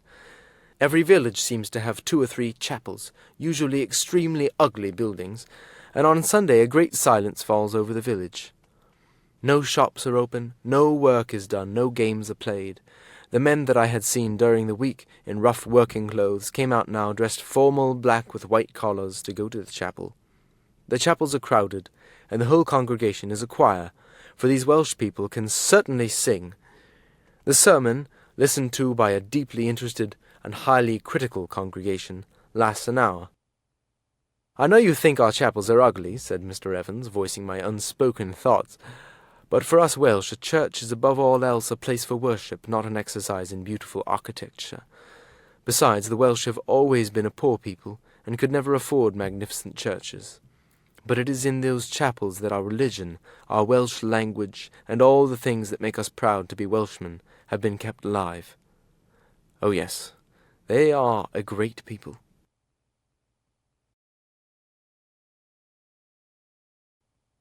Lesson 33. The Eisteddfod. Extracts from Jan's diary. I think the last 2 days have been 2 of the most interesting days I have ever spent. I have seen a Welsh Eisteddfod, a national gathering of an enormous crowd of people devoted to music and poetry. The Welsh are a nation of singers. Wherever you get a crowd of Welshmen, whether they're down in the mine, in the factory, or waiting on the platform for a train, they just can't help bursting into song. "Anyone," said Mr. Evans, "who has heard a crowd of 50,000 Welshmen before a rugby match at Cardiff singing 'Land of My Fathers' will never forget it. You could hardly find a town in Wales, however small, that hadn't a choir. Its conductor isn't a trained musician. He may be only a miner, an agricultural labourer, or Jones the Milk, but the university lecturer or the doctor's daughter will be happy to work under his leadership. The choir will gather in the little chapel almost every night for practice, for they are preparing for the Eisteddfod, and the pieces set for competition this year, they are 2 difficult works by Bach and Brahms, need a lot of practice to bring them to perfection. I should think the Welsh are the only people in the world whose only national festival is devoted to music and poetry. For that is what an Eisteddfod is. Their national Eisteddfod is held every year in the first week of August, 1 year in the north of Wales, the next year in the south, and competitors come from all parts of Wales to compete in it. For 12 months, thousands of Welsh people have been practicing music. The shepherd on the hills, the teacher in the grammar school have been working at the poem that they hope will win the prize. A housewife may be a harpist, a parson, a poet. During the week of the competition, about 100,000 people will travel to the Eisteddfod to hear the competitors and listen to the judges' decisions. The Eisteddfod is one of the oldest of all Welsh customs. The first one of which we have any record was held in the 6th century, and as early as AD 940 the prize for the winning bard, poet, was a chair or throne, and that is still the prize today. In medieval times every chieftain used to keep a bard, and there were other bards who wandered about the country singing songs and making poems. There must have been quite a lot of poor singing and bad poetry then, for Elizabeth I ordered an Eisteddfod to be held every year with the object of raising the standard of music and getting rid of the lazy, worthless bards. By a stroke of great good fortune for Frida and me, the Eisteddfod was due to take place this year at Caernarfon, at the very time that we were in North Wales. Mr. Evans has a brother who lives in Caernarfon, and he invited us to stay at his house the night before the meeting opened. "For," said Mr. Evans, "we must be up early tomorrow morning to see the Gorsedd." "What's a gorse head?" I asked. "You'll see tomorrow," he replied. So, early next morning, we all went out to a large grassy field or park just outside Carnarvon. The streets were busy with people, and in the field there was a large crowd gathered round a circle of big stones with an altar stone in the middle, like Stonehenge. Soon I could see a procession coming slowly towards the stone circle, and very colourful it was. First there were 4 men carrying on their shoulders a kind of platform on which was an enormous golden horn. "That's the Hairless Horn, the Horn of Plenty," said Mr. Evans. "It's kept all the year in the museum at Cardiff." Behind them walked men in white robes. "The Druids," said Mr. Evans. Druidism was a culture and a religion that existed in Wales in the very earliest times. Caesar and Tacitus wrote about the Druids against whom the Romans fought in Anglesey. They were white-robed priests and lawgivers who held their meeting in the woods, where they offered up human sacrifices. One of their ceremonies was the cutting of the mistletoe that grew on the oak trees at Anglesey, a custom that we still remember at Christmas time. At one time it was believed that the Druids had built the great stone circles that are still seen at Stonehenge and in other parts of Britain, but those stone circles are much older than that. By this time the Druids had come to the stone circle and now stood in a double row before the altar stone. And then, between the lines of Druids, came a man dressed in green and carrying a long 2-handed sword. Behind him came a tall, bearded man in white, and wearing a great breastplate. "The chief Druid," whispered Mr. Evans. A friendly Welshman next to me pointed to one of the bards. "That's Cadwallo," he said, "a great poet." I looked at the man he had pointed to, and said to Mr. Evans, "But that's the Reverend J. A. Hughes, our parson at Chapel Currig, isn't it?" "Yes," he said, "but all our great poets are known by their bardic names." Then the ceremony of the gorset began. The sword-bearer drew the great sword from its sheath. One by one the Druids came forward and put their hands on it. Then the chief Druid called out in a loud voice something in Welsh. He says, "Is it peace?" whispered Mr. Evans. The chief Druid shouted this 3 times, and each time the crowd called back, "It is peace." A woman dressed in red and carrying the golden horn came forward to the chief Druid. He touched it, and she slowly walked back to her place. Then the chief Druid stepped onto the altar stone and made a long speech in Welsh. I didn't understand a word of it, but the audience loved it. Other bards spoke, and the crowd enjoyed every minute of it. Then there were players in Welsh, and at the end of this, new bards, men and women dressed in blue robes, were brought before the chief Druid. These were people who had done some particularly good work in poetry and music. The chief Druid shook hands with them, and gave each of them a bardic name by which he would be called at all future gorsets. Then the procession formed again. The great sword was held high above the heads of the people. Bards and Druids moved off slowly. The crowds began to fade away. The Eisteddfod was opened. In the afternoon we went to the Eisteddfod. An enormous tent had been put up. "It holds 10,000 people," said Mr. Evans. "That's as many as the Albert Hall in London holds." There were thousands of people there going into the Eisteddfod tent or sitting on the grass outside. We took our places inside. The 3 best competitors in each event had been chosen in preliminary trials, and now soloists and choirs came in turn to sing, to play the harp, to speak their poems, while the judges listened and, at the end of the event, announced the winner and gave reasons for their choice. Though I enjoyed the music, I couldn't understand anything else, for at the Eisteddfod everything is done in Welsh. One of the most interesting competitions, at least for those who understand Welsh, is pannilion singing. In this, the competitors are accompanied on the harp and have to make up their song as they go along. But the great event comes at the end. This is the choosing of the crowned bard, the greatest honour the Eisteddfod can give. For a whole year, bards have been working at a poem on a subject that has been set by the judges. These poems have been sent to the judges before the Eisteddfod starts, and have been carefully studied by the Council of the Druids. I looked round the scene. The tent was now crowded, every seat was taken, and people were standing in the passageways. There was a tremendous feeling of excitement and expectation. The trumpets sounded, and in procession came all the bards that we had seen at the gorset. The chief druid took his seat in the centre. Again the trumpets sounded, and in silence you could almost feel the chief druid say, "The crown has been won by—" There was a pause. "Cadwallo!" There was a great burst of cheering. The audience were on their feet. Mr. Evans was jumping about with excitement and joy. The crowd had been won by Mr. Hughes, the parson of his village. I could see Mr. Hughes at the back of the tent. 2 bards from the platform went towards him, and one on each side of him brought him to the platform. He was told to sit on a finely carved chair of druid's oak that is to be his prize. They put a robe of purple on him, with white fur at the edges. The great sword was held over him, and the chief druid came forward and put a crown on his head. The chief bard read the poem that Cadwallo had written, and though of course I couldn't understand it, the crowd clearly agreed completely with the druid's decision. So the Eisteddfod ended, and our holiday in Wales has ended too. Tomorrow we leave for London, and work again. Frida has bought a little silver Welsh harp to wear as a brooch. You'll see it when she gets back.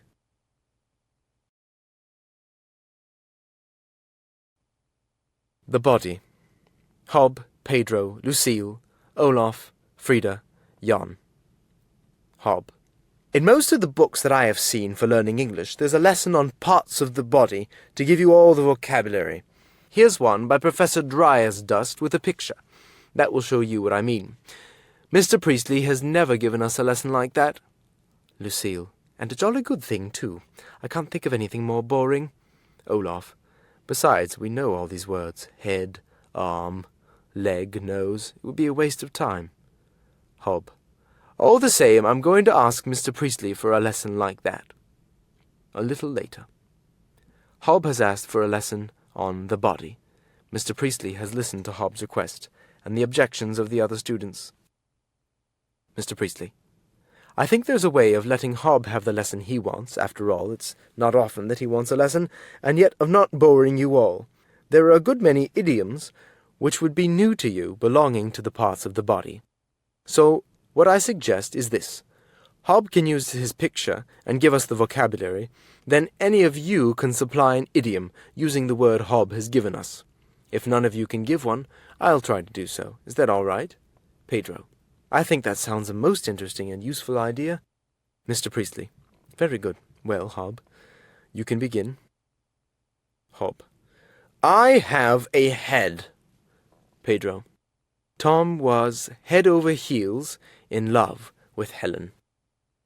Frida. Hob can do good work when he takes it into his head to try. Jan. When you are in danger, the important thing is never to lose your head. Mr. Priestley, you are doing so well at this that I am afraid success may turn your heads. Go on, Hob. Hob. I have a neck. Olaf. I don't know who is going to win this competition in idioms. I think we are running neck and neck. Frida. I don't know many idioms, but I'll have a try. It's neck or nothing. Hob. If you don't do better than that, you'll get it in the neck from Mr. Priestley. Mr. Priestley. Continue, Hob. Hob. I have 2 eyes. Lucille. I can see that with half an eye. Olaf. Will you accept a proverb, sir, instead of an idiom? If you will, I'll give you, in the country of the blind, the one-eyed man is king. Mr. Priestley. Well, we may not see eye to eye about that, Olaf, but we'll let it pass. Jan. I'm up to the eyes in work, but I want to find time to play football on Saturday. Frida. And when you see what a good footballer Jan is, it will make you open your eyes. Hob. That's all my eye. Did I ever tell you the story of the man who was cross-eyed and very bad-tempered? He was hurrying along a crowded street one day and knocked into a man who was coming the opposite way. Why don't you look where you're going? The cross-eyed man burst out angrily. And why don't you go where you're looking? Answered the other. Mr. Priestley. All right, Hob, but get on with the job. Hob. I have a nose. Lucille.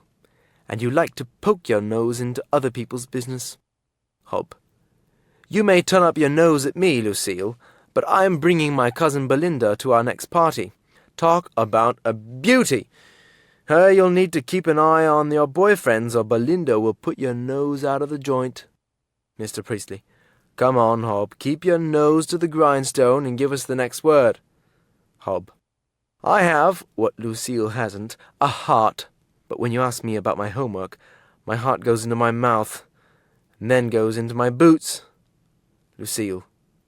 I'm sorry, Hob. I don't want you to take too much to heart what I said. I was only joking. Hob. Of course, Lucille, so was I.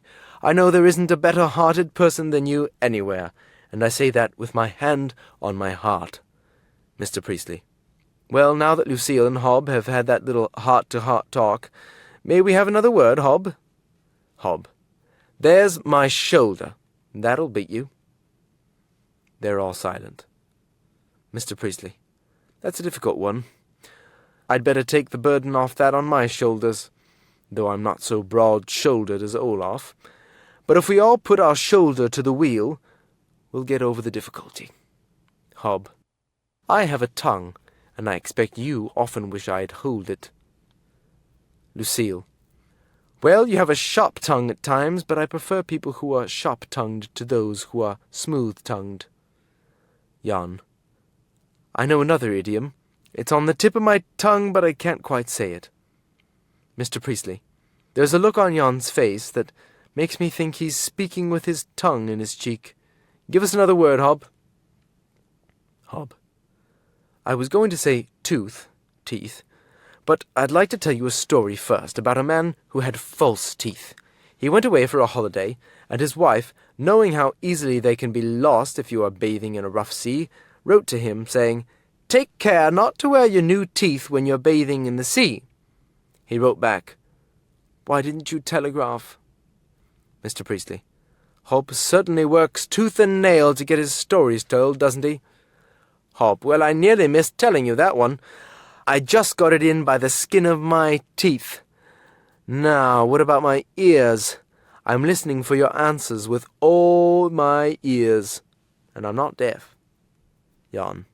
There are none so deaf as those who won't hear. Proverb. Olaf. I remember that you said that anything you told your landlady went in one ear and out the other. Mr. Priestley. Pass on, Hob. Hob. There are my fingers and my thumbs. 8 fingers and 2 thumbs, though when I dropped one of his best wine glasses, Uncle Albert said that my fingers were all thumbs. Lucille. And then, of course, you like to have a finger in every pie. Pedro. I'm struck by the way Hob always has a story at his fingertips. Mr. Priestley. All right, Hob. Carry on. Hob. Let's come to my bones. There's flesh on them, and in my veins there is blood. Lucille. And some of Hob's stories are about as much as flesh and blood can stand. Hob. I sometimes think that the only person who really appreciates my jokes is Uncle Albert, but of course he's my own flesh and blood. Mr. Priestley. And, as they say, blood is thicker than water. But find us another word, Hob. Hob. Here's my hair. And that's where I have the advantage over Uncle Albert. He's losing his hair and going bald. Lucille. I hope, in spite of what I said, that you'll keep your hair on with me, old Hob. Hob. I hope so. If I didn't, it couldn't stand on end, as it generally does when I'm in your car and you're driving at 60 miles an hour. Lucille. You should be like Pedro. I can do 80 miles an hour when he's in the car, and he doesn't turn a hair. Mr. Priestley. In spite of the many hair-breadth escapes he must have had, let's have one more word, Hob, and that, I'm afraid, will be the last. Hob. Then let's take my foot. Mr. Priestley. Very well. Now put your best foot forward, and see what you can do with this word. Olaf. I'd like to say something, but I'm afraid I'll put my foot in it. Hob. Uncle Albert says that every time I open my mouth I put my foot in it. Jan. As time is short, we mustn't let the grass grow under our feet. Hob. That's what Uncle Albert's fiver did for me. After I got that, I was able to stand on my own feet again. Mr. Priestley. Well, we must stop there. Hob. But there are lots of other words in Professor Drasdust's vocabulary. skin, nails, waist, beard, lips, throat, wrist, knee, toe, heel, not to mention my brains. Mr. Priestley. Sorry, Hob, but we must leave it now. Hob. But, Mr. Priestley, no. This is where I put my foot down and say the lesson is over. You can stay and study your picture and vocabulary, but we are going on tiptoe, so that we shan't disturb your studies, to have our lunch.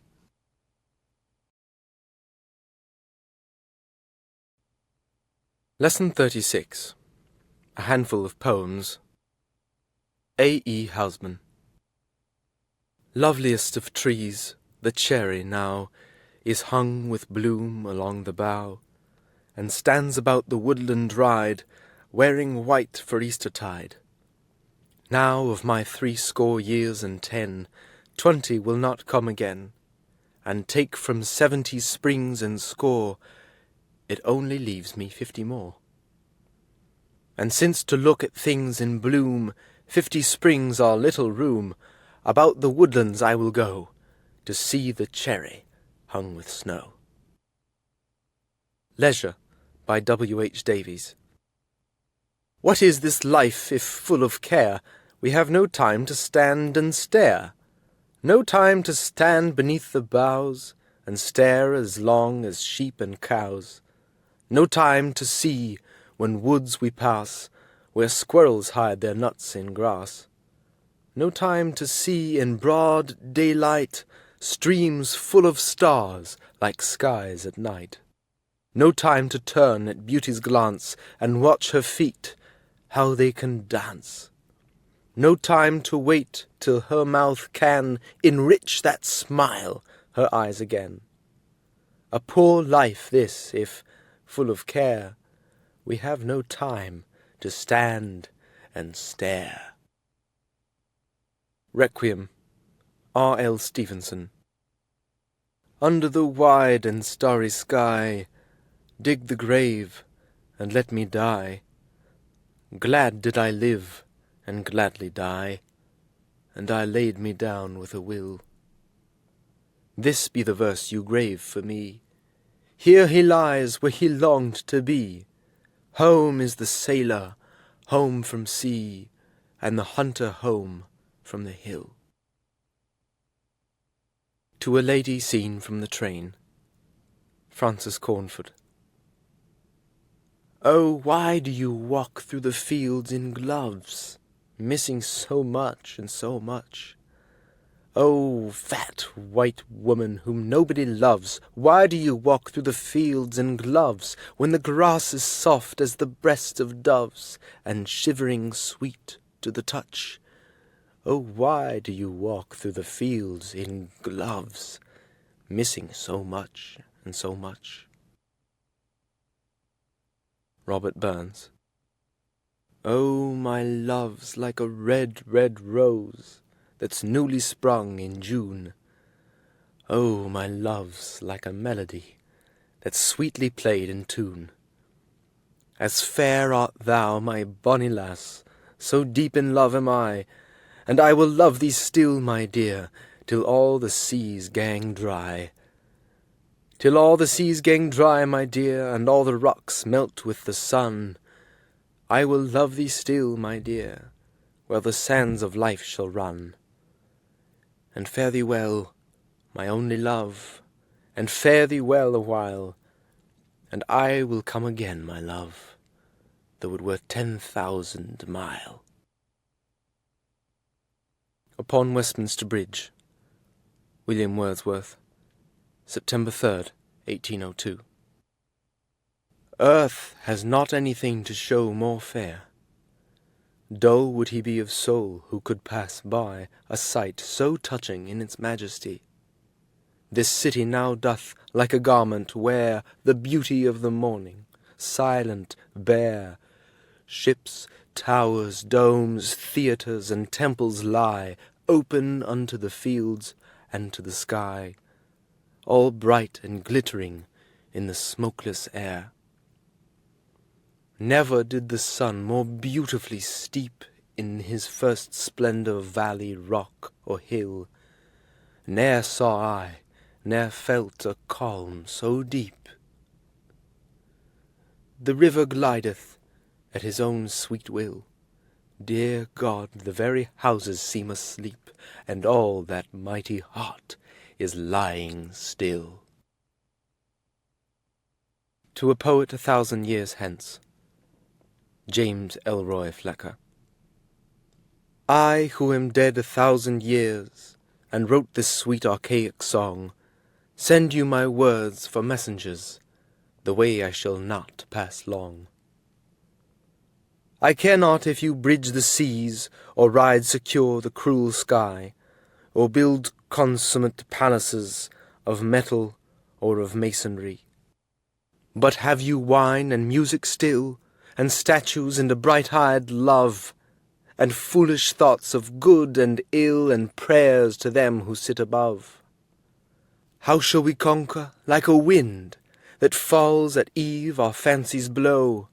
And old Maimonides the blind said it 3,000 years ago.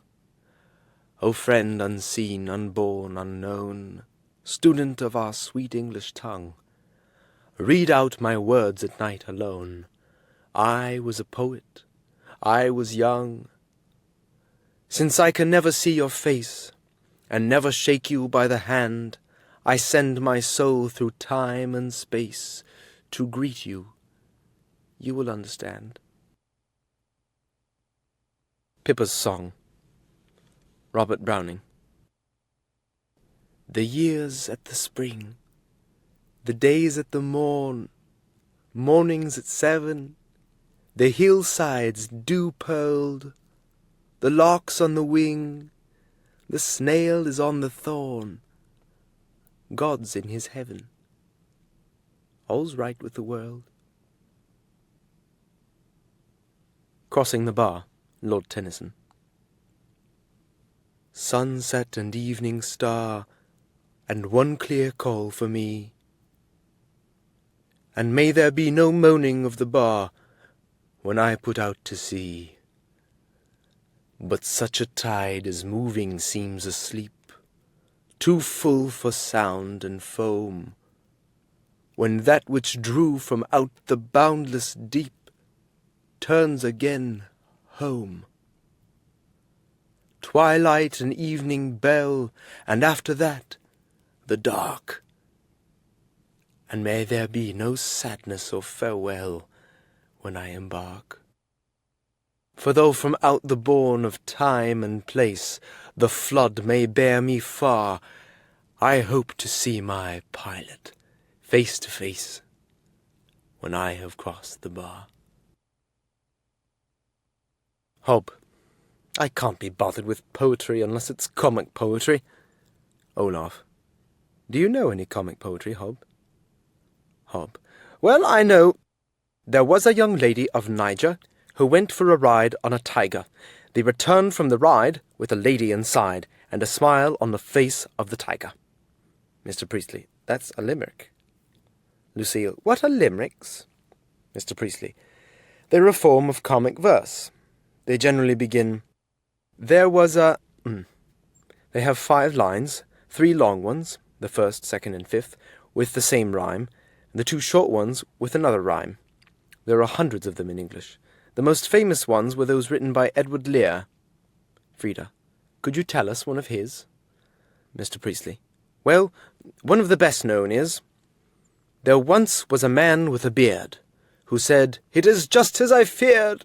2 owls and a hen, 4 larks and a wren have all built their nests in my beard. Pedro. I know a limerick about a Japanese gentleman who had such a long name that it took several days to pronounce it. Mr. Priestley. All limericks are not quite suitable for a class like this, but I know that one, and you can tell it quite safely. Pedro. Thank you, sir. It goes, there was a great man of Japan, whose name on a Tuesday began. It lasted through Sunday till midnight on Monday, and sounded like stones in a can. Mr. Priestley. I don't think the limerick is to be found in any language except English. Neither is clerihew. Jan. That's a strange word. Whatever is a clerihew? Mr. Priestley, it's a form of comic verse invented by Edmund Clerihew Bentley. A Clerihew has only 4 lines and is a sort of comic biography.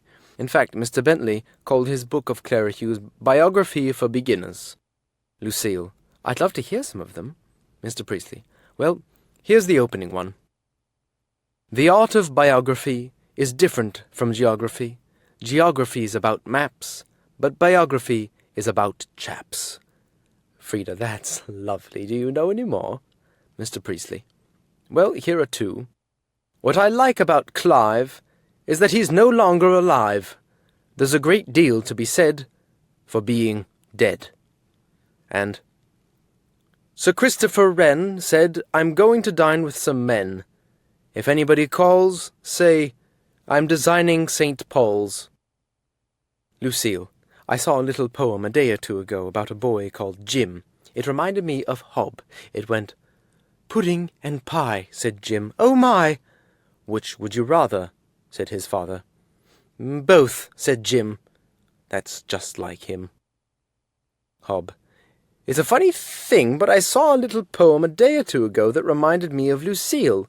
It went, She could dance till long past midnight. She could swim and she could run. She could row upon the river, and to climb she thought was fun. She'd play golf from morn till evening, or tennis all day long, but she never touched the housework, because she wasn't very strong.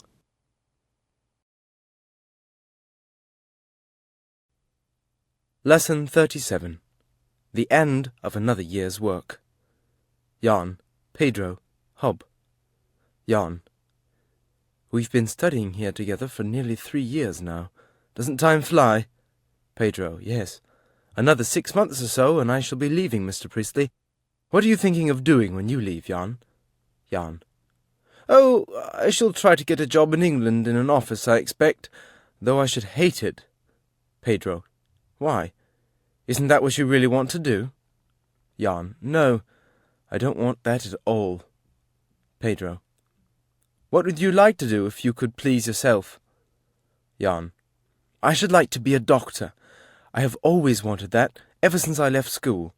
I had planned to go to a university to study medicine, but that is out of the question now. Pedro. How is that? If you don't mind my asking. Jan. Oh, I don't mind at all. The fact of the matter is, my father died 3 years ago, and I can never hope to have enough money to pay for a university course, unless I can sell my factory in England. Hob. What do you mean? Do you mean to say you own a factory in England? Jan. Yes, worse luck. It happened like this. My father was an electrical engineer, and he invented a new kind of electric lamp that would give more light than the old kind and use less current. He was doing very well with it in his own factory, and then, about 5 years ago, an old friend of his, Anthony Bruton, an Englishman whom he had been with at Cambridge, suggested that they should go into partnership together and build a place in England. Hob. Anthony Bruton captained England in cricket against Australia, didn't he? I've heard my Uncle Albert speak about him. He was a grand fellow. Pedro. Bruton lost his life when the Alcestis was shipwrecked. Jan. How did you know that? Pedro. I knew Bruton. I was on that ship too, but I'll tell you about that some other time. What about your factory, Jan? Jan. Well, Bruton and my father sank all their capital in building a big factory. It's a beautiful place with about 5 square miles of land round it. The only disadvantage is that there is no railway or road near it. Pedro. But, good heavens, I should have thought they would have been the first thing they would see about. Jan. Yes, they should have made sure of that, but Bruton had been told on what he thought was absolutely trustworthy authority that the railway company were going to build a line running just past the factory. Well, they didn't. Their plans were changed just about the time the factory was finished, and there it stands all complete but empty and lifeless, miles from anywhere. My father and Bruton were ruined. My father worked himself to death to pay off the debt, and all I have in the world is about £200 and a factory that no one will buy, miles from anywhere. Hob. Well, it may make your fortune yet, you never know.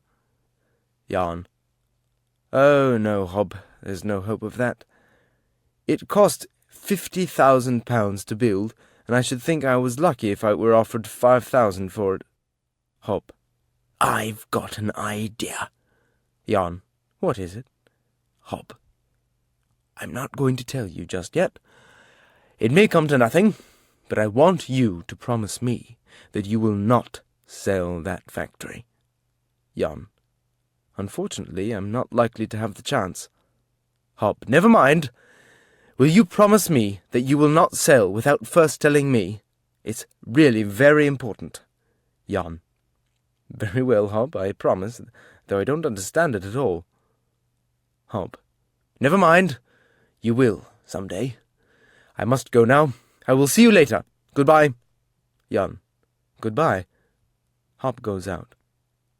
I wonder what idea he's got in his head now. Pedro. He's a good-hearted fellow, but I've not much faith in any of his ideas. But never mind, Hob, let's come back to you. Do you think that you would really like a doctor's life? Personally, I shouldn't like it at all. Jan. There's nothing I should like better. Pedro. Wouldn't you find the work very tiring? You would be out all day, 6 or 7 days a week, and you should never be sure of getting a good night's sleep. Jan. Oh, I know all that, but that wouldn't worry me. I like hard work. Pedro. How much do you think it would cost to do the training? Jan. I don't quite know. 3,000 or 4,000 pounds, perhaps. But it's no use talking about it any more. It can't happen now, and I must get on with some other work. Pedro. I'm not so sure about that. Look here. I have much more money than I need, and if you would like the loan of the money, I should be very pleased to lend it to you. You can pay me back any time. So much a year when you are earning money. I shouldn't be in any hurry for it. Jan. Pedro, I don't know how to thank you. It sounds too good to be true, but I can't take all that money from you. Pedro, nonsense. I'm only too glad to help you. Besides, you're not taking it from me. You're going to pay it all back. Of course, before we can do anything, I shall have to see my lawyer, but I don't think there will be any difficulty at all. Jan. If it could be arranged, I should feel life was worth living again. I would work day and night to repay you. Pedro. Oh, I know you would. That's all right. Here's Mr. Priestley and the others. It's time for the lesson. Don't say a word about this to any of the others. And now, let's go see Mr. Priestley. He's waiting for us.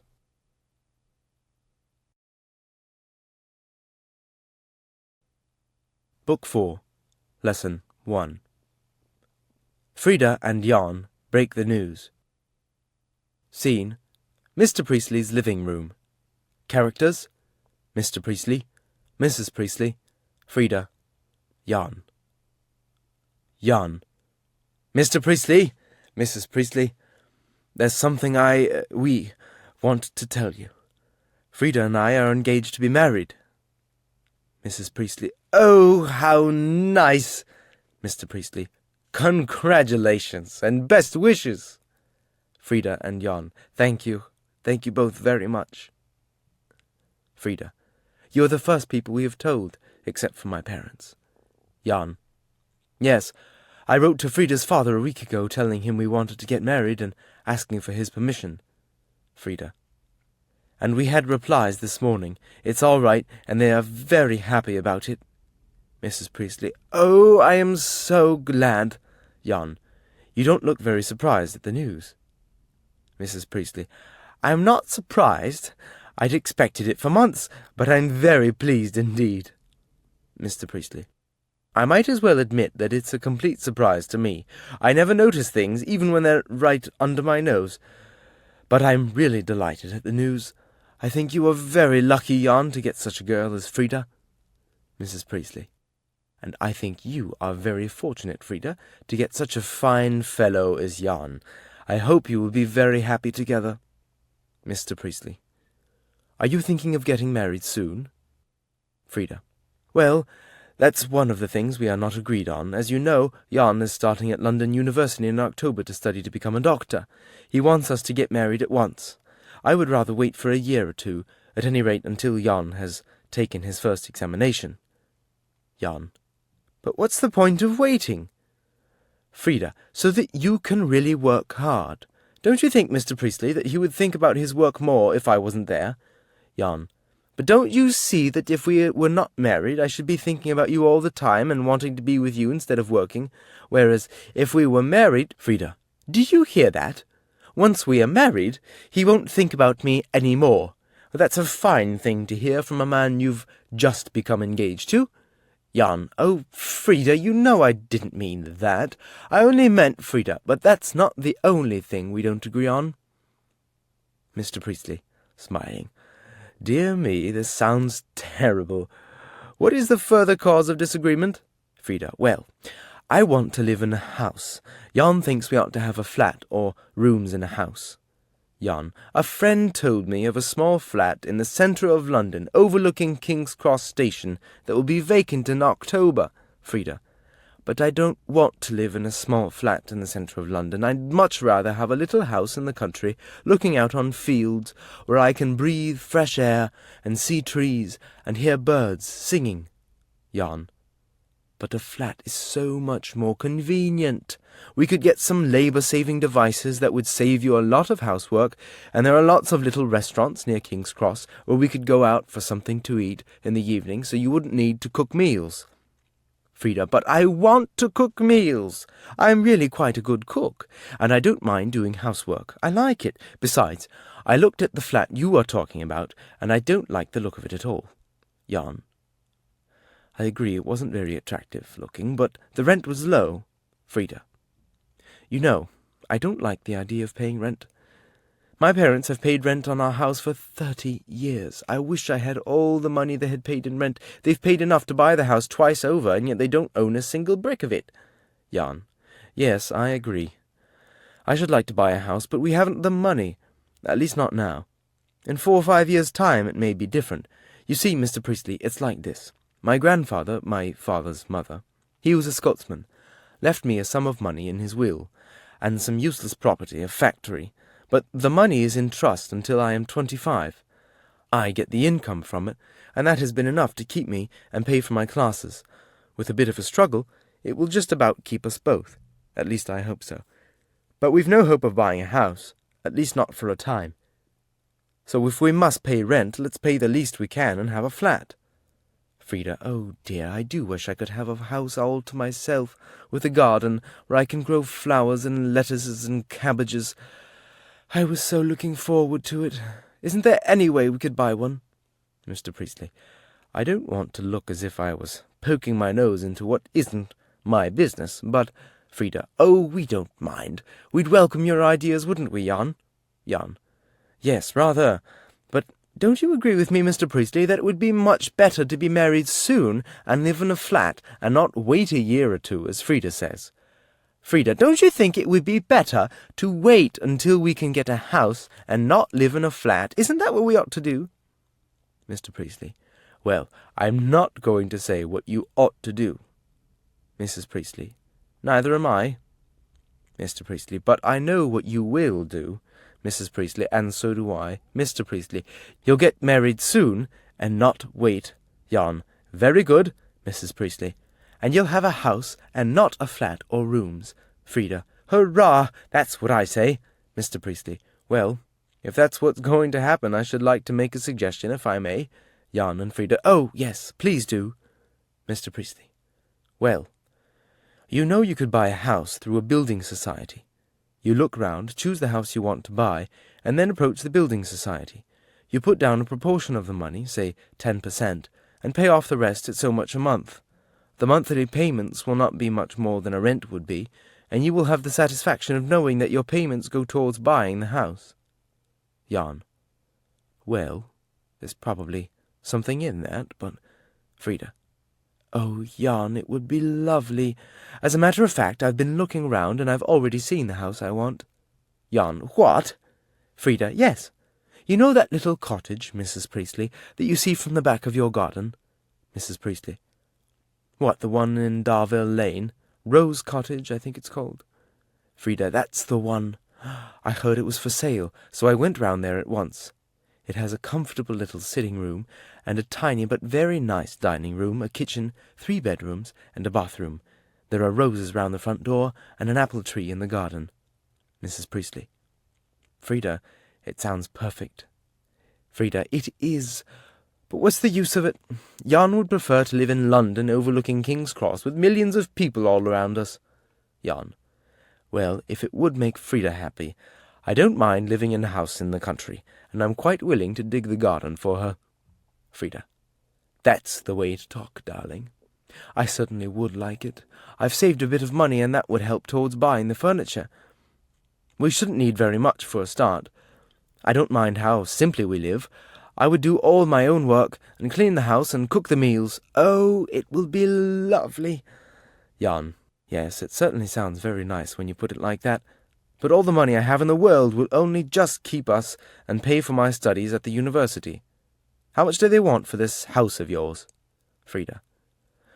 They are asking £3,800, but we might get it for 3,600, or 3,650.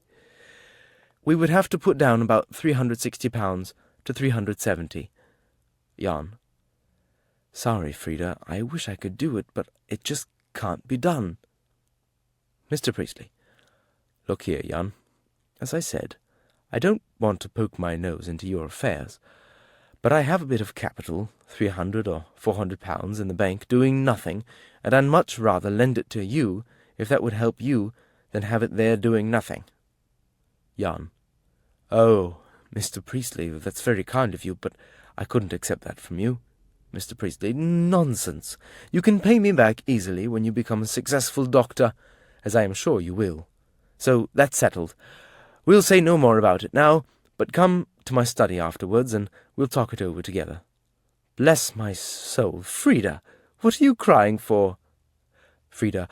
I'm not crying. I'm just happy, that's all.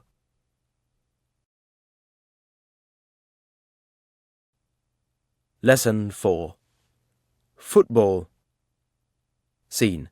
Mr. Priestley's room. Mr. Priestley and Hob at work. Enter Frida. Frida.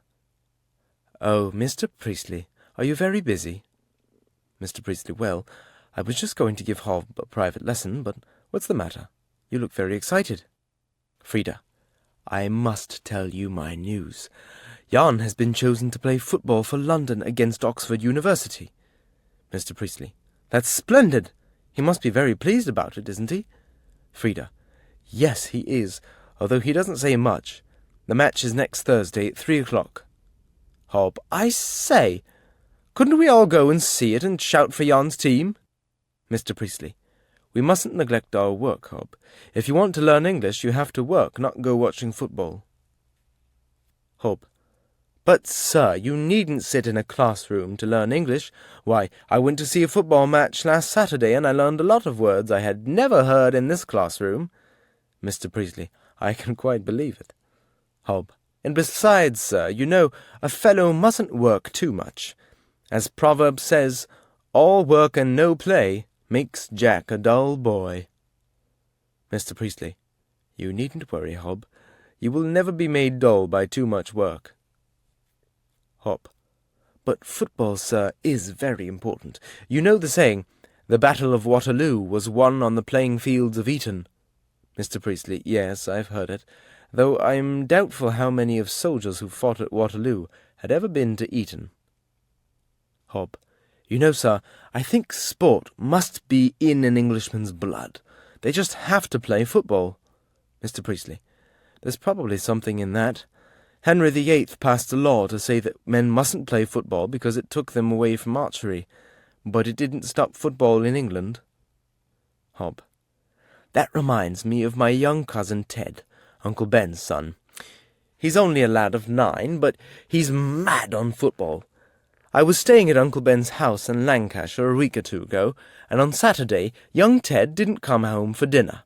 However, he turned up about 3 o'clock and said, "Hello, Ted. What have you been doing?" Ted.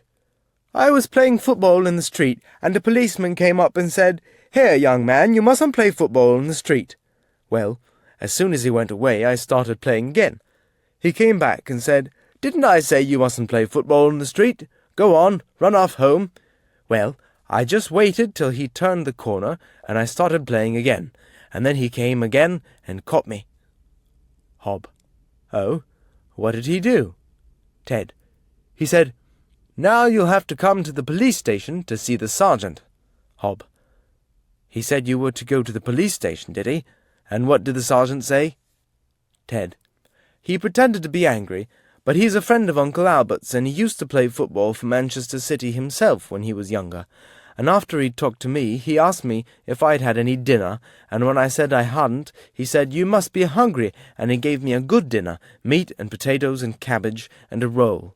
After I'd finished the plate of meat and potatoes, I said, "Must I eat the roll, Sergeant?" He said, "You don't have to if you don't want it." Hob. So, what did you do then? Ted. I put it in my pocket till I got outside, and then I played football with it. Hob. One of these days, Mr. Priestley, that lad will be playing football for England. Mr. Priestley. I can quite believe it, Hob, but he must be rather a trial to his parents and his teachers. Frida. I don't like missing lessons, Mr. Priestley, but Jan is hoping we can go and watch the match. He has sent me 6 tickets. Do you think, Mr. Priestley? Well, perhaps we could manage it.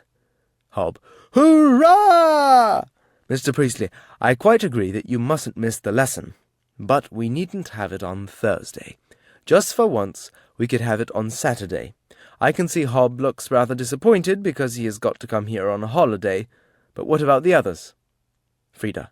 They won't mind coming on Saturday. I know they all want to go to the match. Mr. Priestley.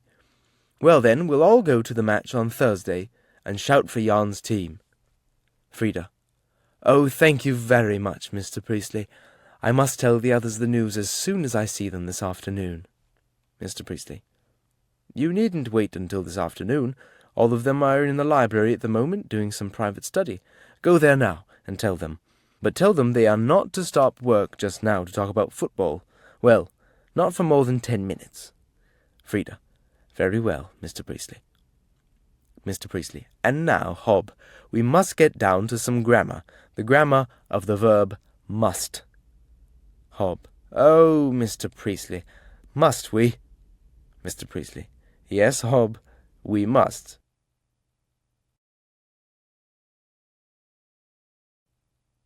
Lesson 9. Great Britons. Charles Dickens. Mr. Priestley. In 1833, Dickens had a number of papers published under the title Sketches by Boz, but it was in 1836 that he rose to fame as suddenly and as unmistakably as Scott had done. The circumstances were rather strange. A firm of publishers, Chapman and Hall, had a number of pictures by a humorous artist, Seymour, and they wanted to get some short articles to illustrate them so that pictures and articles could appear together in a magazine in fortnightly parts. Someone suggested that the young newspaper reporter, Charles Dickens, might do the job. It was a job after his own heart. He accepted the offer, but asked for a rather freer hand in the writing than had been originally planned. He was allowed to have his way, and so Pickwick Papers came into being. Hob. What is Pickwick Papers about? Should I like it? Mr. Priestley. You ought to get the book. I think you would like it. It is about Mr. Pickwick and his 3 friends, Mr. Tupman, Mr. Snodgrass, and Mr. Winkle. Mr. Pickwick is a stout, good-natured, cheerful, very simple-hearted old gentleman. He is the general chairman of the Pickwick Club, and he and his 3 friends decide to travel about England and send to the Pickwick Club in London for account of their journeys and their observations on the character and manners of the people they meet on these journeys. The humour of the book consists chiefly in the absurd situations that Mr. Pickwick and his friends get themselves into, deceived by smooth-tongued rogues, put into a debtor's prison, involved in an action for breach of promise, and yet, though we laugh at Mr. Pickwick, we don't think any the worse of him for being a figure of fun. In fact, we love him all the more. That's what we mean by humour. And next to Shakespeare's Falstaff, Mr. Pickwick is perhaps the greatest comic figure in English literature. But to continue the story of Dickens, for the first fortnightly part of Pickwick Papers, the publishers printed 400 copies, but such was its popularity that for Part 15 more than 40,000 copies had to be printed. At one stride, Dickens had become the most popular living novelist. Scott died in 1832. Dickens' first book appeared in 1833, and he held that position until his death. The rest can be told in a few words. It is a story of work, and work without rest.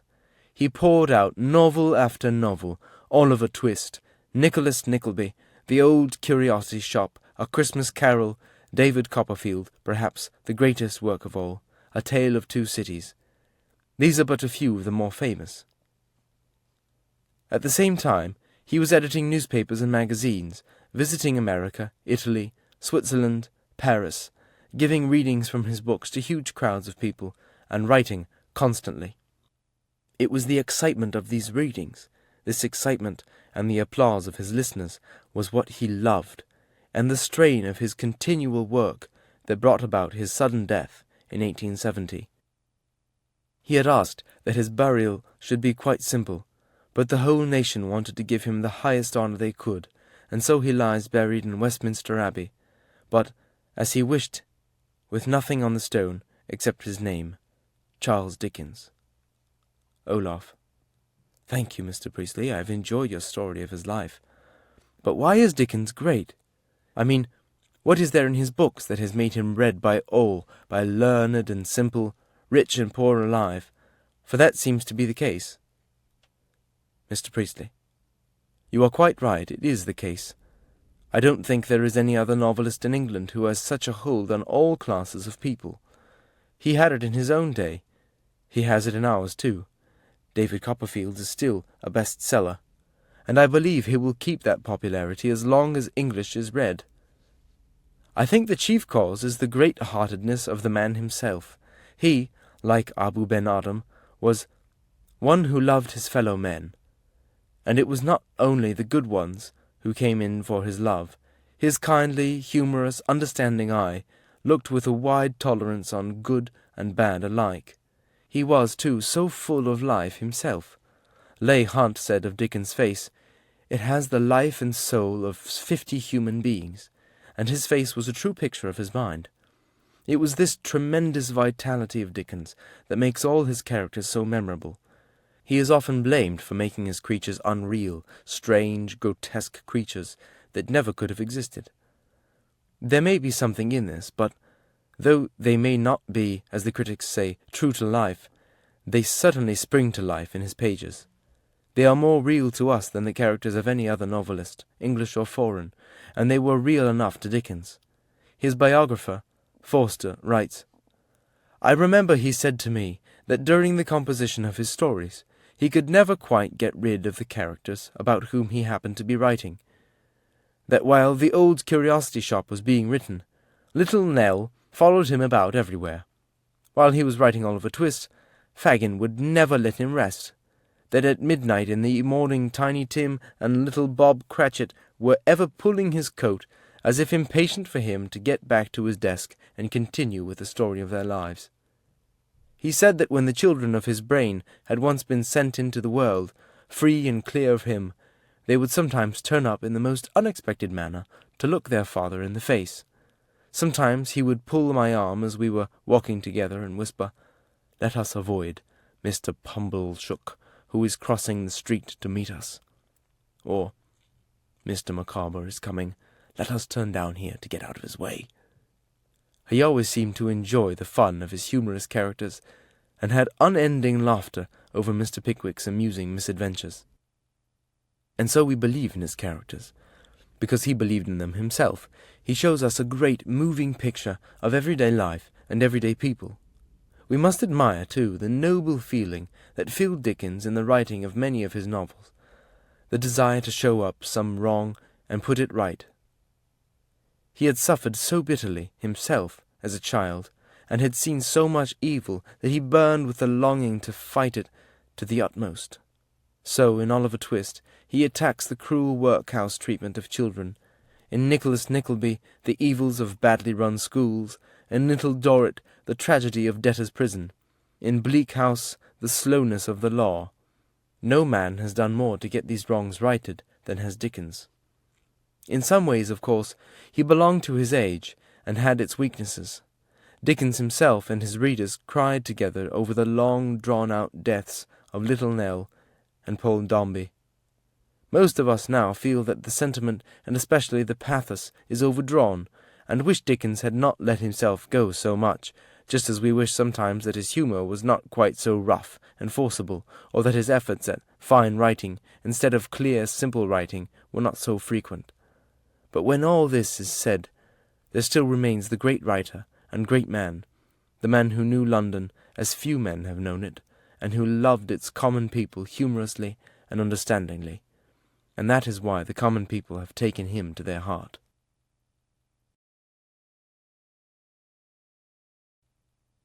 Lesson 10. David and the Waiter. This is the play that Pedro made out of a scene from David Copperfield. Scene: an inn at Yarmouth. Maps on the walls. Table set for dinner. The landlady is dusting chairs. A sound of wheels and horses outside.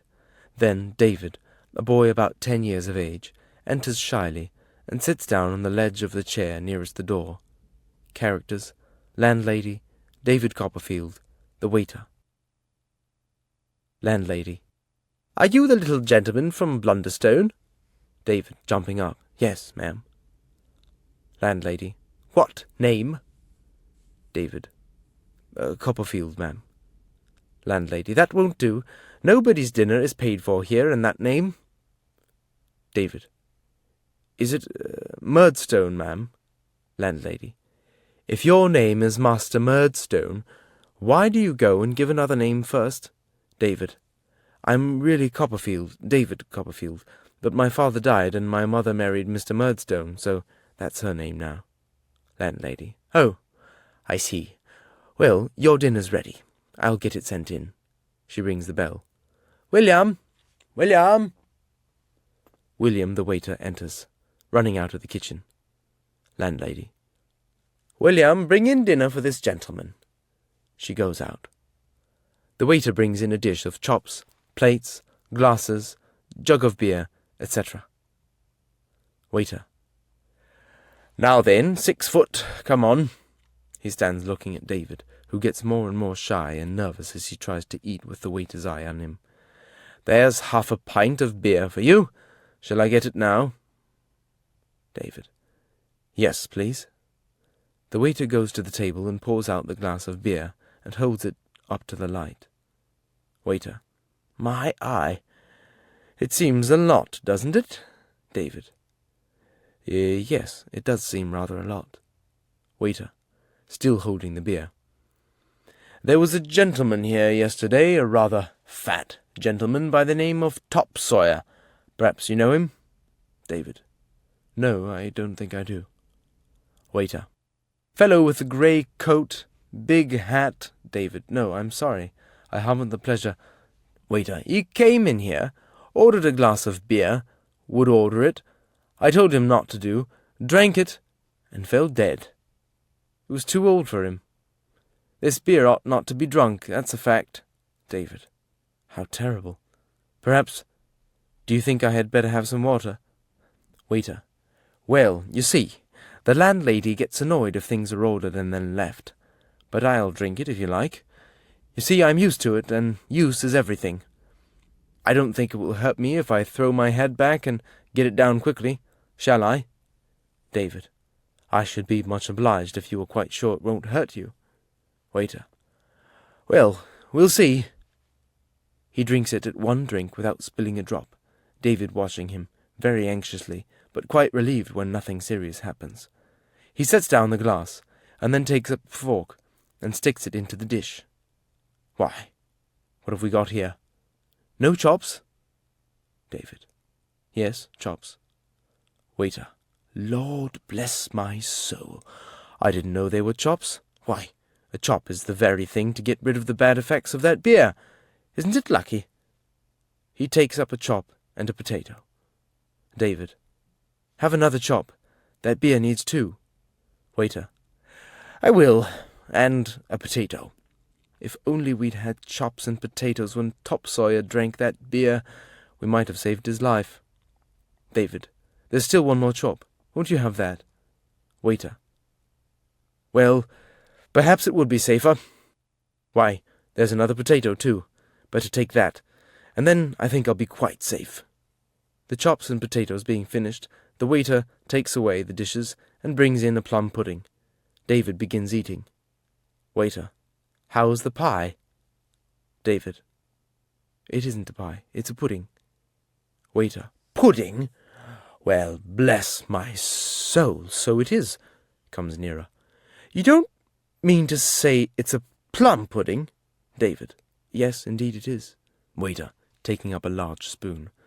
Why, a plum pudding is my favourite pudding.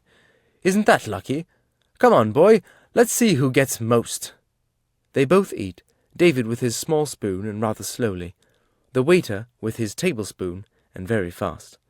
Come on, you're getting behind. David. Well, your spoon is so much bigger. Waiter. There's just 1 little piece more. I just beat you for that. Well, it was a good pudding, wasn't it? And I like a bit of fun, don't you? David, rather doubtfully.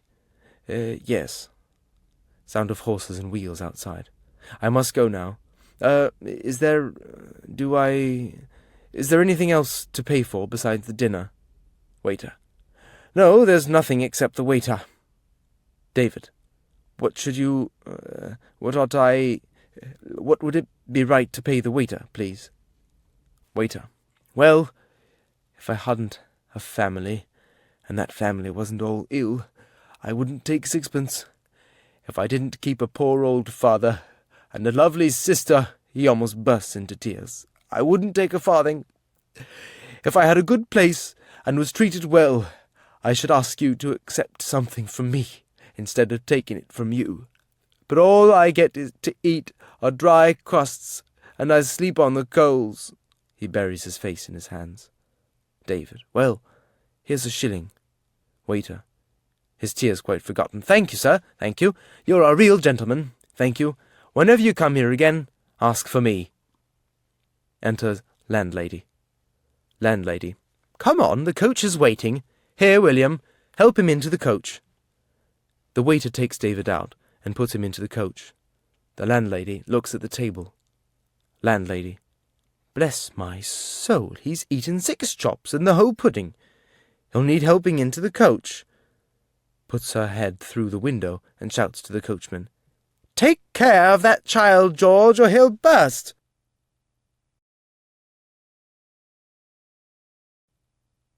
Lesson 11.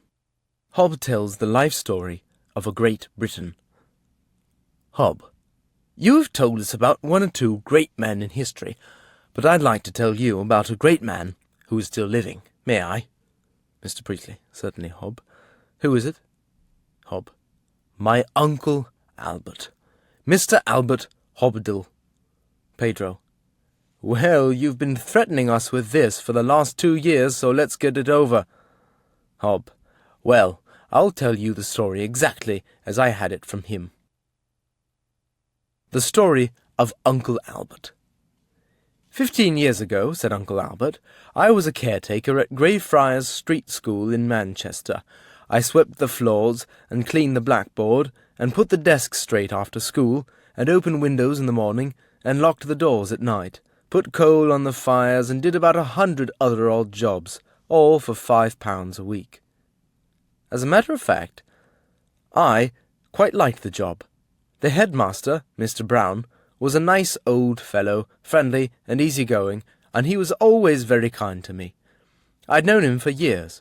In fact, I'd been a boy at his school, though I must say I was no credit as a scholar to him, or to any other teacher for that matter. I was one of those boys who just can't learn, at least can't learn any of the things they teach in school. Now, if it was making things with my hands, I was clever enough at that. I could make anything from a fishing rod to a dining table, but reading and writing were completely beyond me, and to this day I can't read or write. and I've never felt that I wanted to. Frida, do you mean to say he can't read or write anything at all? Hob, not a word. He can't even write his own name. For that matter, he can't even say it properly. He always calls himself Albert Obdil. But he's one of the cleverest and best men I know. There's nobody like him for telling a story, not even me. And as a judge of character, he is one of the shrewdest I've ever met. He can weigh up anyone in the first few minutes, and he has hardly ever deceived in a man. Well, to come back to Uncle Albert's story. I went on quite happily at Greyfriars Street until old Mr. Brown, the headmaster, retired, and a new young head, Mr. Johnson, came in his place. Mr. Johnson was quite different from old Mr. Brown. He was the new broom that sweeps clean. He was going to organize everything properly. He would make the school really efficient and up-to-date.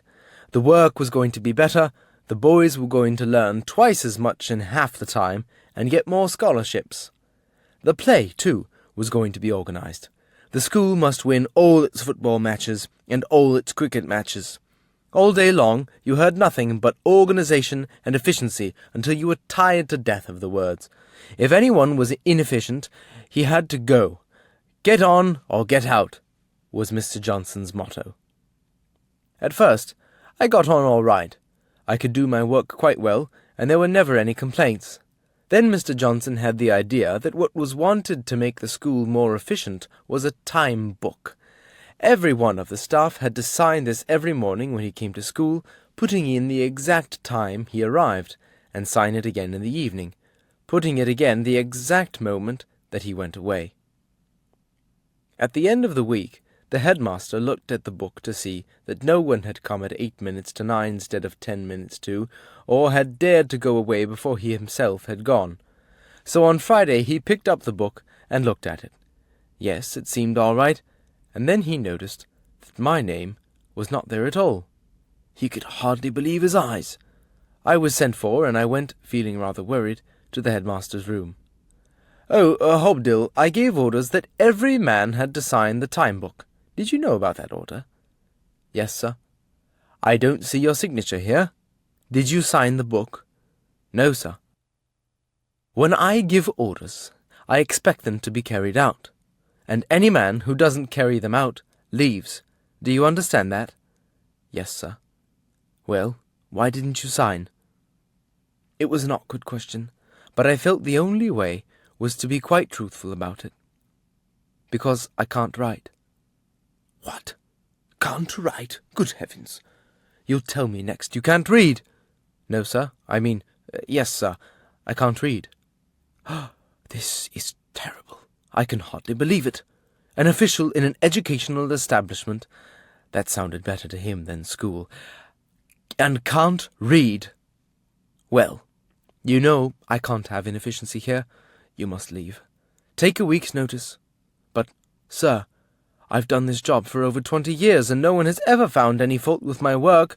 Why should I be dismissed now? The rooms are always well cleaned and warmed, aren't they? And—" "Oh, yes, that's all right. But the fact of the matter is, I can't have a caretaker in my school who can't read and write. No, you must go." I went home that evening feeling very worried.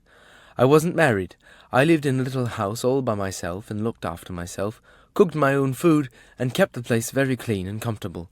At least everyone who came there always said so.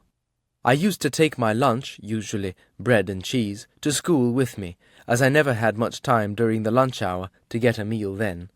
But I did like to have something tasty for my tea when I got home.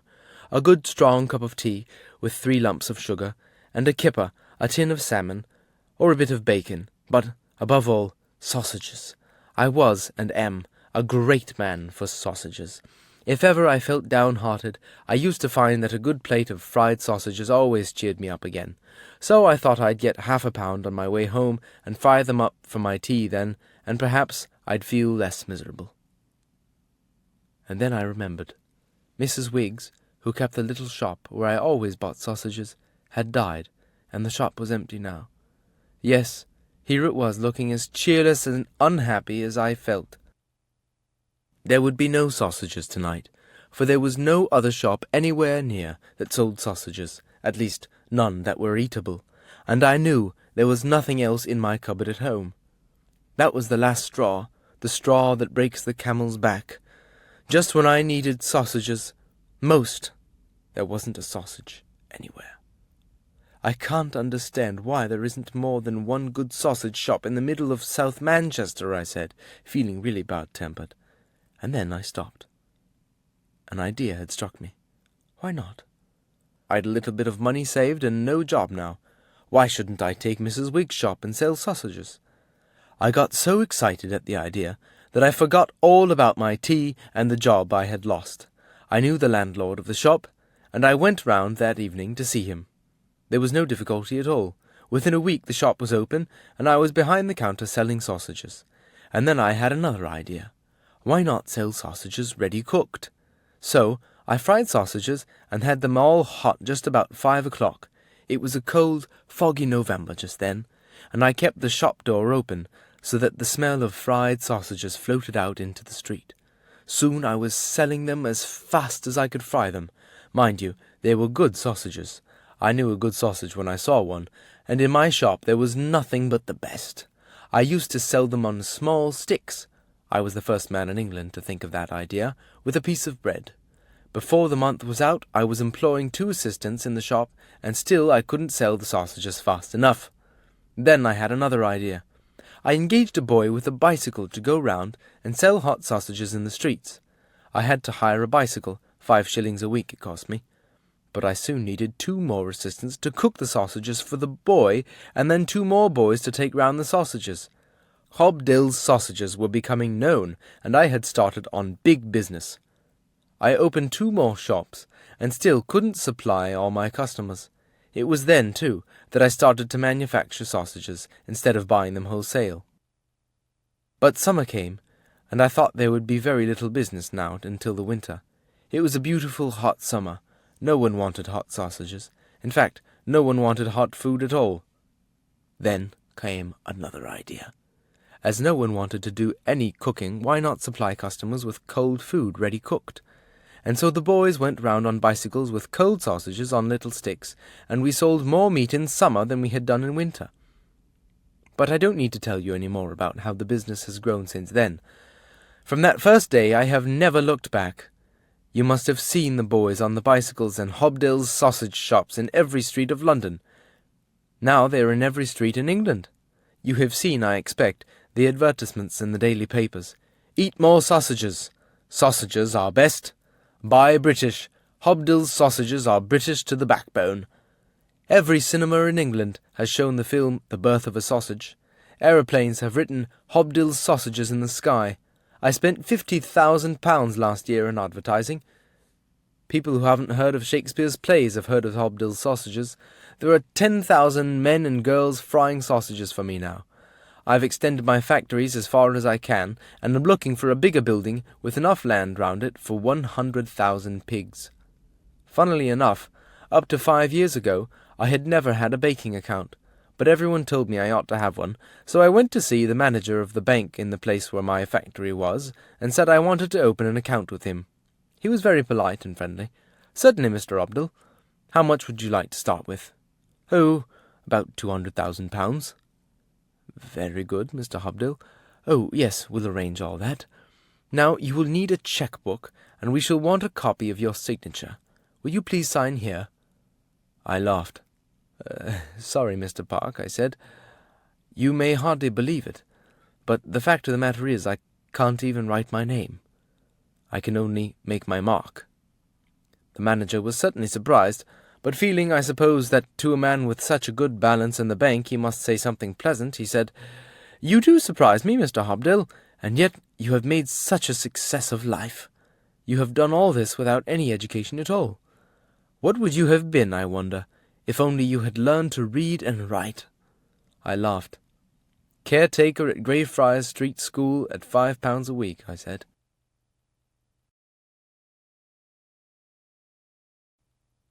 Lesson 12.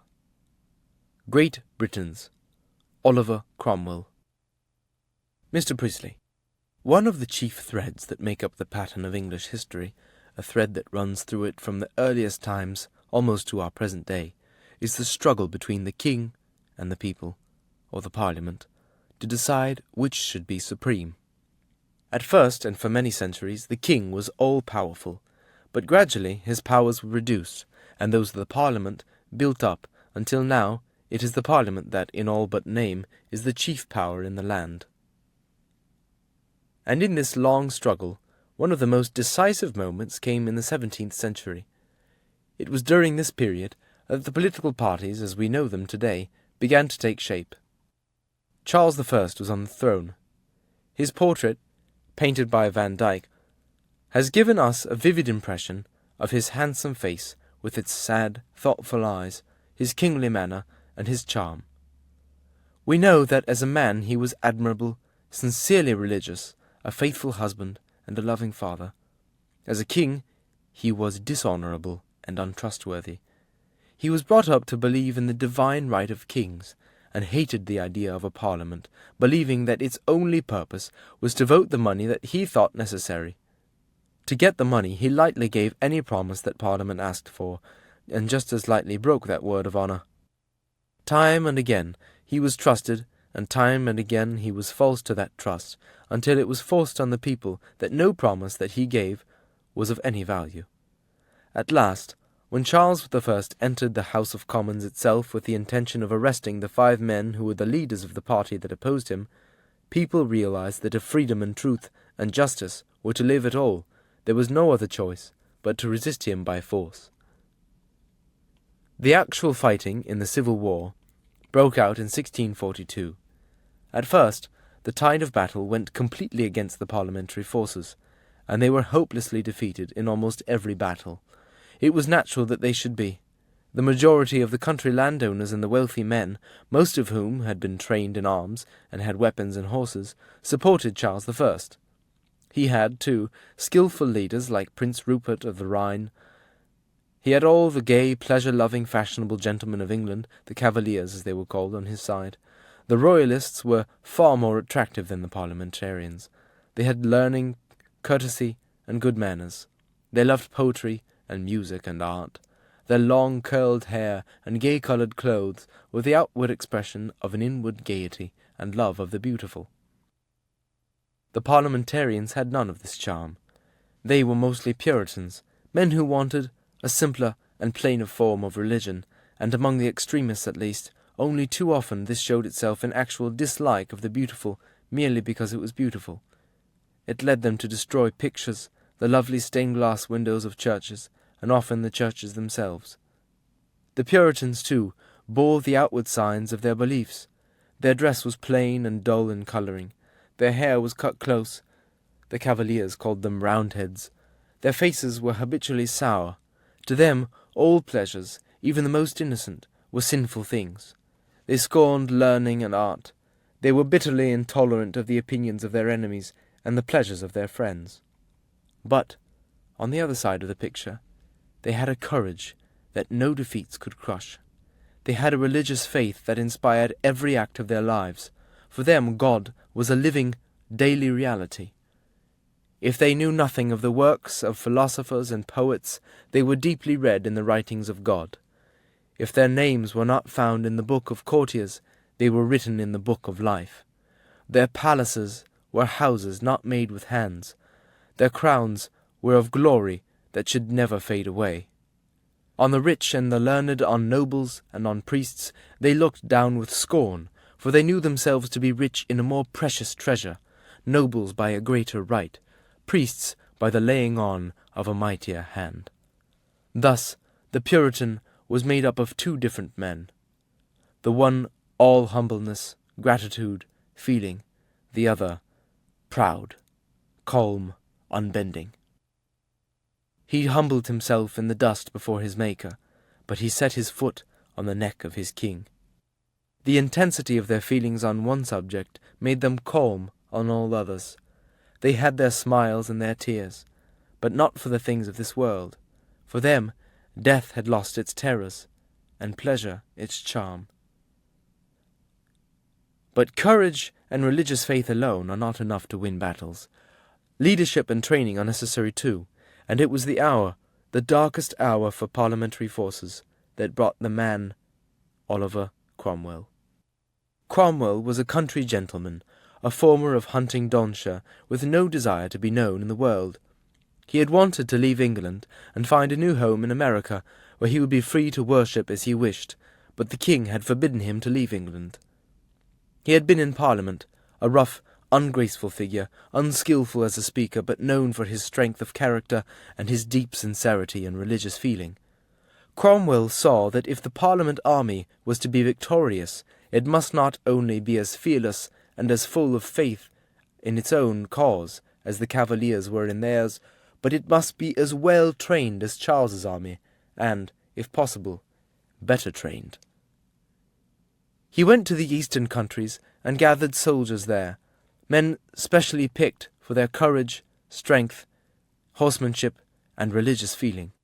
He said, "A few honest men are better than numbers. If you choose good, honest men to be captains of horse, honest men will follow them." He trained his men in complete obedience, filled them with the desire to fight for freedom, Parliament, and religion, combining the spiritual and the practical, as in his famous order, "Trust in God, and keep your powder dry." Then, when they were ready, he led them into battle, and on that day his army, the Ironsides as they came to be known, did not give way. For the first time the Cavaliers had been held. Several battles were won by parliamentarians, and finally, at Naseby 1645, the king's forces were completely defeated. Cromwell was now the leader of the whole parliamentary forces. The king's army was scattered, and the king himself was in flight. Seeing that his cause was lost, he gave himself up, and was imprisoned at Carisbrooke Castle in the Isle of Wight. Finally, he was brought to trial in London for having made war on his people, and for being an enemy of his country. He was found guilty, and sentenced to death. At his trial he behaved nobly and firmly, refusing to defend himself before a court which, he said, had no power to try him, and he received the death sentence with a calm courage. 4 days later, after a sad farewell to his younger children in St. James's Palace, he walked across St. James's Park, through the snow to Whitehall, and there, outside the palace, he was beheaded. Whatever may have been his faults in life, he bore himself like a real king in his last moments. He nothing common did or mean upon that memorable scene, but bowed his comely head down as upon a bed. Cromwell now became the ruler of England, not as king, but as protector of the Commonwealth, and for 10 years he ruled England firmly but well. He could be merciless.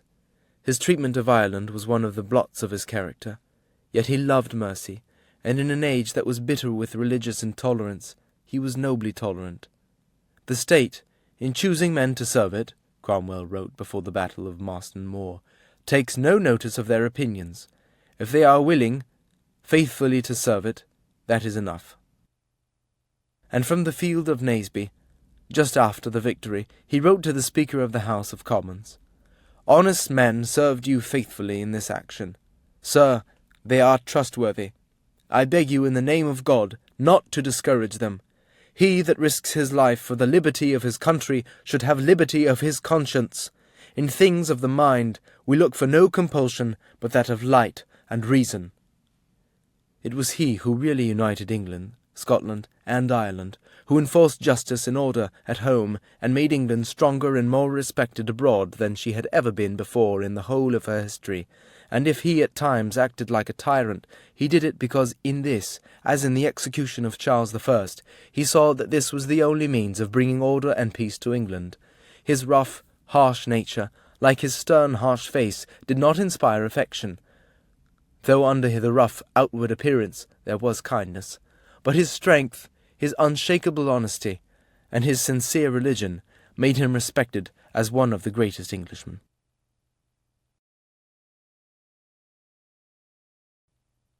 Lesson 13. Great Britain's John Milton. Mr. Priestley, I spoke to you a day or two ago about the Cavaliers and the Puritans in England. in the 17th century.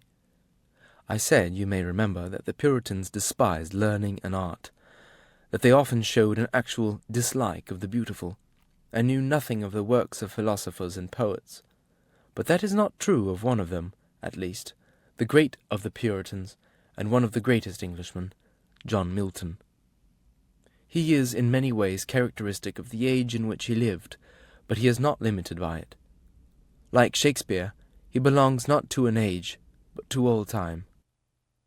He was born in 1608 at a house in Bread Street, London, almost under the shadow of St. Paul's Cathedral. Shakespeare was living in London then, and writing his plays. Indeed, there is a story that Milton, a boy of 6 or 7, once met Shakespeare, then a man of almost 50. Milton's father was a kind of lawyer, a Puritan, but a man of learning and a lover of music. John went to school at St. Paul's, a famous English school, and then, when he was 17, to Christ's College, Cambridge. From his early youth, Milton seems to have known with complete certainty that God had chosen him for some great purpose to which his whole life had to be devoted. At first, he thought of entering the church as a preacher, but later he decided that this was not his chosen work, and after taking his degree he returned to the little village of Horton in Buckinghamshire, 17 miles from London, where his father had retired, and he settled down to 6 more years of study, to reading poetry, philosophy, music and languages. There was always in Milton's mind the idea of a great poem that he was to write. What its subject was to be he did not know, but in his determination to choose the noblest of subjects, and to write in a style worthy of the subject, he read and studied in order to become familiar with the best that had been written and done by other men. He mastered Greek and Latin literature completely, learned French, Italian, and Spanish, and studied the latest theories in science. This way followed by travels in France and Italy, where he perfected his knowledge of French and Italian.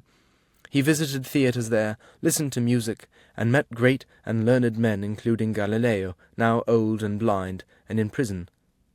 He had intended to go to Greece, but the news of the coming struggle in England brought him home. "I considered it dishonourable thing," he wrote, "to be travelling for amusement abroad in foreign lands, while my countrymen were fighting for liberty at home." So, in 1639 he came back, and joined the struggle in the way he thought he could help best, not by fighting, but by writing to explain and to defend the Puritan cause. For the next 20 years he wrote practically no poetry. "It is fine and noble," he said, "to sing the ways of God. It is finer and nobler to fulfill them." His prose writings, powerful, fierce, learned, have, generally speaking, lost their interest for us now, but one great work stands out, one of the greatest pieces of prose in our language, his Areopagitica, defending the freedom of the press. "As good almost kill a man," he wrote, "as kill a good book. He who kills a man destroys a reasonable creature, God's image. But he who destroys a good book kills reason itself, kills the image of God. Many a man lives a burden to the earth, but a good book is the precious life-blood of a master spirit embalmed and treasured up on purpose to a life beyond life. Give me the liberty to know, to utter, and to argue freely according to my conscience, above all liberties." In 1649 he became Foreign Secretary to Cromwell. He worked day and night, writing, in Latin, countless letters to foreign rulers, reading and translating their replies. As you have seen, the cause of Puritanism gained the day. Charles I was defeated and executed, and Cromwell became ruler of England. But the price that Milton paid was a terrible one. At the age of 43, with the great work that he knew beyond any doubt he was to write, still unwritten, Milton became completely and incurably blind. The doctors had warned him some years before that if he continued with his work he ran the certain risk of going blind. He decided to go on with his work. He wrote, "My resolution was unshaken, though the choice was either the loss of my sight or the desertion of my duty." There are few nobler or more moving poems in the English language than Milton's sonnet, on his blindness. When I consider how my light is spent, ere half my days in this dark world and wide, and that one talent which is death to hide, lodged with me useless, though my soul more bent, to serve therewith my Maker and present my true account, lest he returning chide. Doth God exact day labour, light denied? I fondly ask, but patience to prevent that murmur soon replies, God doth not need either man's work or his own gifts. Who best bear his mind yoke? They serve him best. His state is kingly, thousands at his bidding speed, and post over land and ocean without rest. They also serve, who only stand and wait. Still further disasters came upon him. Cromwell died, and in 1660 Charles II, son of the executed Charles I, was brought back from France to be King of England. Everything that the Puritans had fought for was overthrown. The Puritan leaders were hunted down, imprisoned, put to death.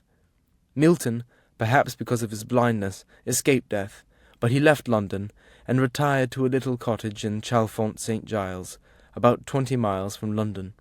And here, lonely and blind and in disgrace, he wrote, or rather dictated to his daughters, his greatest work, the greatest long poem in the language, Paradise Lost. Its vast imaginative flight takes in the boundless space of heaven, earth, and hell.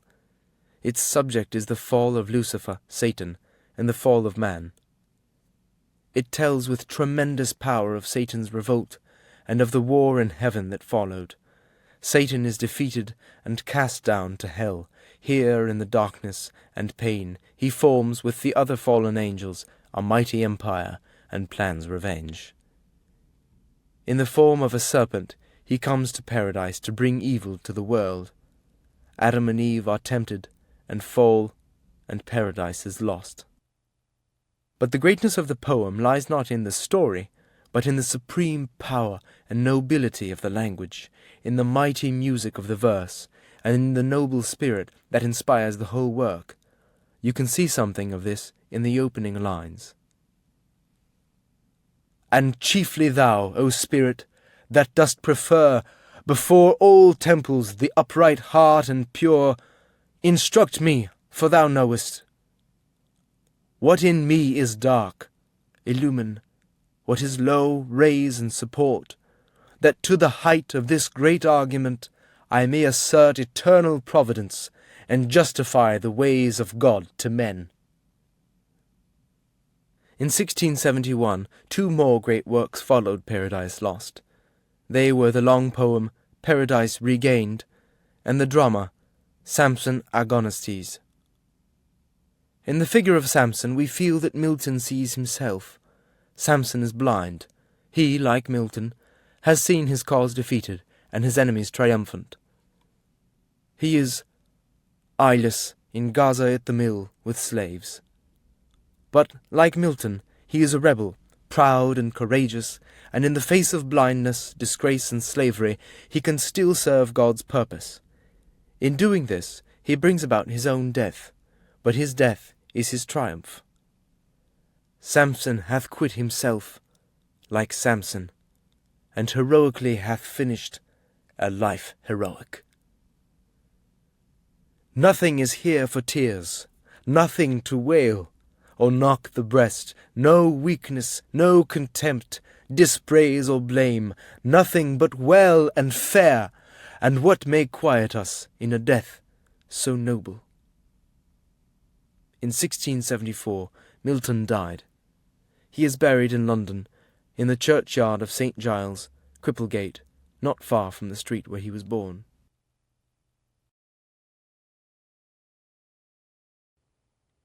Lesson 14. Olaf gives us another Wiggins play. Olaf. I've written another little play about the Wiggins family, and I have tried to use a lot of examples of should and would. May I read it to you? Mr. Priestley. We should enjoy that very much. Olaf. Thank you. Here's the play. A visit to the cinema. Scene, The drawing room at the Wiggins house. Mr. Wiggins. Ah, a chair by the fire at last. It's nice to sit down and take it easy after a hard day's work. Grandma. You wouldn't be so pleased if you had to sit here all day long like Grandpa and me. Mrs. Wiggins. Well, Grandma, what would you like to do? Grandma. I'd like to go to the pictures. Mr. Wiggins. You wouldn't if you looked out the window. It's pouring with rain. Mrs. Wiggins. Then you should offer to take them in the car, James. Mr. Wiggins. I've just put the car away. Grandma should make up her mind early if she wants to go to the pictures. Grandpa. Did I hear James say that he would take us to the pictures? Mrs. Wiggins. Yes, Grandpa. As it's raining, he'll take you in the car. He thought it would be a change for you. Timothy. I want to go to the pictures too. Mrs. Wiggins. You can't tonight, dear. The pictures won't finish till long past your bedtime. Mr. Wiggins. It will finish past mine too. I was looking forward to an early night. Mrs. Wiggins. Now don't be selfish, James. Grandma and Grandpa get little enough pleasure from life as it is. Grandpa. And sitting in this room with the walls painted green isn't one of them. I would have painted them red. Grandma. Yes, red would have been much better. Are you going to take us, James, or not? Mr. Wiggins. Well, what's on at the pictures? Mrs. Wiggins. It should be in the local paper. Ah, yes, here we are. The Private Life of Walter Mitty, starring Denny Kaye. Mr. Wiggins. I've seen that once already. Grandma. Ah, Grandpa always says that the only way to appreciate a picture properly is to see it twice, don't you, Grandpa? Grandpa. Yes, always. Mrs. Wiggins. Well, I'm sure you will all enjoy it. Timothy, go and get Grandma's coat, and you must go and get the car started, James. We don't want to keep Grandma waiting. Half an hour later, in the cinema. Mr. Wiggins. Well, here we are. Grandma. And we're lucky to be here in one piece. The way you came round that corner was most dangerous. Mr. Wiggins. Well, I knew you wouldn't want to be late. Grandma. Ah, Grandpa always made a joke about that. He always said, it's better to be late than the late. Mr. Wiggins. I know. You've told me before. Grandma. Well, you wouldn't think so, the way you drove. Grandpa. How long must we go on waiting, listening to that dreadful music? Mr. Wiggins. The main picture starts in 2 minutes. Grandma. This isn't a very good seat. It would be better if Grandpa moved up to the next one. Tell him to move up, James. Mr. Wiggins. He wouldn't be very comfortable if he did. Grandma. Why not? Mr. Wiggins. Someone's sitting there. Grandma.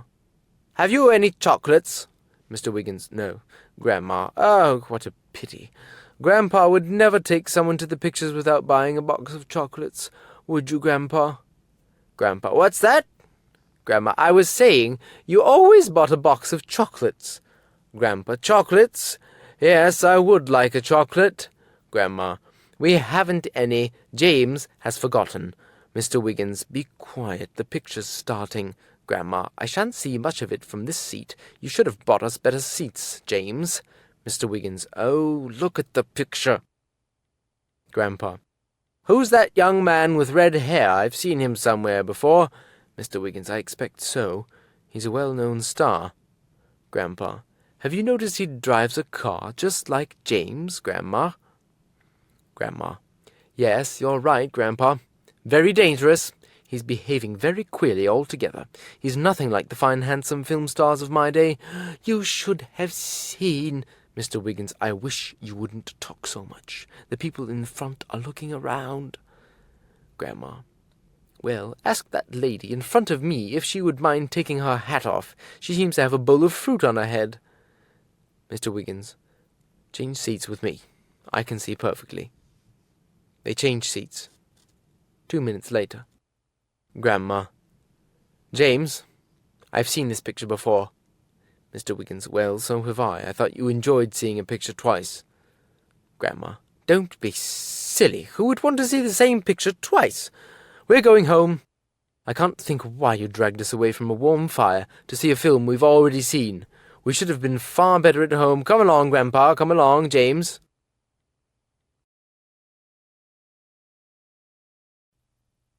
Lesson 15. The Story of Hob. A letter from the author of this book to a teacher in Greece. Longmans Green and Company, Limited, 48 Grosvenor Street, London, West 1, 18th of January. Dear Miss, I was very pleased to receive your letter and to hear of the work you had been doing with Essential English. And so your students have been asking questions about Hob. They have been asking what is his nationality, why he should be learning English, etc., etc. So too have quite a lot of other people. The problem about Hob was not an easy one. You see, in these books I could teach all the favourable adjectives easily enough. Lucille could be beautiful, gay, and well-dressed. Frida could be charming. Olaf could be clean and manly. Pedro could be the handsome, well-travelled man of the world. Jan could be clever and hard-working and attractive. And no Poles or Frenchmen or Swedes would rise up in anger against me. But how could I teach the opposites of these? Who ever knew a Pole, Frenchman, Swiss, Swede, or South American who was lazy, badly dressed, careless, untidy? What storms I should have brought on my head if a character of any recognizable nationality had all these bad qualities. It was then that I thought of Hob. He, like all my characters, had been a student in one of my classes. I knew his story, though I didn't want to tell it just then. However, I can do so now, without hurting anyone. The story goes back many years now to the Lancashire town of Manchester. In a little house there, in a small street, South Bank Street, lived the Hobdill family. It was a large family, but the only ones I knew were Eliza and Berta, Ben and Albert and Irene. Theophilus, Tom, and Aggie I never met. Albert, familiar to readers of Essential English as Uncle Albert, was a fine-looking fellow, 6'2" in height, broad-shouldered, and strong as a horse. He was no scholar, couldn't even write his own name. He was, as he himself said, no credit to his teachers, but he was shrewd and sharp-witted, and the merriest, liveliest, and most warm-hearted companion you could wish for. Many are the Lancashire hot pots, and many the plates of fish and chips I've eaten in South Bank Street, and many are the stories with which Albert kept us all roaring with laughter. But it's not Albert so much as Irene that my story is chiefly concerned with. Irene was the youngest of the family. She was about 20 when I first knew her, gay, laughing, full of life and high spirits. She had Albert's nature, and the prettiest girl in Manchester. She was, I'm afraid, a sore trial to Eliza, the oldest of the family, a sour-faced woman of 40-odd. Eliza had always been full of don'ts and mustn'ts. Ben, don't eat so much. Albert, don't laugh like that. Albert said that when he was a boy, she used to say, Albert, go and see what Irene's doing and tell her she mustn't. Now it was, Irene, you mustn't wear that short dress. It's not proper. Poor Eliza saw impropriety everywhere. She even, so Albert told me, put cotton trousers on the legs of the piano because she thought bare legs were improper. She was about as cheerful as a wet Sunday afternoon in Manchester, which is saying a lot, but her sourness seemed to have no effect on Irene, nor for that matter on Albert and Ben. They just laughed and made a joke of it all. Eliza and Berta, who was even sourer but less talkative than Eliza, thought Irene ought to stay at home in the evenings sewing or knitting. Irene preferred going out with soldiers, this was during the war, to knitting socks for them, and there were always plenty of soldiers coming to South Bank Street to take Irene out. Amongst them, and her chief favourite, was Ruperto. What his other name was I never knew. Everyone called him Ruperto. He had come to England with our allies, the Ruritanian forces. He was a corporal, I think, or perhaps a sergeant, a gay, dashing sort of fellow with dark, romantic-looking eyes, and black, curly hair. He didn't speak much English, but that seemed to be no obstacle to his popularity with the girls of Manchester, and it was soon quite clear that Irene had eyes for no one except Ruperto. The end of the war came, and he went back to Ruritania. Quite honestly, despite the fact that Irene lost a lot of her gaiety, most of us hoped that we had seen the last of him. But a month or two later, Irene got a letter from Ruritania, in hardly understandable English, asking her to come and marry him. Albert looked more solemn about it than I have ever seen him look about anything. He had no high opinion of Ruperto, neither had I, but it was none of my business, so I said nothing. Eliza, of course, hated the thought of Irene marrying anyone, and was horrified at the thought of her marrying a foreigner, but Irene had no doubts. All her old gaiety came back at once. She was overflowing with happiness, and laughed and sang about the house all day. She drew all her savings out of the bank, bought herself pretty clothes, bought things for her new home, presents for Ruperto, and set off in high spirits for Ruritania. A month or two later, we had a letter from her.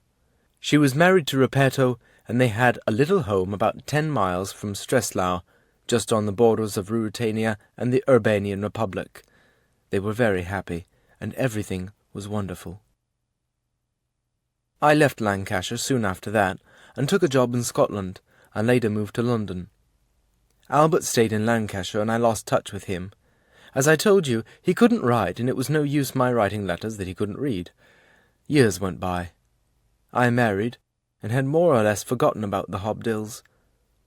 Then one day my secretary came to tell me that a visitor, Mr. Hobdill, had called to see me. Hobdill! Albert! Irene! I went to the entrance hall, and there was Albert, older, fatter, prosperous-looking, but the same old Albert. I think he was as pleased to see me as I was him. I had finished work for the day, and went to a quiet little tea-room nearby to have a good talk and to get all his news. Yes, Albert had done very well. He was making a fortune. Eliza? Yes, she had a little house of her own. She had softened with the passage of time, but the piano legs still had cotton trousers on them. And Irene, I said. Albert's face lost all its smiles. It was as if he had turned off a light inside him. Irene's dead, he said. As a matter of fact, that's one reason why I've come to see you. I was shocked to hear it. I remembered her so full of life and laughter and happiness. And all that was gone.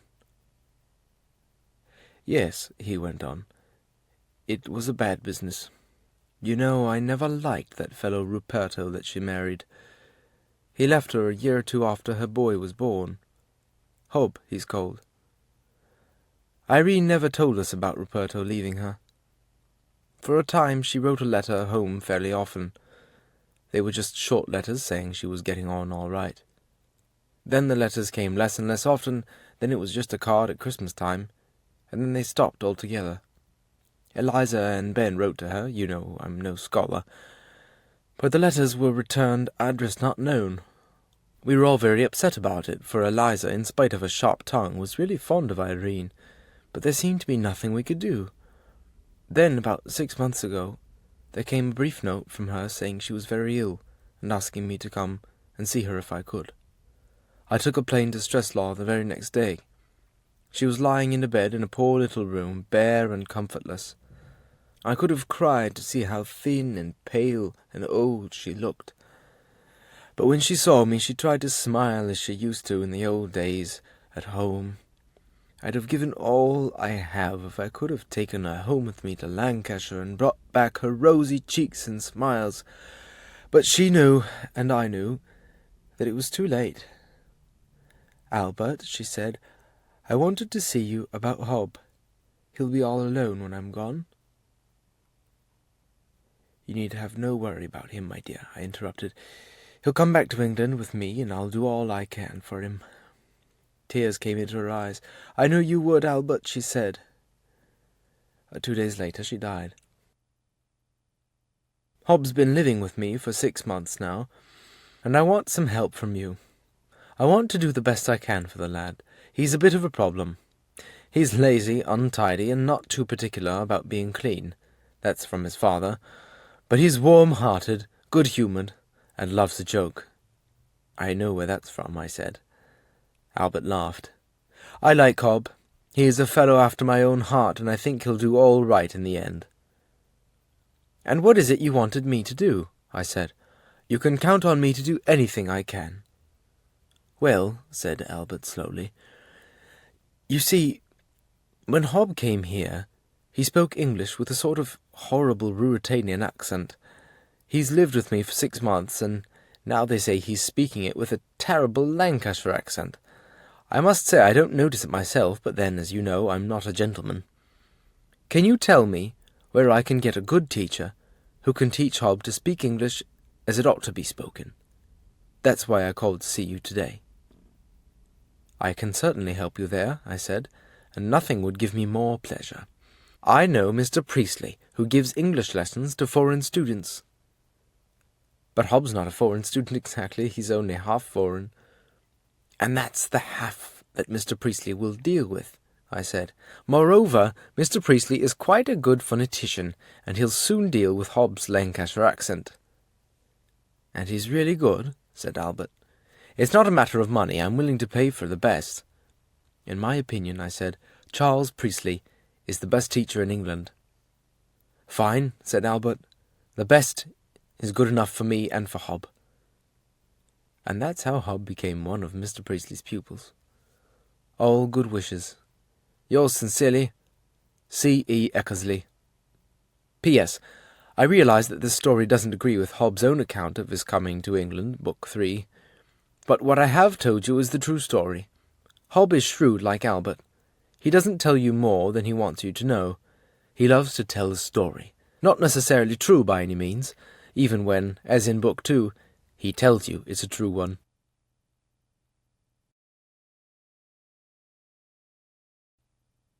Lesson 16. Bonnie Prince Charlie. Characters: Mr. Priestley, Lucille, Frida, Olaf, Pedro, Hob. Olaf. I was in Edinburgh in September for the festival. Lucille. Did you enjoy it? Olaf. Oh, yes, it was splendid. Pedro. Edinburgh's a beautiful city, isn't it? Olaf. Lovely both by day and by night. You know the castle, don't you, Pedro? And you too, of course, Mr. Priestley. Mr. Priestley. Yes, I know it well. It stands on a huge rock, like a great cliff towering over the city. Olaf. Well, during the festival it was floodlit every night. Just as it got dark, a gun was fired, and at that moment the lights went on. But the floodlights were only on the castle building. The rock was in the darkness. The effect was magical. The castle looked like a castle in the air, something fairy-tale-like out of the old romances. Pedro. And yet the Scots are supposed to be matter-of-fact, unromantic people. That wasn't my impression. Olaf. Nor was it mine. Look at all that romantic feeling they still have for Bonnie Prince Charlie. Why, when I was there was practically a whole exhibition there devoted to him. His portraits, letters that he had written incidentally with more spelling mistakes to the page than ever Hob made, clothes that he wore, his sword, a piece of his hair. To tell you the truth, I must admit I caught some of the fever myself and made a tour of the country to see the places associated with him. Inverness, Glenfinnan, and Culloden. It was really quite fascinating. Hob. Who's Bonnie Prince Charlie? Mr. Priestley. I think you ought to know the story. If you don't, you won't fully understand a good deal of Scottish, or, for that matter, English, history of literature, for in addition to there being many Scottish songs about him, Sir Walter Scott used his history in at least 2 of his novels, and to my mind, 2 of the best. Frida. Will you tell us about him, please? Mr. Priestley. It seems to me Olaf is the most suitable person to tell it. Will you do it, please, Olaf? Olaf. Well, sir, I'll try. The story begins, I suppose, in 1688, when James II, the last of the Stuart kings, was driven off the throne of England. James went abroad, and never returned to England. but he had many followers in England who sympathized with him and wanted him back on the throne of England. His son, James Edward, whom the English called the Old Pretender, made an unsuccessful attempt to get back to the throne in 1715, but the most important attempt was made by his grandson, Charles Edward, Bonnie Prince Charlie to the Scots, the young pretender to the English.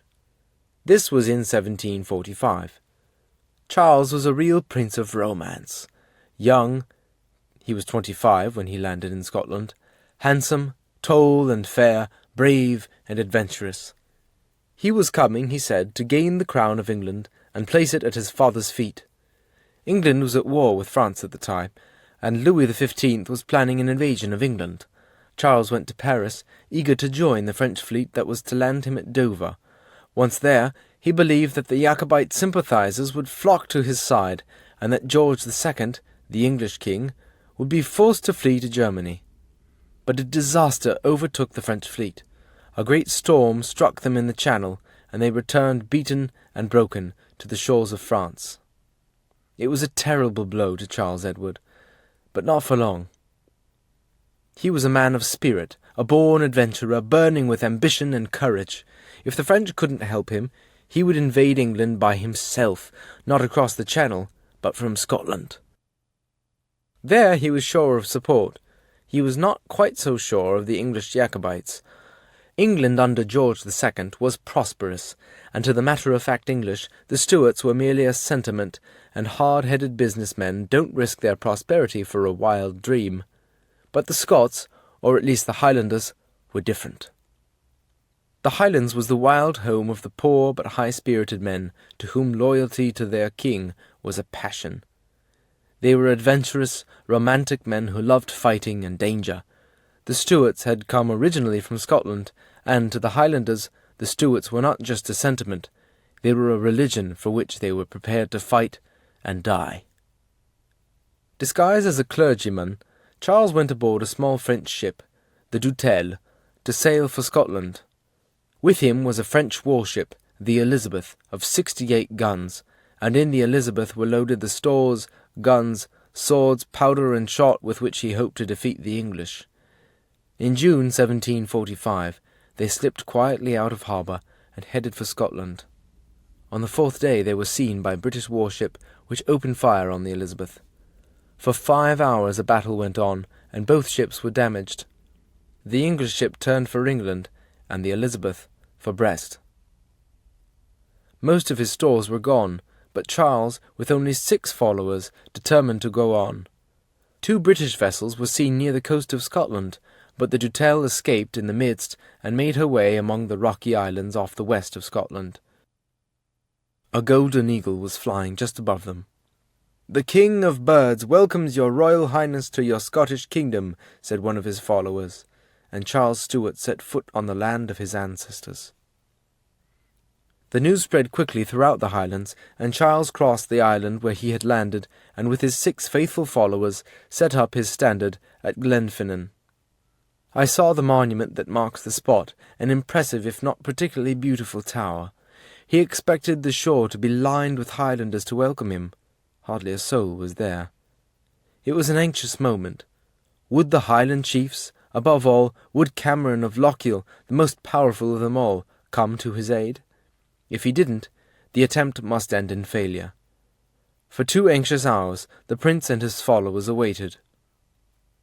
Then they heard the sound of the pipers, and pouring over the hills came the Camerons, 800 of them, headed by Lochiel. The royal standard was raised in the name of James, King of Scotland. George II issued a proclamation offering £30,000 to anyone who could capture the eldest son of Pretender. Charles answered with a similar notice, offering £30,000 to anyone who would capture the Elector of Hanover. Then began the march on Edinburgh. More Highlanders, wild-looking savages with their swords, knives tied to poles, or any other weapon that they could lay hands on, joined his army as it marched southwards. News of the fierce forces that were coming struck terror in Edinburgh and Stirling. The few soldiers there withdrew in panic.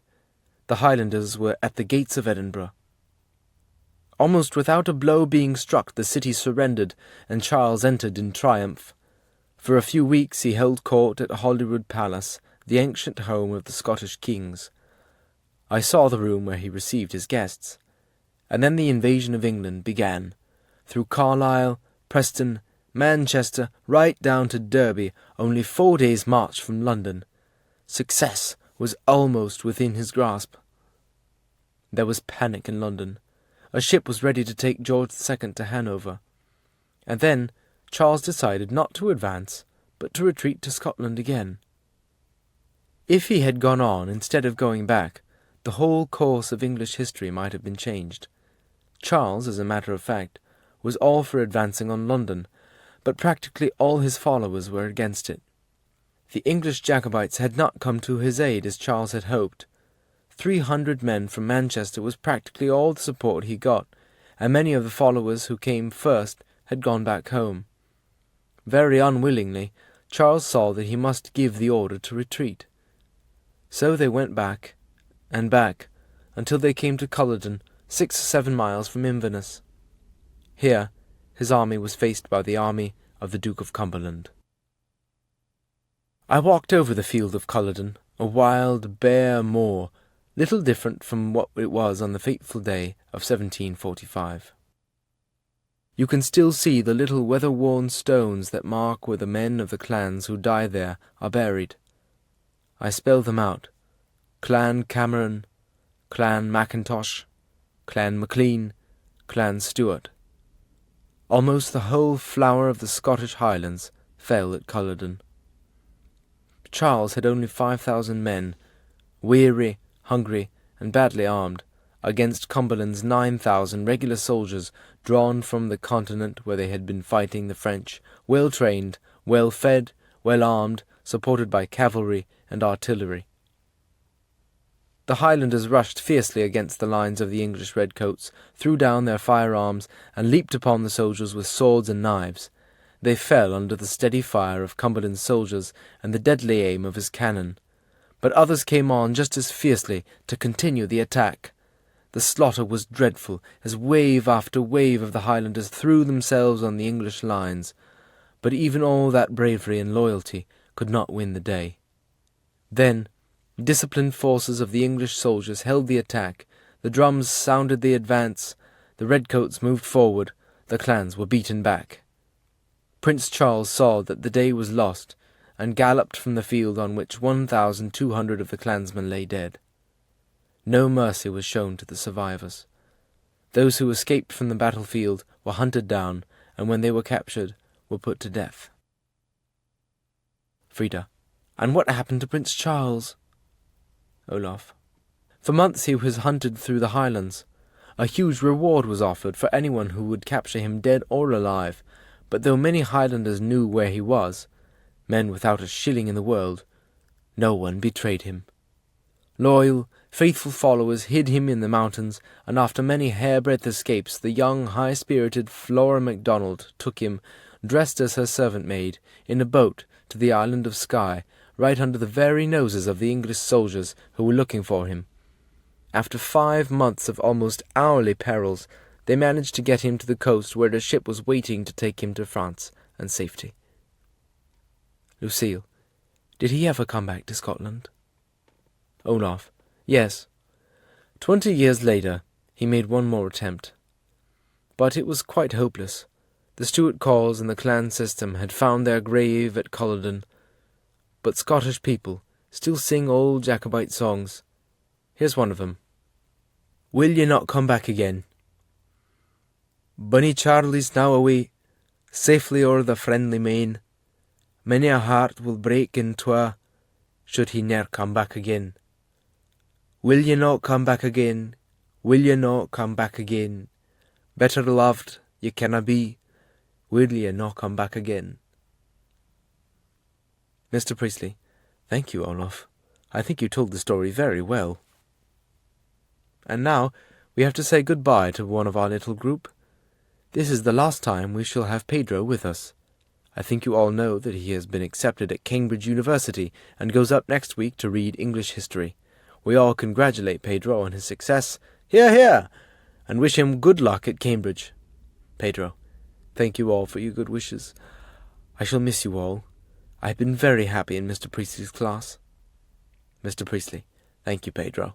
We shall miss you too. I am sure you will be very happy at Cambridge, and I hope you will write to us sometime. Pedro, I certainly will.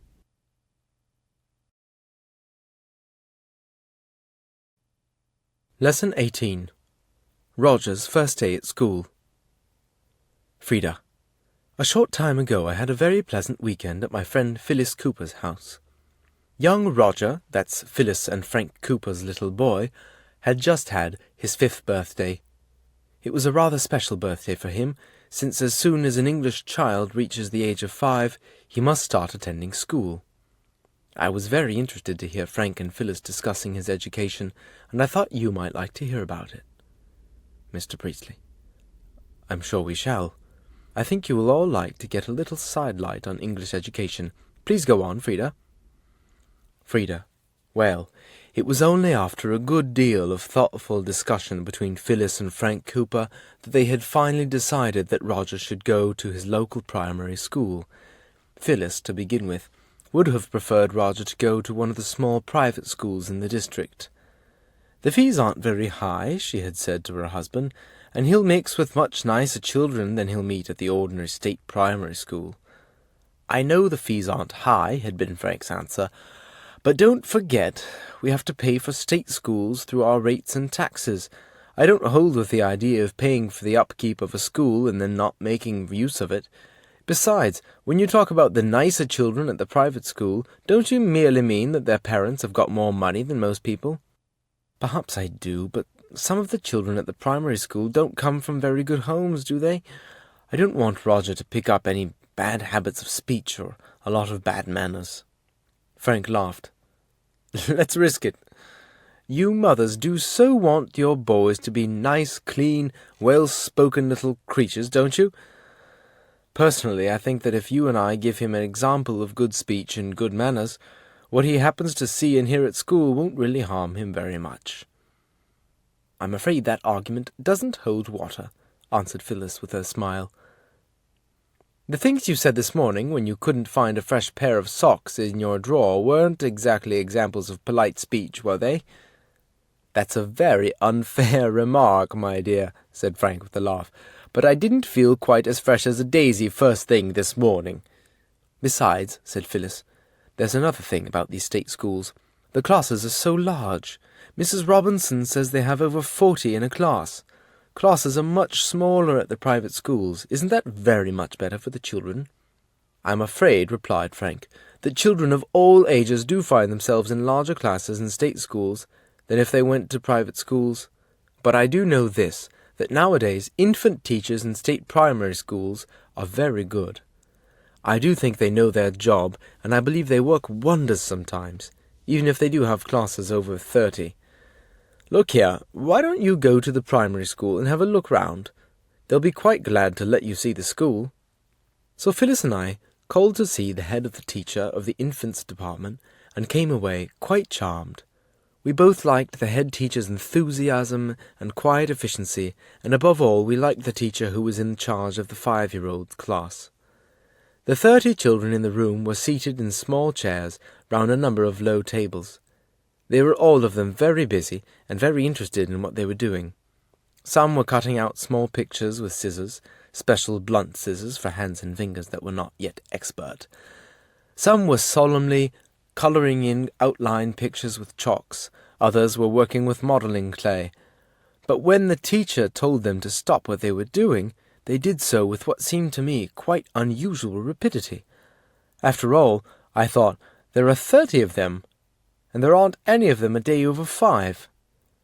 The friendly but not over-excited conversation that took place as the scissors and other things were collected and put away gave us both the impression that here was a happy school which Roger would enjoy and in which any habits he learned would certainly be good ones.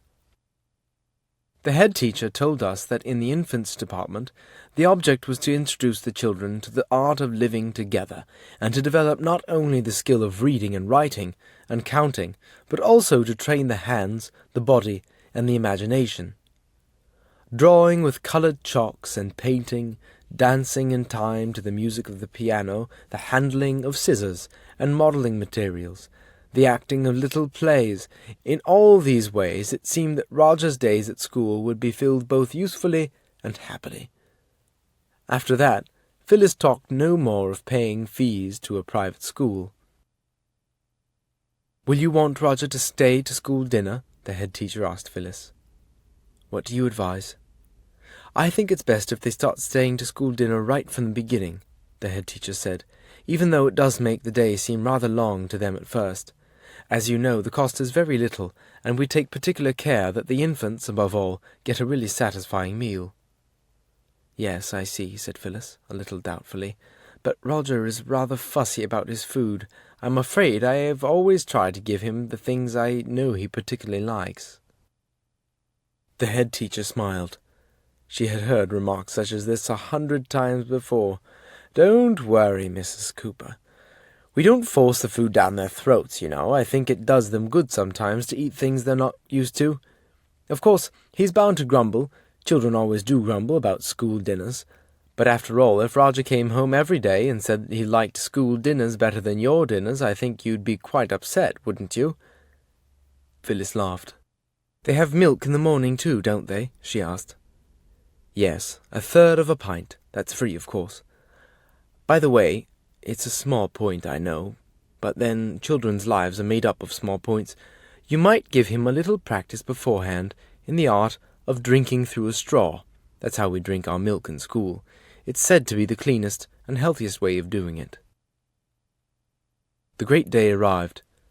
Roger, having become an expert at the art of drinking cold milk through a straw, and now looking as clean as a new pin, far cleaner and neater than he will ever look again for the rest of his school days, is about to begin the great adventure.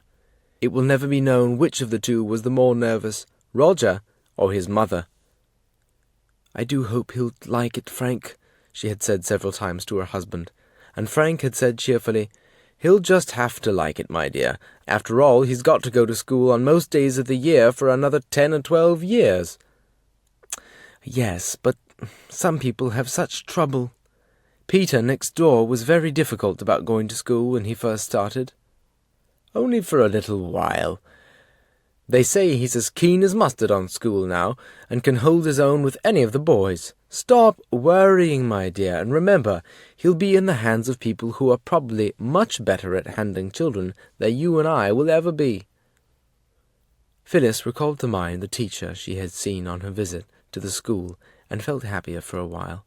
But even though she told herself she was being silly, she was still as anxious as ever. So, holding his mother's hand very tightly, Roger walked with Phyllis and me among the road to Greenfields County Primary School. On the way to the school, we were joined by a friend on a similar job. Mrs. Jenkins was taking her little girl Susan to school for the first day. The two mothers spent the rest of the 10-minute journey assuring Roger and Susan in bright, cheerful voices that nothing in the world was nicer for them than they should be going to school together. "You can play with Susan at playtime," Phyllis told Roger. And Susan's mother said to Susan, "You can sit next to Roger at dinner time, can't you? That'll be nice for you, won't it?" Both children dutifully agreed that it would indeed be very nice, but what views they really held about it, nobody would know. In a fairly large room at the school, the head teacher was receiving the newcomers. As each child's name was called, the mother was told to slip quietly away. Susan was as quiet as a mouse, but one small boy was protesting against the whole educational system by roaring at the top of his voice. "Take him away," said the head teacher quietly to one of her assistants.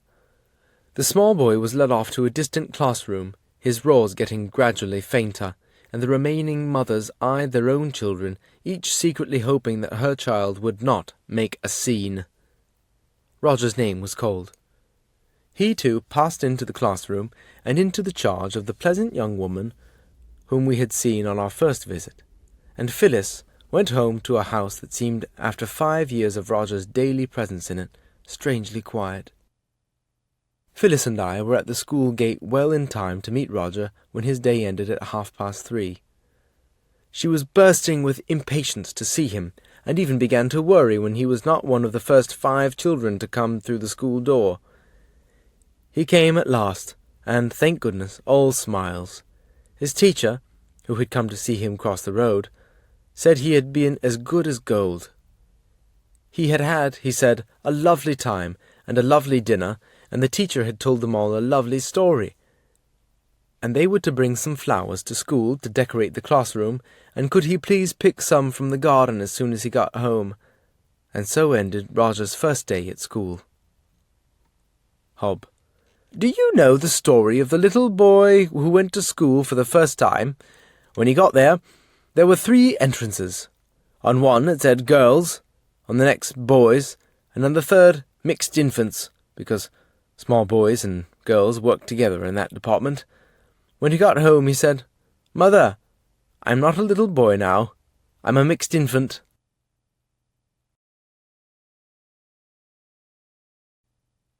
Lesson 20. Great Britons. Florence Nightingale. Frida. Mr. Priestley, you have told us about a number of great English men, but you've said nothing about great English women. Mr. Priestley. Well, I mentioned Queen Elizabeth and Queen Victoria. Frida. I wasn't thinking so much about kings and queens. They are sometimes great only owing to their position. Lucille. Or because writers or courtiers wanted to flatter them and make them out to be great. Frida. Yes, I wondered if there were any who had become great by what they did. Mr. Priestley. Oh, yes, quite a lot. Of course, until fairly recently, women hadn't the education or the opportunity for winning fame that men had. But just speaking from memory, I could mention Jane Austen, the Bronte sisters, Elizabeth Barrett Browning, George Eliot, Christina Rossetti. Olaf. All these were writers. It's natural, I suppose, that women should become great by writing. Mr. Priestley. Yes, I suppose so. But there have been others. Elizabeth Fry, for example, who did a great deal of prison reform. Grace Darling, who, with only her father to help, took out the lifeboat and rowed across a mile of wild, stormy sea to rescue shipwrecked sailors. Above all, perhaps, there is Florence Nightingale. Olaf. I read a play about her. I enjoyed it very much. Frida. Could you tell us something about her, please? Mr. Priestley. Certainly, if you wish. The story goes back to the middle of the 19th century. England was at war with Russia, and an English army was fighting in the Crimea. Disturbing reports, chiefly from the pen of William Russell, the Times reporter, began to come to England of the terrible conditions in the hospitals where our wounded men were being treated. The chief hospital, the one at Scutari in Turkey, was an old barracks. It was built over a vast drain, up which the wind blew evil-smelling air. The floors were broken, and the building was swarming with rats and mice. But even this horrible place was overcrowded. There were hardly any beds, and men were lying on the floor in the passages, anywhere. There were no clean shirts for the men, and they lay in their blood-soaked rags. They were dying in thousands, not of their wounds so much as of sickness. The only nurses were old soldiers long past fighting age, who knew nothing of nursing, and were quite unable to do the work. That was the horrible position when Sidney Herbert, the Minister for War, wrote to Florence Nightingale, asking if she would go out to the Crimea with a band of nurses. His letter crossed hers in the post, offering her services. Within a week she was ready, and with 38 nurses she sailed for Scutari. Frida.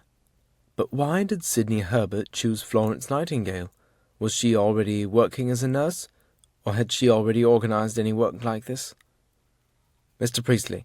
No women had already organized work like this, and the home of Florence Nightingale was almost the last place that you would have expected a nurse to come from. In her day, nursing was done only by women of the lowest moral class, dirty, drunken creatures, such as Dickens had drawn in his picture of Mrs. Gamp. In fact, when women were charged in the police courts, they were often given the choice of going to prison or to hospital service. The Nightingales moved in the highest social class. Cabinet ministers were frequent visitors to their homes. They were very wealthy. They had 2 large country houses and a townhouse in London. They travelled a good deal, and Florence, she was so called because she was born in the city of Florence in 1820, was highly educated in music, art, literature, Latin, and Greek. She spoke Italian, French, and German with ease, was attractive, and was expected to marry one of the numerous admirers who came to the Nightingales' home. But ever since she was a child, she had nursed the villagers and the sick dogs and cats and horses round her home, and had had a passion to be a nurse. Her parents were horrified, and did all they could to prevent it, but Florence was not to be turned aside. Whenever she was abroad, she visited hospitals, she read, secretly, books on nursing, reports of medical societies, histories of hospitals. She spent some weeks as a sister in a hospital in Paris, and 3 months in a nursing school at Kaiserwerth in Germany, and kept up a constant struggle with her parents. Finally, her singleness of aim and her resolution won the day. Her mother, with tears in her eyes, agreed to Florence becoming the superintendent of an establishment for women during illness in Harley Street, the fashionable street of London's most famous doctors. She had been there for a year when the Crimean War broke out. It was from there that she wrote to Sidney Herbert, whom she knew personally, offering her services. When she arrived at Scutari, she found conditions even worse than the reports had stated. The War Office had told her nothing was lacking at Scutari. She found that everything was lacking: furniture, clothes, towels, soap, knives, plates. There were no bandages and no linen to make bandages, few medicines, and scarcely any proper food. Luckily, or perhaps it wasn't luck but good organization, she had brought with her large quantities of food, soups, wines, jellies, and medical supplies. Everywhere she met with inefficiency and confusion, and everywhere difficulties were put in her way by the officials in charge. As the officials working according to army regulations could not or would not supply the necessary stores, she did so out of her own money. She bought boots, socks, blankets, shirts by the thousand. "I am a kind of general dealer," she wrote, "in shirts, knives, forks, tin baths, cabbages, operating tables, towels, soap."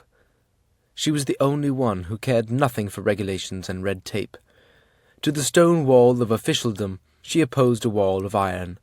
"It can't be done," said a doctor, objecting to an order that she gave. "It must be done," she said quietly. And it was. Hob. "She sounds more like an eagle than a nightingale." Mr. Priestley. "She spared no one, least of all herself. She often worked for 24 hours on end, dressing wounds, helping surgeons in their operations, easing the pain of the sick, comforting the dying. Every night, carrying a little oil lamp to light her way, she walked by the beds, 4 miles of them. To the soldiers she was the lady with the lamp, and they worshipped her. One of them wrote, 'What a comfort it was just to see her pass. She would speak to one, smile to many more. She could not speak to all, you know. We lay there by hundreds, but we would kiss her shadow as it fell on the wall.' But that is only one side of the picture. The lady with the lamp was also the hard, practical woman. She and her nurses got down on their knees and scrubbed floors and walls. She organized the cooking of the men's food and the washing of their clothes. Instead of badly cooked, badly served food, she gave the men well-cooked, well-served meals. She wrote letters to the government in England, stinging letters, to wake them out of their self-satisfied dreams. 'When I wrote politely,' she said, 'I got a polite answer, and nothing was done. When I wrote furiously, I got a rude answer, but something was done.' Out of hopeless confusion, she brought order. The rate of deaths fell from 60 per thousand to 3 per thousand.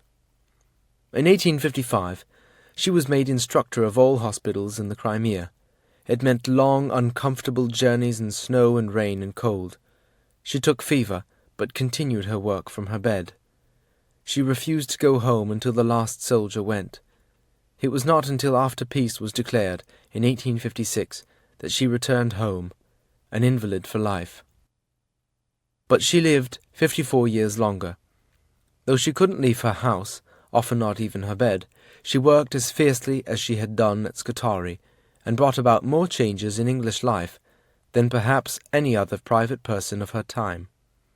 At home, she met with the same opposition from officials that she had met in the Crimea, but she had great support too. Queen Victoria was a great admirer of her. "Such a clear head," she said. "I wish we had her at the War Office." And the British public was always solidly at her back. Now it was not only a hospital at Scutari that needed her, it was a whole world that was sick and needed help. She changed the whole system of hospital organization of the army. She began the reform of the health service in India. She wrote books on nursing. She started the Nightingale Training School for nurses at St. Thomas Hospital, now one of the finest in the world. She changed the whole idea of hospital planning and is the founder of modern nursing.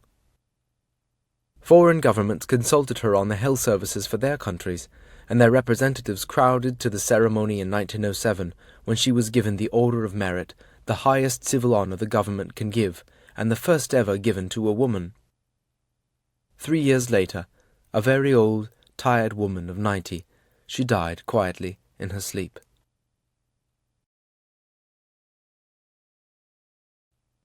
Lesson 22.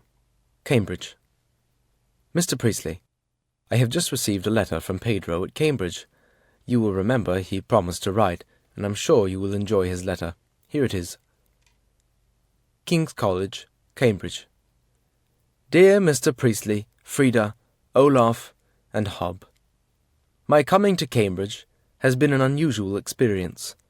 From whatever country one comes as a student, one cannot escape the influence of the Cambridge traditions, and they go back so far. Here, perhaps more than anywhere else, I have felt at one and the same time the past, the present, and even the future. It's easy to see in the old grey stone buildings how the past has moulded the present, and how the present is giving shape to the future. So let me tell you a little of what this university town looks like, and how it came to be at all.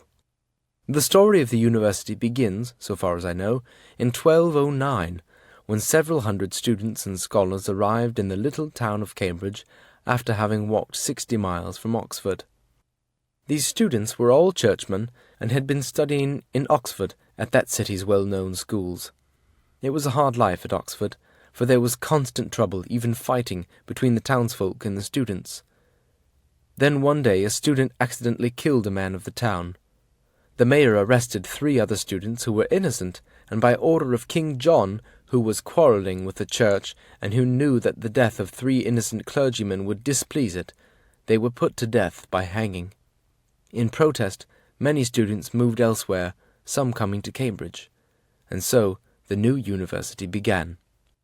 Of course, there were no colleges in those early days, and student life was very different from what it is now. Students were of all ages and had come from anywhere and everywhere. Those from the same part of the country tended to group themselves together, and these groups, called nations, often fought one another. The students were armed. Some even banded together to rob the people of the countryside. Gradually the idea of the college developed, and in 1248 Peterhouse, the oldest college in Cambridge, was founded. Life in college was strict. Students were forbidden to play games, to sing, except sacred music, to hunt or fish, or even to dance. Books were very scarce, and all the lessons were in the Latin language, which students were supposed to speak even among themselves. In 1440, King Henry VI founded King's College, and other colleges followed. Erasmus, the great Dutch scholar, was at one of these, Queen's College, from 1511 to 1513, and though he writes that the college beer was weak and badly made, he also mentions a pleasant custom that unfortunately seems to have ceased. The English girls are extremely pretty, Erasmus says, soft, pleasant, gentle, and charming. When you go anywhere on a visit, the girls all kiss you. They kiss you when you arrive. They kiss you when you go away, and again when you return. Many other great men studied at Cambridge, among them Bacon, Milton, Cromwell, Newton, Wordsworth, Byron, and Tennyson. Practical jokes seem always to have been common, and there is an amusing tale of one played on the poet Gray by the students of Peterhouse College, where he lived. Gray was a rather nervous man with a fear of fire, and every night He used to hand a rope ladder from his window for use in case of a fire broke out. One night there was a great noise and shouts of "Fire! Fire!"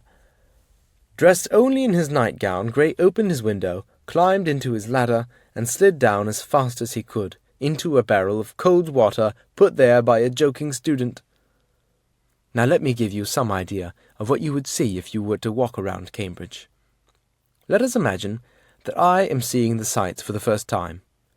It is a quiet market town in the shopping centre for quite a large area, but I notice more bookshops than one normally sees in country towns, and more tailor shops showing in their windows the black gowns that students must wear, long gowns that hang down to the feet for graduates and shorter ones for undergraduates. In the centre of the town is the marketplace, where several times each week country traders come to sell their produce. Everywhere there are tea shops, some in modern and many in old buildings, reached by climbing narrow stairs. The streets are narrow and crowded, and here and there among the modern shops and offices a quiet opening tempts one away from the rush of the shopping centre. There is a great deal of bicycle traffic, mainly undergraduates who race along, thoughtless of safety, with long scarves in various colours to denote their college, wound round their necks. Continuing, I find my way to the river, which flows behind the college buildings and curls about the town in the shape of a horseshoe. This narrow river, a good jumper could almost leap it, is the Granta, and a little farther on it changes its name to the Cam. It flows slowly and calmly. The Backs, as this part of the town behind colleges is called, have been described as the loveliest man-made view of England. It is indeed beautiful. To the left, across the stream, there are no buildings, merely meadows, college gardens, and lines of tall trees. Everything is very green and peaceful. On the river bank are willow trees, with their branches bending into the water, and at intervals along the river, stone bridges cross the stream and lead into the colleges, which line the right bank. The deep-coloured brick or stone of the college's walls, sometimes red and sometimes grey, is 500 years old. The walls rise out of their own reflection in the water, and their colour contrasts charmingly with glimpses of the many green lawns. Walking along the river bank, where the only sound is the noise of the gentle wind in the tree-tops, I come to my college, King's College. Across a bridge and beyond a vast carpet of green lawn stands King's College Chapel, the largest and most beautiful building in Cambridge, and the most perfect example of English 15th century architecture. The colleges join one another along the curve of the river. Going through a college gate, one finds one is standing in an almost square space of about 70 yards. The size varies from college to college, known as a court. Looking down into the court, on all sides are the buildings where the students live. The colleges are built on a plan common to all. There is a chapel, a library, and a large dining hall. One court leads into another, and each is made beautiful with lawns or a fountain or charming old stone path. The student gets a good impression of all the English architectural styles of the past 600 years, the bad as well as the good. There are 19 colleges, excluding 2 for women students, which were built near the end of the last century. Women students do not play a very active part in university life at Cambridge, by the way, but they work harder than men, and one seldom sees them outside of the classrooms.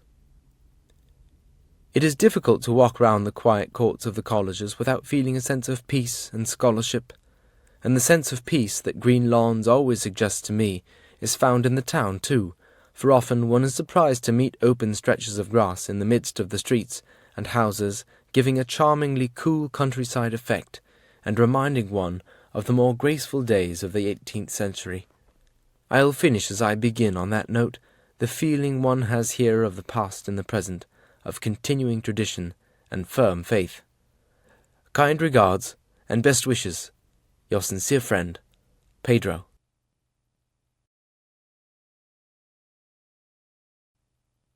Lesson 23. Great Britain's Captain Scott. Mr. Priestley, you know, I am sure, about one Scott, Sir Walter, who will be immortal as long as the English language is read. Here is another Scott, immortal too as long as men still admire heroism and endurance. In 1910, Captain Robert Falcon Scott and his crew set sail in the Terra Nova in an attempt to discover the South Pole.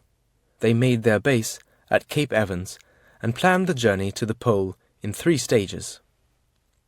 First, there was the crossing of the barrier, a great plain of ice of nearly 500 miles.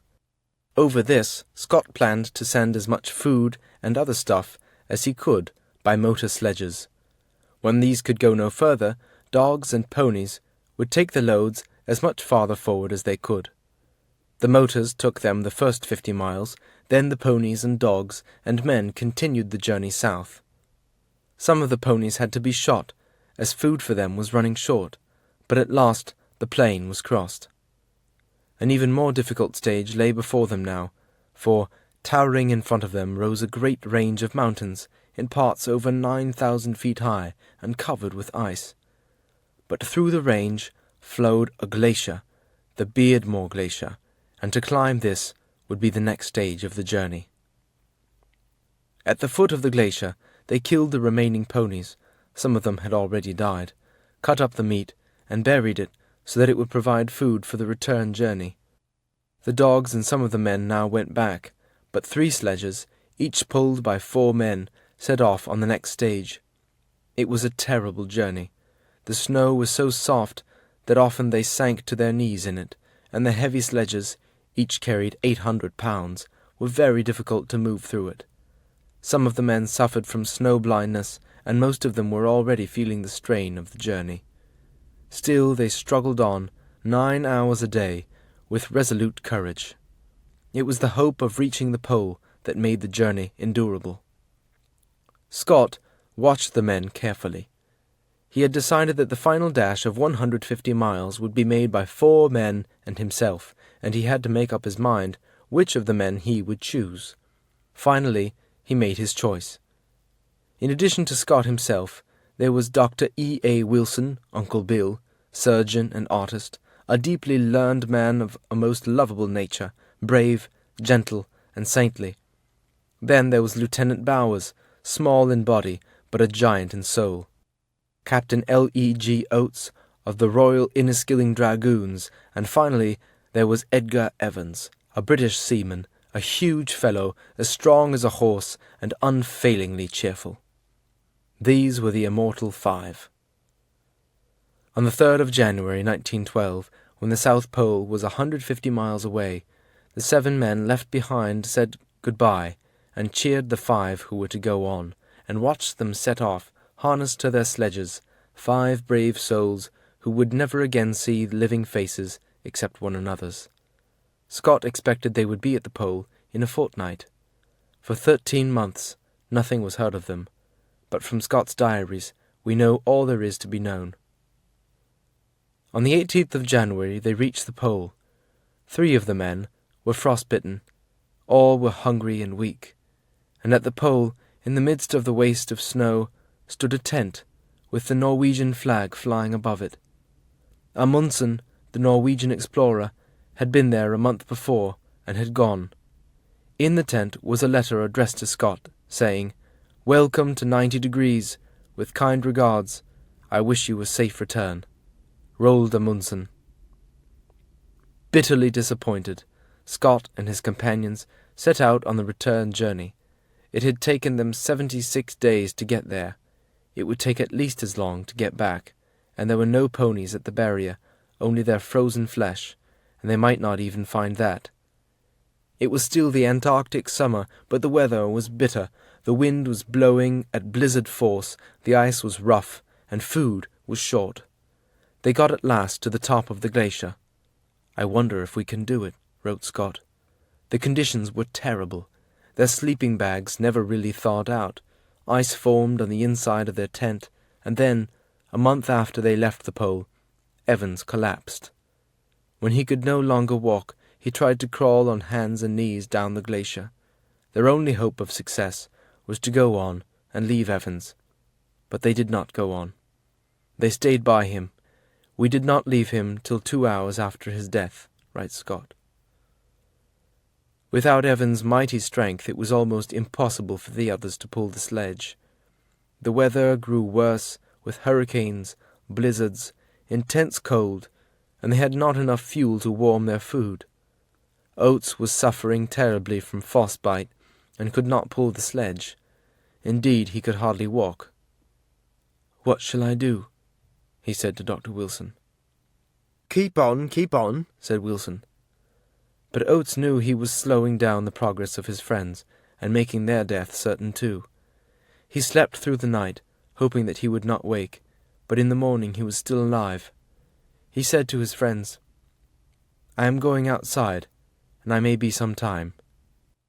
They knew he was walking out to his death in order that they might live, and tried to dissuade him, but, says Scott, we knew it was the act of a brave man and an English gentleman. We all hope to meet the end with a similar spirit, and assuredly the end is not far. They came at last to a spot only 11 miles from their 1-ton camp, but the blizzard was so fierce that they had to camp where they were with fuel for 1 hot meal and food for 2 days only.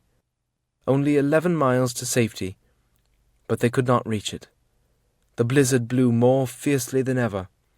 Despite the cold and hunger, Scott and his companions lived for 4 days longer, and they died there in their tent, 3 friends who did not fail one another.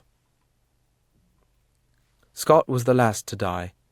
He filled in his diary almost to the last day, and wrote a noble last message. "We are weak, writing is difficult, but for my own sake, I do not regret this journey, which has shown that Englishmen can endure hardship, help one another, and meet death with as great a fortitude as ever in the past. Things have come out against us. We have no cause for complaint, but bow to the will of God, determined still to do our best to the last. But if we have willing to give our lives to this enterprise, which is for the honour of our country, I appeal to our country to see that those who depend on us are properly cared for. Had we lived, I should have had a tale to tell of the endurance and courage of my companions, which would have stirred the heart of every Englishman. These rough notes, and our dead bodies, must tell the tale." 8 months later, a search party found that silent tent. They were there as they had died. Scott's arm was outstretched to touch his friend Wilson. The diary and letters were by his side. There was no food whatsoever, but on the sledges outside were still the rocks, etc., 30 pounds in weight, for scientific study, that they had brought back from the pole. In that last painful march, they had not forgotten that they were scientists as well as explorers. The body of Oates was never found, but somewhere about the place where he went away they put a heap of stones with the words, "Hereabouts died a very gallant gentleman, Captain L.E.G. Oates, who, on their return journey from the Pole in March 1912, willingly walked to his death in a blizzard to try to save his companions."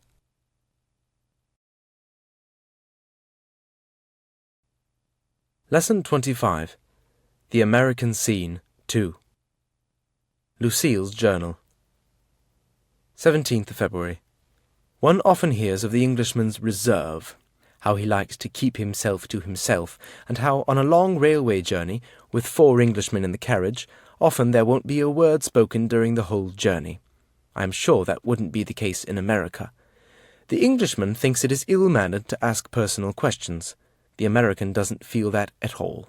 In the short ride between the boat on which you arrived in New York and the hotel to which you are being driven, the taxi driver will have told you all about himself, his wife, and family, and probably the towns in England that he was in during the war. He will inquire where you have come from, what your job is, how you like America, and how long you are staying in New York.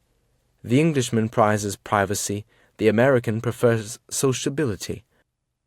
I think the same feeling shows itself in the houses in the two countries. The Englishman's suburban house has its little garden, with a hedge or a fence all round it to shut him off from his neighbours. The Englishman's home is his castle. The American houses have no hedges or fences separating them from the pavement, or from each other, There are none of those little shut-off gardens, generally just a strip of grass with trees in it. The American in his home doesn't object to being seen by everyone. He actually likes it. And inside the house, instead of the separate hall, living room, dining room, so typical of the British house, the American has the open-plan house, just one large room where all the family activities, usually noisy, go on with, perhaps, a dining recess or a kitchen breakfast room. "But, Hank," I said to a young man I know here, "don't you sometimes want privacy, to be by yourself?" "If I want privacy," said Hank, "I go to bed." With this sociability goes overwhelming hospitality. I don't think any door in the world is more open to the stranger than is the American's. You get taken to parties at the houses of your friends and of your friends' friends. You're invited to theatres, dinners, sports meetings, motor trips. From the first minute you are on the first-name terms with people you meet. "Hiya, Lucille, pleased to meet you." They all show the keenest interest in your affairs, and ask you to let them know if they can help. "Yes," said a somewhat cynical young American to me, "and by the following week they've forgotten all about you. They like new things, and they get rid of their friends as they do of their cars. No one strikes up acquaintance sooner than we do, and nobody finds it harder to make a real friendship." Well, that may be what happens to male visitors, but I must say that the young men here, even after 3 or 4 weeks, certainly don't seem to have forgotten all about me. But I agree that they like new things, a new car every year, the latest thing in television, this year's, or, if possible, next year's washing machine. In England and in France, I knew people who had lived in the same house and had been in the same job for 20, 30, 40 years, and who would hate to pull up their roots and change to something new. That's not the American way of life. They love change. They call it the spirit of adventure, a spirit they think is more characteristic of America than of Europe. There may be something in this. There was a very interesting remark in a book written by an Englishman, Kenneth Harris, that I read recently, giving what he thought was a reason for this American characteristic. He wrote, "We in England, and the French, the Germans, the Italians, even the Russians, have all got one thing in common. We are descended from the men who stayed behind. In the States, they are descended from the folk who moved away. And so they still like to move away, to change homes and jobs. They seem to be constantly pulling down old and often quite beautiful houses or throwing away things merely because they are old. They have none of the Englishman's sentimental love for things because they are old. I thought of that beautiful big old clock that stands in Mr. Priestley's hall. Mrs. Priestley told me that her grandfather had it made more than 100 years ago for his wedding. I used to love to hear it striking 12, though it usually did so when the hands were pointing to 20 to 2. An American would throw out the old clock and have a shining new electric one. It might not be beautiful, it would have no history or tradition, it would certainly not be loved, and its life would be short, lasting only until a newer model came out. But as long as it lived, it would strike the hour at the right time. I happened to mention Mr. Priestley's old tweed jacket, you remember it, to a young American.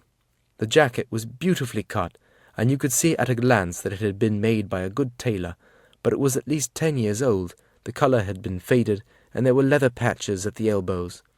But how fond he was of it! The young American gazed at me in surprise and said, "I don't want a suit to last me for more than a year. What's the point of wearing an old suit if you can afford to buy a new one? In fact," he added, "I consider your Mr. Priestley a bad citizen. America is a prosperous country. It has the highest standard of living in the world. There is a car, sometimes two, in practically every home. The ordinary working man has his own television set. There is in his house a washing machine, a refrigerator and deep freeze, and probably a dishwashing machine, radios that wake you up in the morning and, at the same time, make you a cup of tea or coffee. There are hi-fi gramophones or tape recorders. Thousands of people have tennis courts or swimming pools in their gardens. They go for good holidays, cruises, or visits to Europe. You complained because when you ordered a steak in a restaurant, it was so big that you had to leave 3/4 of it, and it had to be thrown away. That's quite true. It covered the whole plate. I don't think even Hob could have eaten it. That," he continued triumphantly, is why we have the highest standard of living in the world. It is because you and millions of other people leave 3/4 of your steak uneaten that our butchers and farmers are prosperous. If Americans didn't get a new car every year, though their old one is quite good, thousands of our work people would be out of work. I sell clothes, and I'd hate 3 or 4 million Mr. Priestleys in America saying, "This suit of mine is 3 years old, but I can make it last another year." If instead of doing that, he and a few thousands more bought a new suit that they really don't need, I should be more prosperous. I could buy a new and better radio and a new washing machine, or go for a longer holiday, and so bring prosperity to the men who make and sell radios or washing machines, to hotel keepers, to the railways or airlines or shipping companies. America is prosperous because it has a waste economy, and the greater the waste, the greater the prosperity. I have a feeling that there is something wrong in this argument, but I can't see what it is. There is the point, of course, that the wealth that most people seem to be enjoying is not there in reality. These cars, refrigerators, television sets, the wife's fur coat and the husband's gold watch, the house and the furniture in it are usually bought on hire purchase and are being paid for by monthly installments over a number of years. A lot of these people are really living beyond their income to keep up with the Joneses. If a slump in trade came, like the one in 1931, the greater part of these goods that the people are using could not be paid for. Even in the present period of prosperity, many people have a struggle to pay these monthly installments. There was an interesting sidelight in this struggle in a commercial that I heard on the radio, and here you can't help hearing commercials. Every few minutes the program is interrupted to give you one advertising something or other. This one said, "You got many troubles? You being pushed around because you can't pay the installments on your car, your television, your washing machine, and your home? That's bad. Don't worry, friend. I'll tell you what to do. Get right into your car and come and see me at the Omega Bank right here in your town. Just ask for the president. And this is what I'll do. I'll advance you money to pay off all those accounts, and after that you'll only have one monthly payment to worry about. Did I say worry? With the Omega Bank, you won't have any worries, so just ask for me, the president." Easy, isn't it? You can't escape from the radio here. Radios are switched on early in the morning and go on all day as a permanent background noise, so you hear them wherever you go, in houses, cars, restaurants, taxis, railway stations. You don't pay for a license as you do in England to have a radio. The money for the programs is provided by the manufacturers of cars, soap, cigarettes, beauty preparations who buy time in which to advertise their products. And advertising is a fine art here. An American said to me, "The best brains in our country go into salesmanship. Any fool can make a thing. What takes real brains is to sell it when the customer has got one already and doesn't want another." The result is that when you listen to their commercials, you are more or less told that if you use A's soap powder in your kitchen, you will remain young and beautiful. If you smoke B's cigarettes, women will find you irresistible. If you use Dento toothpaste, a rise in salary is a certainty, and by always buying Blob's tomato sauce, you will sing like Maria Callas. Nevertheless, people do buy this particular brand of soap powder, cigarettes, toothpaste, and sauce in large quantities.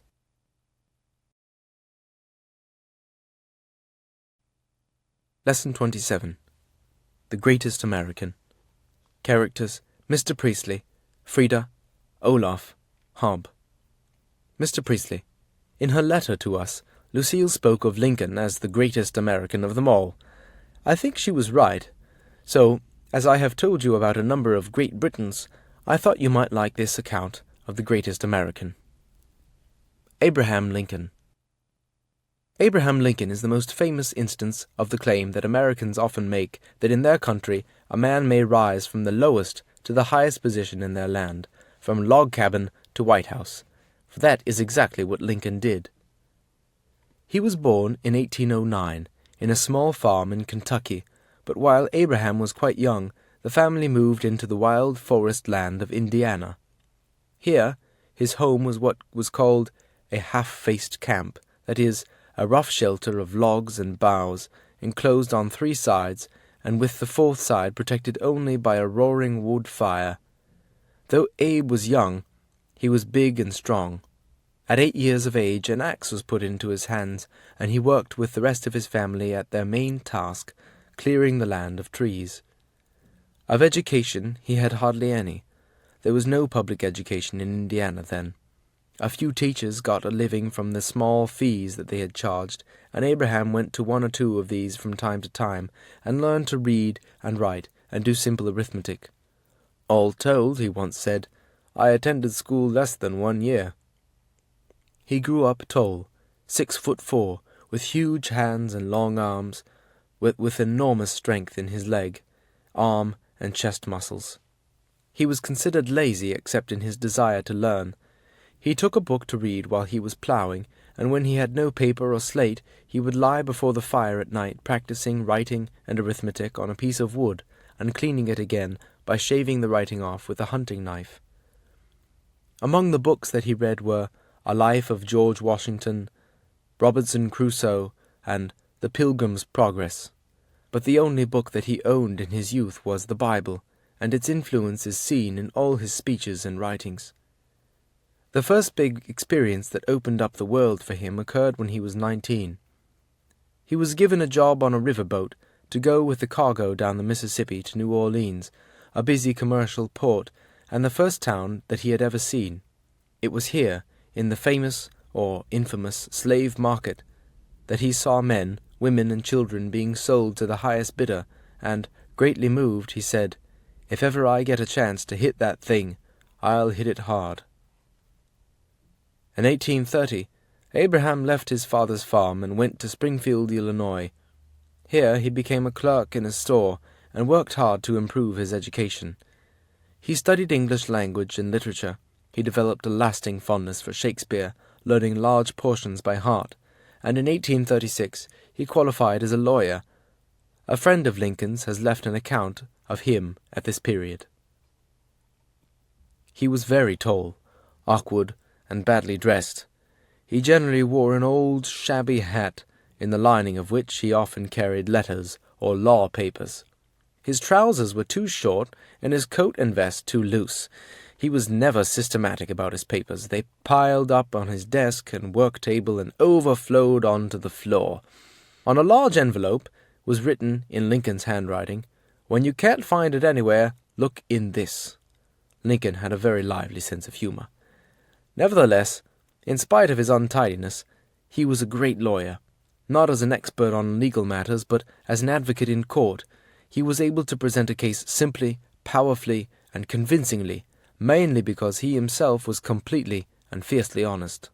He had, too, entered politics, and in 1832 became a candidate for the legislature of his state, Illinois. But the election was interrupted by an attack by Red Indians led by Black Hawk. Volunteers were called for to defend the city. Lincoln volunteered and was made the captain of his company. At the next election in 1834, he was elected to the legislature of Illinois. He soon became a force in political life, and in 1847 he went as a congressman to the National Assembly in Washington. There, close to the beautiful White House where the president lived, he saw, to use his own words, a sort of Negro stable where herds of Negroes were collected, temporarily kept, and finally taken to southern markets, exactly like herds of horses. And his hatred of slavery hardened. Slavery was now becoming a burning question in American politics. A great many people in the northern states of America wanted to abolish it. A great many in the southern states bitterly opposed abolition. The prosperity of the South was built largely on cotton growing, and the Negroes were able to work in the hot, steaming cotton fields where white men could not. Abolition of slavery would, said the Southerners, mean economic ruin for them, and they threatened that unless the North ceased its fight against slavery, the Southern states would leave the Union and form an independent confederacy. It was in 1860, when the storm clouds had blown up dark between North and South, and feeling between them was very bitter, that Lincoln was elected President of the United States. South Carolina left the Union, followed shortly after by 6 other states. They called for immediate, absolute, eternal separation from the North, and elected their own president, Jefferson Davis. Lincoln was an unbending foe of slavery. He was even more strongly against the breakup of the Union. If the Union could not be preserved, the struggle for the abolition of slavery was lost. If there was no other way, he would preserve the Union by force. There was no other way. In 1862, the American Civil War between North and South began. 4 bitter years were to pass before it ended. At first the war went badly for the North. They had the bigger population, the greater wealth, the more arms factories. But their soldiers were untrained, unready, and unwarlike. The Southerners had great skills in riding and shooting. They were brave, gallant, and well led. Their general, Robert E. Lee, was perhaps the greatest soldier alive at the time. He was ably seconded by Stonewall Jackson, and they won a succession of brilliant victories. In those early years, the North had no soldier to compare with Lee or Jackson. But they had Lincoln. For 4 years he shouldered an almost unbearable burden of defeats and disasters and of disloyalty in his cabinet by those he thought were his friends. He was saddened by the terrible slaughter on both sides, and in his personal life by the death of his eldest son and the mental illness of his wife. But he was unshaken by defeats, by sadness, or by disappointments. Generals failed, he appointed others. Armies fought badly, he sent them reinforcements. The people's courage was failing. His speeches revived it. He never lost courage or faith in the righteousness of his cause. Gradually the tide turned. He appointed General Grant to take command, not without considerable opposition from the rest of the cabinet. Grant was of humble origin, shabby in dress, rough in speech and manners, and there were many stories of his hard drinking. Lincoln knew that these stories were exaggerated, and when a member of the government demanded that, because of his drinking, Grant should be dismissed, Lincoln replied, with a touch of humor that was characteristic of him, "Grant wins battles. If I knew what kind of liquor he drinks, I would send a barrel or so to some of the other of my generals." Grant proved worthy of Lincoln's trust.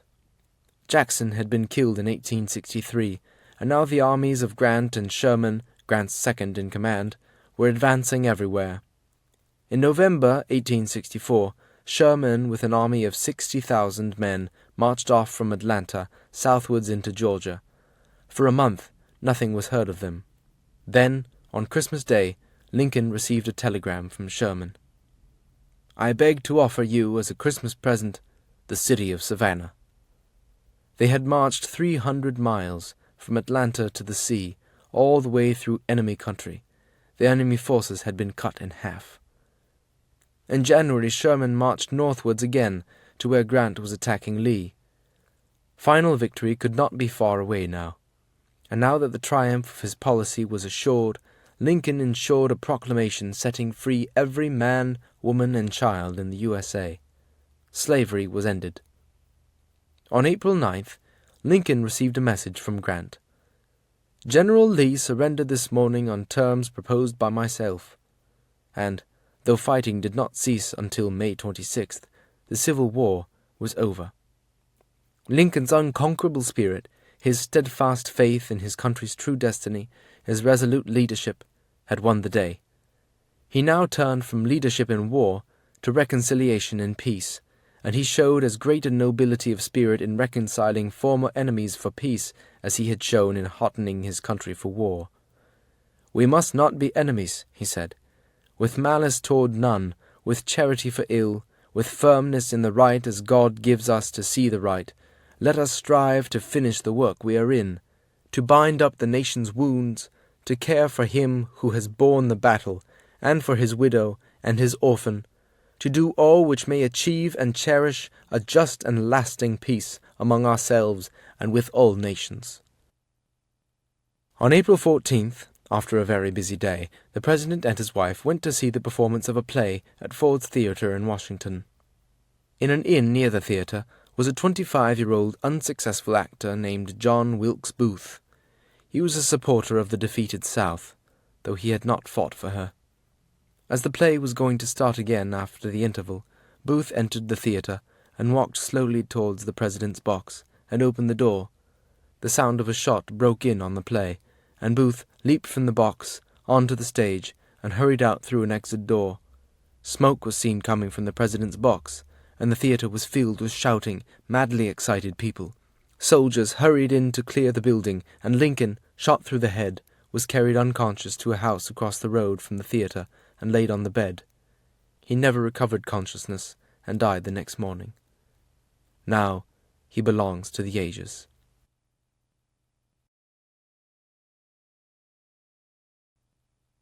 Lesson 28.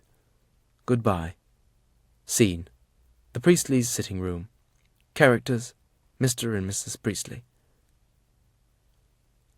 Mr. Priestley: Well, here we are at the end of a year's work, and I'm afraid this is where we say goodbye to all of our students. Olaf told me this morning that he is starting work very soon with a big business firm, the Weavewell Woolen Company. Mrs. Priestley: I feel sure he will do very well in his business.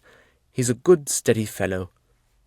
Mr. Priestley: Yes, I have no doubts about him, and I shall watch his progress with great interest. Jan and Pedro and Olaf are all coming here today for our final meeting. Mrs. Priestley: Oh, that will be nice. I'll bake some cakes for tea. I don't suppose they get homemade cakes at their colleges. Mr. Priestley: They'll like that, I'm sure. And so will Hob. But I hear the students in the study. Let's join them. Mr. Priestley: Oh, hello, Jan. It's very nice to see you again, and you, Frida, and you, Pedro, and you, Olaf. Pedro: Thank you, Mr. Priestley. It's very nice to be back here again.